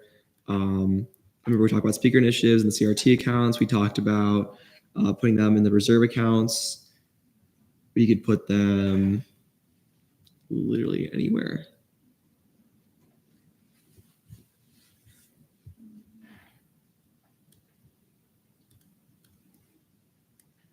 I think we could explore if there's any departments that could use that money. We seem to have made all the agencies whole again, and even given some increases. I don't know if the Student Union, RWC, or OSI, or ASF Business Office has anything. I know when I asked Shane earlier today, he said no, but we can look. Yeah, looking into the departments, what they requested, nothing is really in that 2,000 territory. We can like partially fund some of theirs. For example, RWC is requesting IM sports equipment, which is 2,500. I think they definitely appreciate 2,000 if we wanted to give them the whole amount. But yeah, just look in that sheet and just see what y'all see. Yep. Okay. Late nights?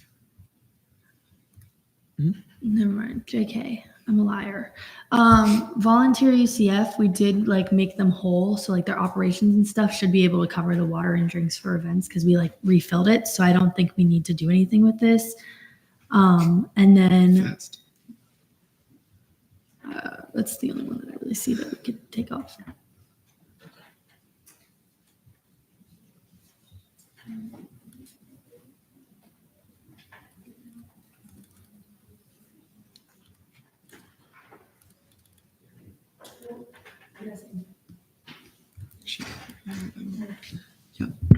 The MSC programming general budget increase. We did also increase their programming. So I don't know if they still want programming increases, even though we already put them like, we added $6,000 if that gives you any, if you still needed more. Hi. So we would ask specifically for LGBTQ plus if there is any additional funding, if it could be allocated to them.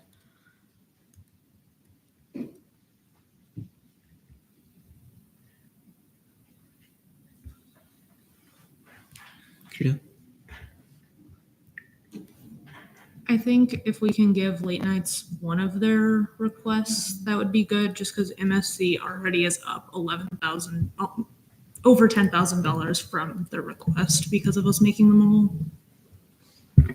I was just about to say the same thing.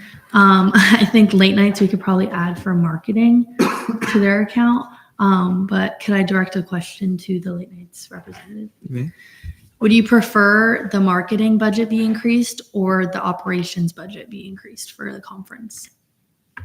I would say marketing, just because that additional increase allows us to double the amount of like shirts that we can provide. So that is a bigger impact for us, I would say. So marketing, I guess, is my first choice, please.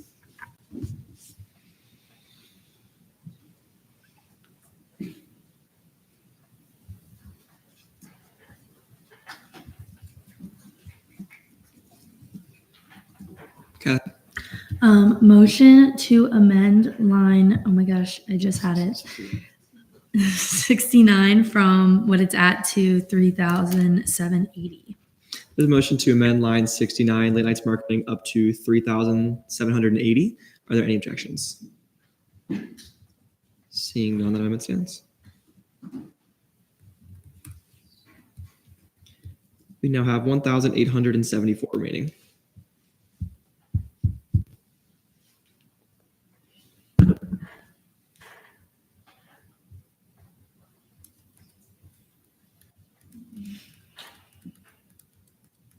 Trina? Can I direct a question to the EC representative? You may. Do you have an estimate of what the actual impact would be of your advertising budget increase of $500? I don't have exact numbers right now, unfortunately, just because I haven't started purchasing our stuff because we don't do that till closer to spring. But if I remember right, it'll get us at least like 50 or more shirts, which is one of the biggest things we get people to actually attend our tables for. And it would also let us get like a vendor or activity for one of our days as well. Alex? I would be in favor of giving them that increase in their advertising budget. Just putting that out there. What else have any thoughts? Katrina? Move to amend line 125 to 6250. There's been a motion to amend election commission's operation line 125 from 5,750 up to 6,250. Any objections? Seeing none, that stands approved.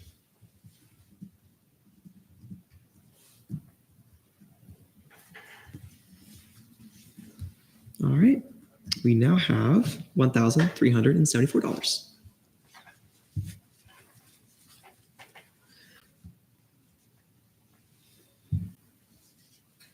Kylie.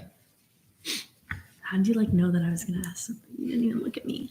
I guess my question is, since the RWC has OPS that they want to increase, do we just want to take this amount and add it to the OPS, even though it won't cover anything completely? It'll at least give them a little bit more to maybe do something, but I don't know if it's enough to do anything. So I guess question.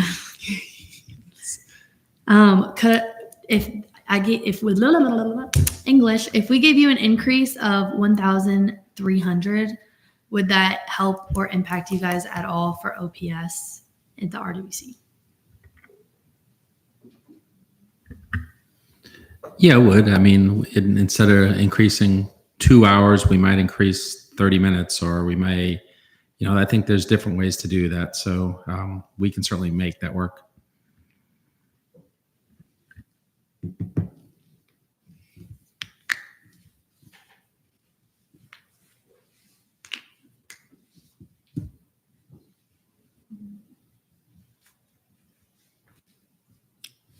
Still got 1,300. Trina. May I also direct a question to Jim? You may. Would you prefer an increase in your OPS section or within operations? I think from a $1,300 standpoint, it may help more in the equipment, the intramural sports equipment at $1,300. I'm gonna do a price. Before we use all this $1,300 that's left, maybe we can go back to discussing speaker initiatives, as that was something that was brought up earlier, and we kind of just kept delaying it. Sure. Amanda. Yeah, thank you, President Lister, for mentioning that. That's kind of what I wanted to go on. Seeing as we have these last little 1,300, I would just wonder if we could really circle back to seeing at least $500. If you guys want any specific examples of why we would need those $400, I'd be more than willing to explain that. Me and Chair Hamid would be more than willing to explain that. as well as I'm sure Speaker Allison would love to have a little bit of extra money back in the speaker initiative. So let's just open up that conversation again. Okay. I'll let Alex take it. Alex. Motion to add $500 into speaker initiatives. I don't have the budget line in front of me. There's been a motion to amend line 155 up to 500. Are there any objections? Seeing none, that amendment stands. Okay. Question for the RWC. Okay, so now that we took the 500 out, there's about $870. Do you think that would still be helpful for the new equipment, or is that just not feasible or enough anymore? Yeah, that can start. I mean, you can certainly purchase baseballs and basketballs and those kind of things. So sure. Katrina? Oh, wait, I did that math wrong. Give me a minute. Mm-hmm.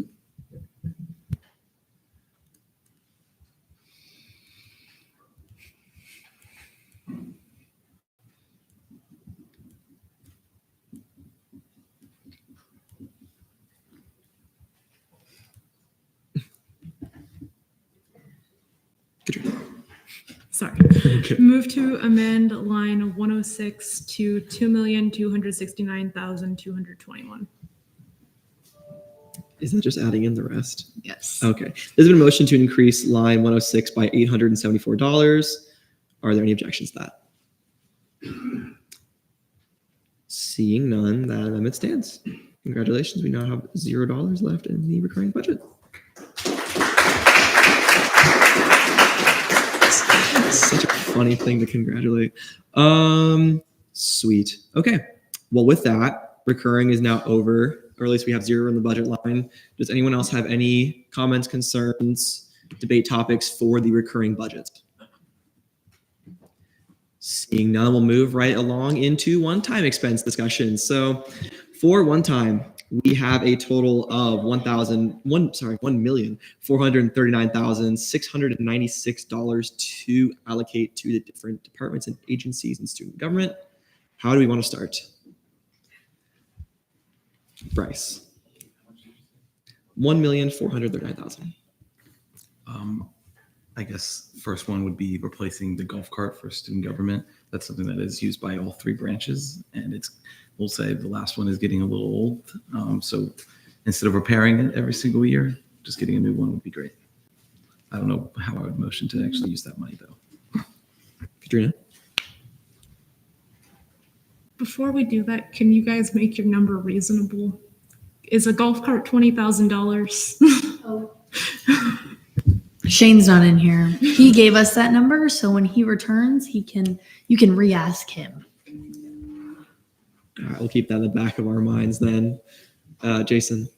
Can we go to the roof replacement of the RWC? Because during tabling for ASF, one of the biggest, I think like the biggest thing that students really liked was the RWC. I think the first was student government, but I'm going to say that that's biased. So the RWC was like number 2, and then the student union. And so seeing that, I think that a leaky roof is impacting them greatly. I know it's like a big chunk of the budget, so maybe we should discuss if we give them the entire thing, or if there's other things that we have to like also prioritize, so maybe don't give the entire thing. Okay. Kylie, you've been patiently waiting. I definitely think that starting this, we should definitely look at the larger sums first and the importance of them. So starting with this, I think is a good idea. I have a question towards the RWC. You may. If we were to fund half of this year and then like the other half next year, would that be beneficial, or would it just be better like get on it now and pay for the whole thing? I think we're at a place that we need to do it because we're going to be shutting down the different spots of the facility when it's raining. Okay, I'll just like. Katrina. I just have a quick procedural question. Yeah. Are we voting like to put each individual thing in our approved? Because I think that would be smoother than what we've been doing with the recurring where we're taking out. Yeah, yeah, that's exactly what we'll do. Katrina. Move to add $622,122,000. Yeah. I think you guys understand what I'm trying to say. To line 198. There's a motion to add $620,122 to line 198 projects for the RWC for the roof replacement of the silicone coating. Are there any objections? Seeing none, that stands. Anyone else? Third of the way through. Kylie. So the next large expense is the sports club field lights. It is second on their list, so we don't really I don't know the importance of it. Maybe we can only pay for a couple of them to get repaired, but that is the next larger expense if we wanted to kind of touch on the bigger ones first. True. And then just for that one, to my knowledge, that one doesn't have any lights. I think they're getting money to install lights for those. Alex. Would that be more of a RWC expense than sports clubs? Or is it kind of the same? Possibly for sports clubs. How did you guys get that number for the 600,000? It's all coming from the same pool of money, but. Can I defer this question to Chris Newsom? Yeah.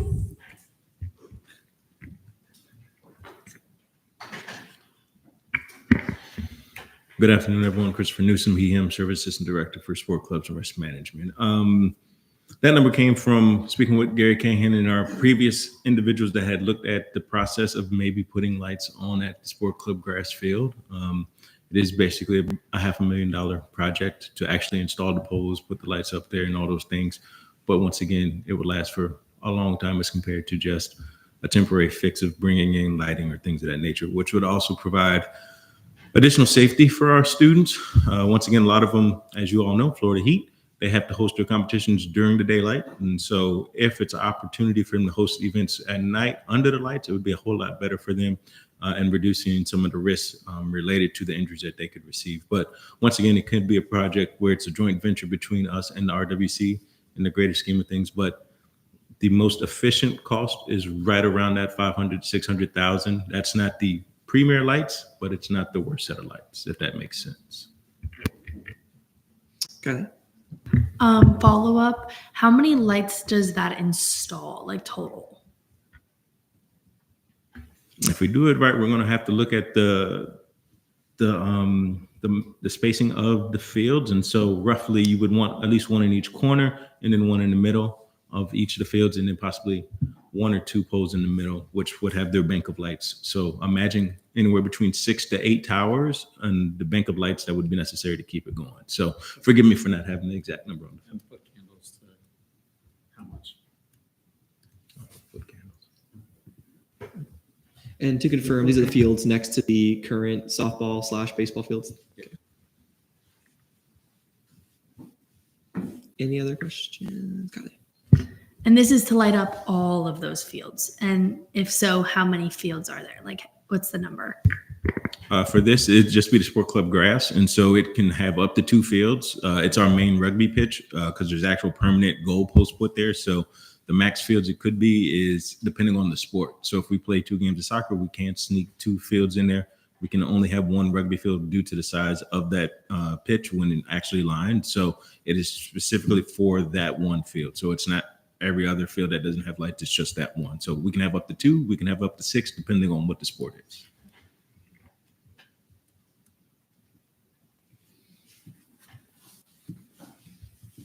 Any other debate for sports clubs one-time expenses?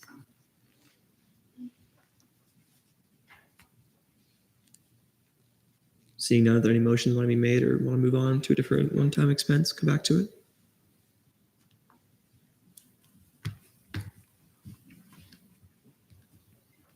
I would suggest maybe looking towards agencies as well, since they have lower caliber requests as well.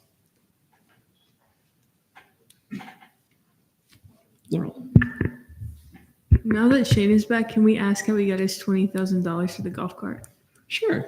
Shane, we were wondering about the student government golf cart and justification for its $20,000 price tag. It's $25,000 is what I have in there, and that was based on a Gator, not a golf cart. So a Gator would be, it's a gas powered, have a larger back in there, and then actually the one that we have is to put a cover on it, because if you've been in our Gator right now, it has moldy seats and everything like that. So I searched online, and that was kind of some of the estimated costs. You look here. We're referring to the student government golf cart, not the OSI Gator. The student government golf cart, that's $20,000, and student government is next. So the golf cart that OSI just purchased, and that was a state contracted price, was just over 18,000, and that was last year. So that's how they got that number. So that's actually, it was 18 something was a physical cost for the OSI golf cart.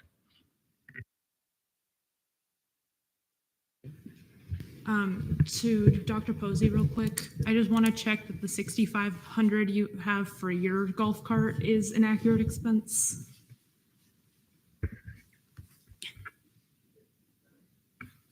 Yes, that was looking at refurbished.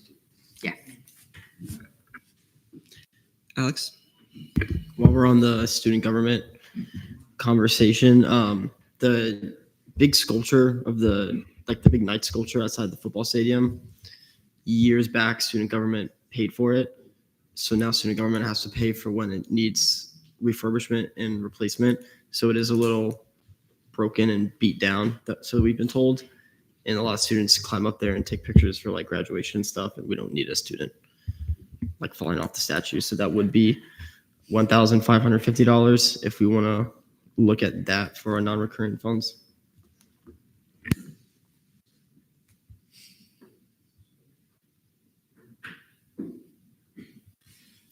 Any discussion on the statue or motions? Jason?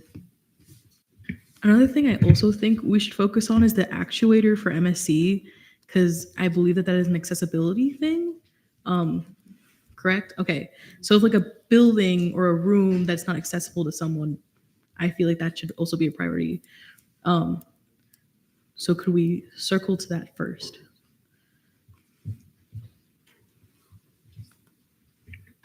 Yeah, I agree. Kylie? I figured there was no question about it. So with that, motion to add $11,000 to line 210. There's been a motion to add 11,000 to line 210 for MSC's actuator request. Are there any objections? Seeing none, that motion stands. All right. What else we got? We got a sculpture. We've got golf carts, gators. Sounds like a really bad movie. Katrina.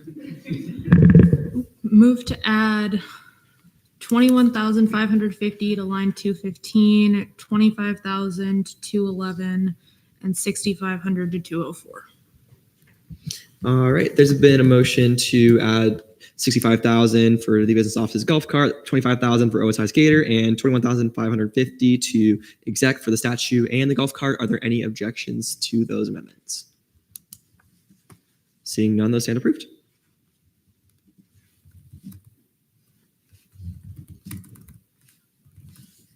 All right, we're at $684,000. Oh, wow. Kylie. Replacing the bikes for the student union. I think this is obviously a good thing to talk about. So kind of just wanted to bring this up, see what everybody thinks. Maybe I missed this. Can somebody go into some detail about what bikes they're talking about? Yeah, so the Student Union currently has a Bike and Gold program. It's a program for students to rent out bikes and also have their bikes repaired. Right now, they're looking for $25,000, I think, to replace and repair their current set of bikes that are being rented out to get them back up to working shape for students to rent. Me personally, I'm a big Bike and Gold fan, so I got biased there. All right, Katrina. Move to add $25,000 to line 219. Yeah, motion. All right, there's been a motion to add $25,000 to line 219. Are there any objections to that motion? Seeing none, the motion is approved. Yes. Yeah. I would like to discuss the repair replace popcorn machine for a cab. Okay. It is $1,400, and we have seen at many programming that popcorn machines are very popular. So maybe we can discuss that. Would you like to make a motion? I don't know the budget line. It is 205. Motion to increase $1,400 to line 205. There's been a motion to increase line 205 to $1,400. Are there any objections? Seeing none, stands approved. Amanda.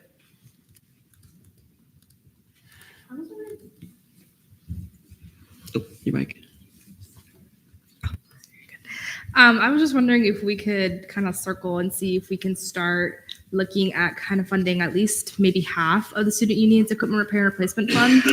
A lot of the times students have their orientation here and this is like their first look at the student union.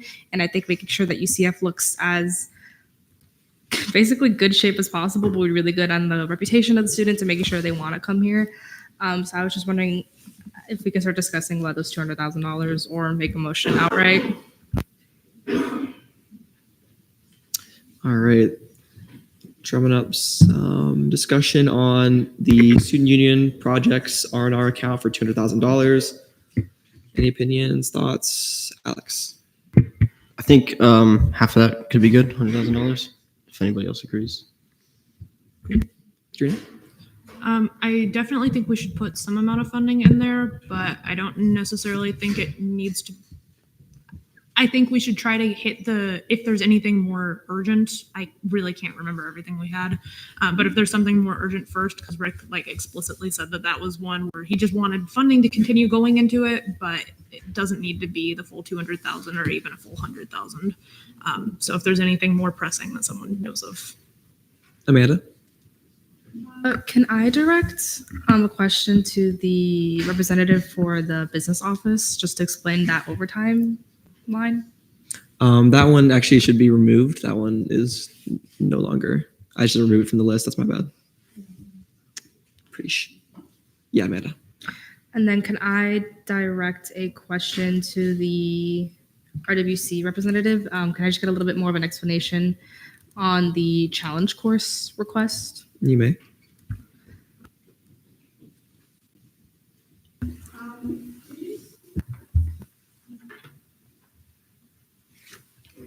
Challenge course request, it's about $250,000 to replace the challenge course and all the elements. It's at the end of a 20-year life cycle. When the permitting folks and the inspection folks came last year, they said you have about a year, maybe a year and a half to go before you won't be able to use it. So what we did in the request, again, we put things in order, but because of the high cost of it, we put it in at 125,000, hoping to start the fund to put half in now and then come back next year and ask for the other half. Kelly? I think for the RWC, their first two ones on their priority list, we should definitely look into funding the program equipment and then the challenge course because it's going to be over in about 2 years, and putting half and then half next year, we'd be able to fund it. That way the challenge course doesn't like completely close for an X amount of time because it can't literally be on because of inspection purposes. So just want to hear a little bit more about adding both of those to their line. Amanda? I mean, yeah, I totally agree with that. Like, that's a total liability to have something that's close to not passing inspection. So if possible, I'm not too good at math. Can we just motion to... Okay, thank you, Jason.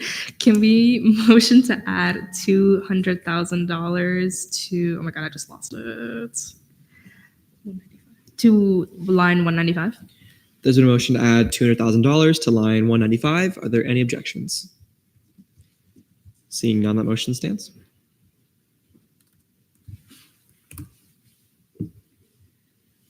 We now have $529,000 remaining in non-recurring.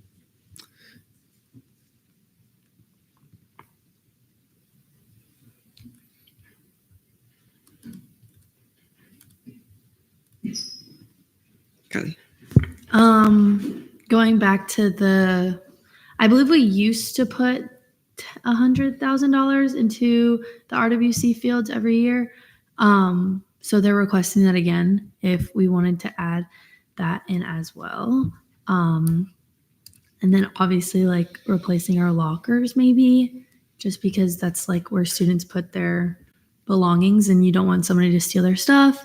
And that's also something that people see every day because it's out in the main like lobby area. So maybe that one as well.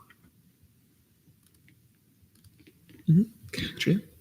Yeah, I agree with the turf fields, especially because I think we zero funded one of them last year and only 50% funded the other. So that definitely needs to get worked on, and I think lockers make sense as well. Motion to add $200,000 to line 195. There's been a motion to increase line 195 by $200,000. Are there any objections? Seeing none, that motion stands approved. Bryce?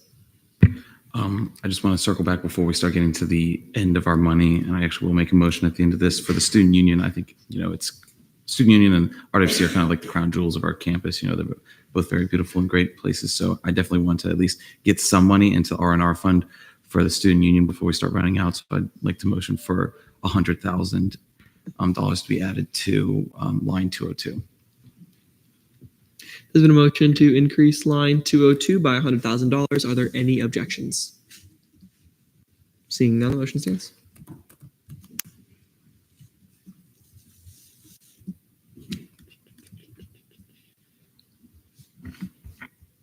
Motion to add 39,106 to line 212.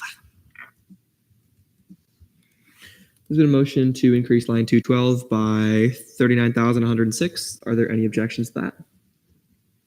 Seeing none, that stands.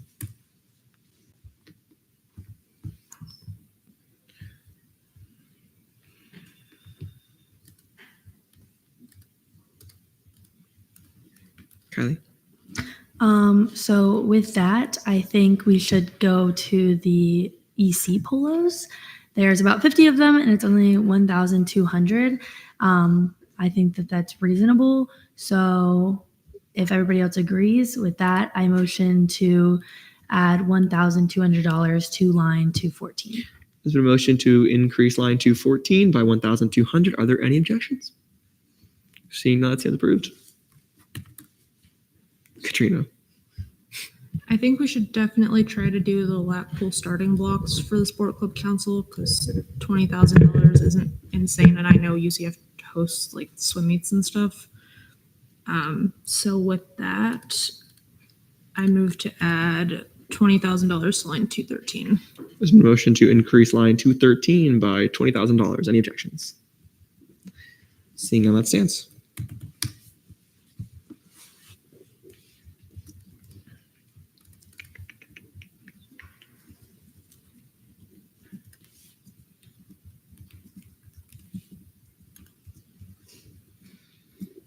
All right. Jason. May I direct a question to the MSC representatives? You can. So one of your requests is to get an increase for GA to a doc assistant. Can you kind of go into that more?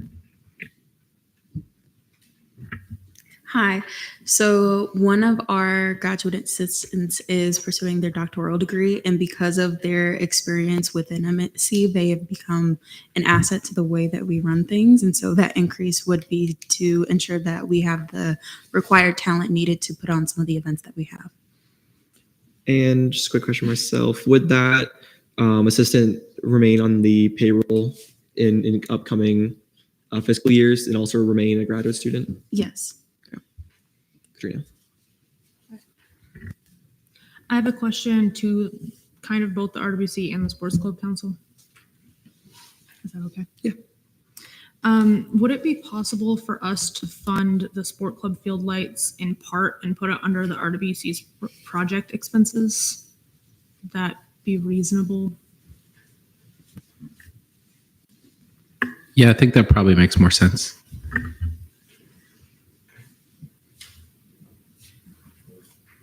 Katrina.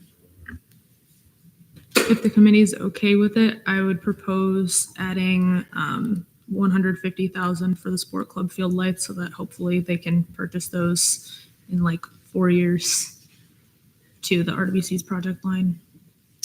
There's been a motion to increase line 195 up $150,000. Are there any objections?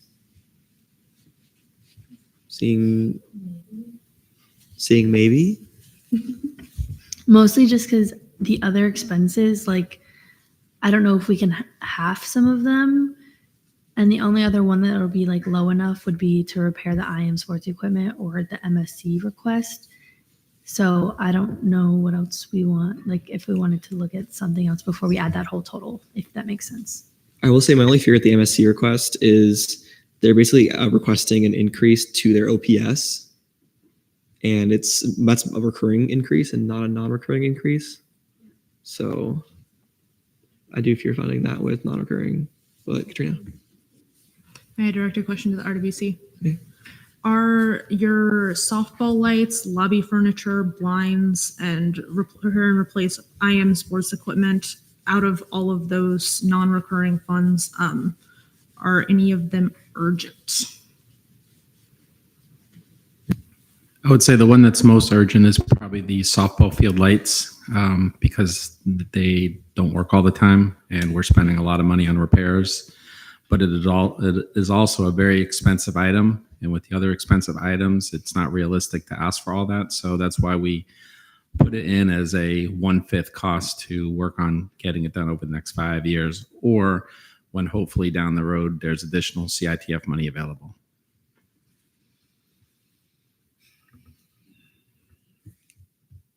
Just a reminder, we have $168,000 remaining in non-recurring. Alex. If I did my math right, I think we can fund the softball lights as well as the lobby furniture and the IM sports equipment, which would be fairly student facing. I mean, very student facing. Kylie? I guess the question then lies with if we wanted to pull some money into the field lights for Sports Club Council, because if so, then maybe we pull some money into that and not the softball lights. But both of them are going to be like reoccurring expenses that we have to add money to. So don't really know how we want to go about that. But I do think replacing some stuff in the RWC would be something that we can do. Just because obviously people see that every day when they walk into the RWC. So like blinds and lobby furniture and stuff like that. So. Katrina? Yeah, I think it makes sense to fund the 1/5 of the softball lights and then do the lobby furniture. And I think that was what we were talking about. And IM sports equipment. And hopefully the sport club field lights can be added next year.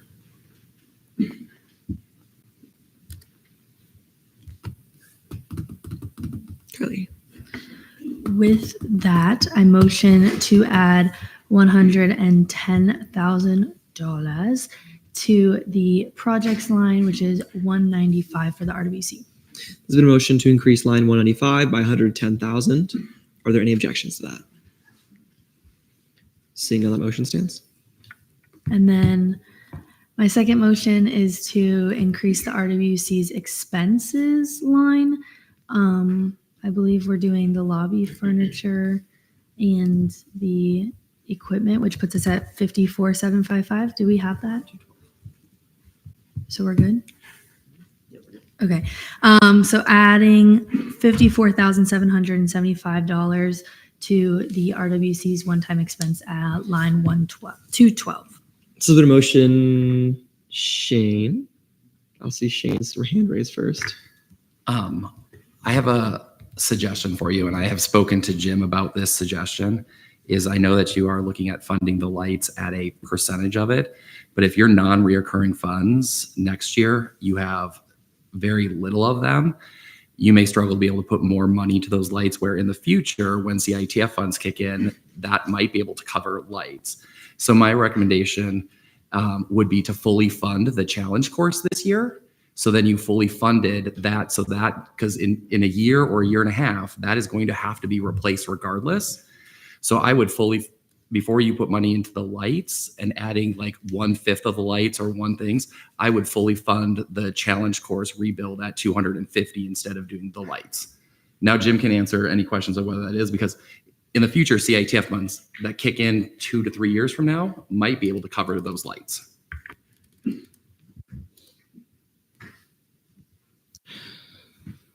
Kelly.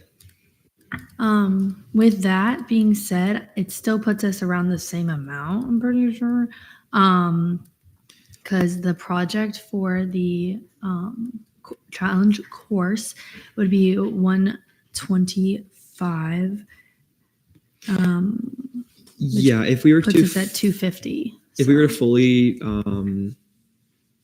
we're going to do just the full 250 of the challenge course. So that was basically, let me just quickly. Yeah, so that would then put towards RWC's line 1,145,000. So basically increasing that line by another $15,000 should suffice. Katrina? Move to increase line 195 by 15,000. There's a motion to increase line 195, the RWC's project line, by 15,000 for fully funding the challenge course. Are there any objections to that? Seeing none, that stands. Cool. All right. Kylie? Going back to my motion that I said just before that, I have to repeat it. Lovely. I don't remember what the numbers were, if I'm going to be completely honest. I will say there's only 43,818 remaining. I still remember what my numbers were. Okay. Replacing the lobby furniture, question mark. We can't pay for all of it, so. Katrina? May I direct a question at the RWC? May? Would $43,818 at least put a solid dent in replacing the lobby furniture? It certainly would. Bryce? I was just going to suggest maybe we do, I guess, the 43,800 for the lobby furniture, maybe, but also the 2,500 for the sports equipment as well. Obviously, it wouldn't go over, but the total of the two together for that. Yeah, if we want to just fully fund out the RWC, if we just give them that 43,000, they will have the discretion to kind of spend that on equipment or the furniture or whatever. Kylie? Motion to add the remaining non-recurring funds to be allocated cost to line 212. There's been a motion to add $43,818 to line 212. Are there any objections? Seeing none, that stands.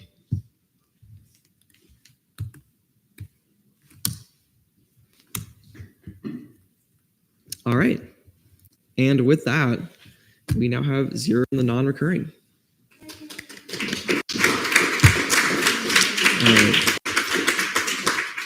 Shane? I would encourage you to have someone make a motion to approve the budget as a whole now that it has been balanced out. Yes. All right, so now there is a fully balanced budget. We'll go ahead and through now.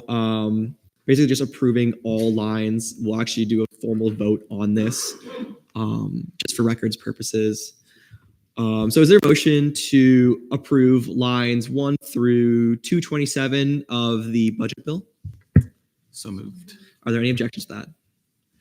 All right, we're just going to go into a hand raise, yes, no vote. All those for? All those against?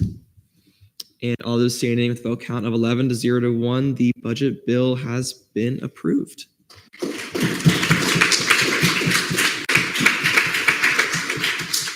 All right, so at this time, at least for the budget committee, our job isn't totally done yet.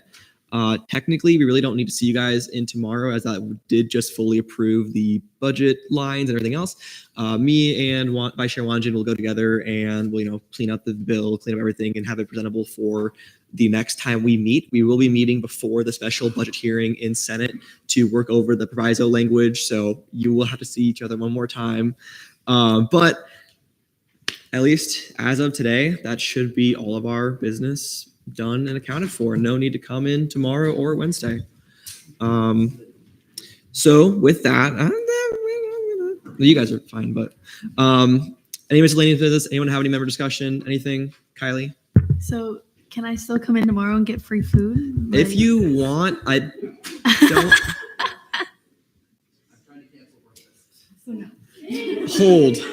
Hold on to breakfast.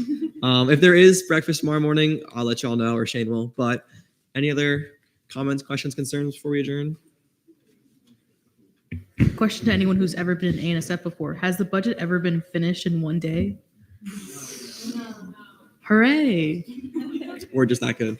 All right. Anything else? I'll take a motion to adjourn. Anyone? Hey, one second. I saw Laurel's hand first. Motion to adjourn meeting pending final roll call. Is it a motion to adjourn pending final roll call? Are there any objections? Seeing none, Vice Chair Wanjan. Same as initial. All right, hereby adjourn this meeting at 3:44 p.m. Enjoy your time off. I'll see you all at some point in January. That's insane. An hour 15.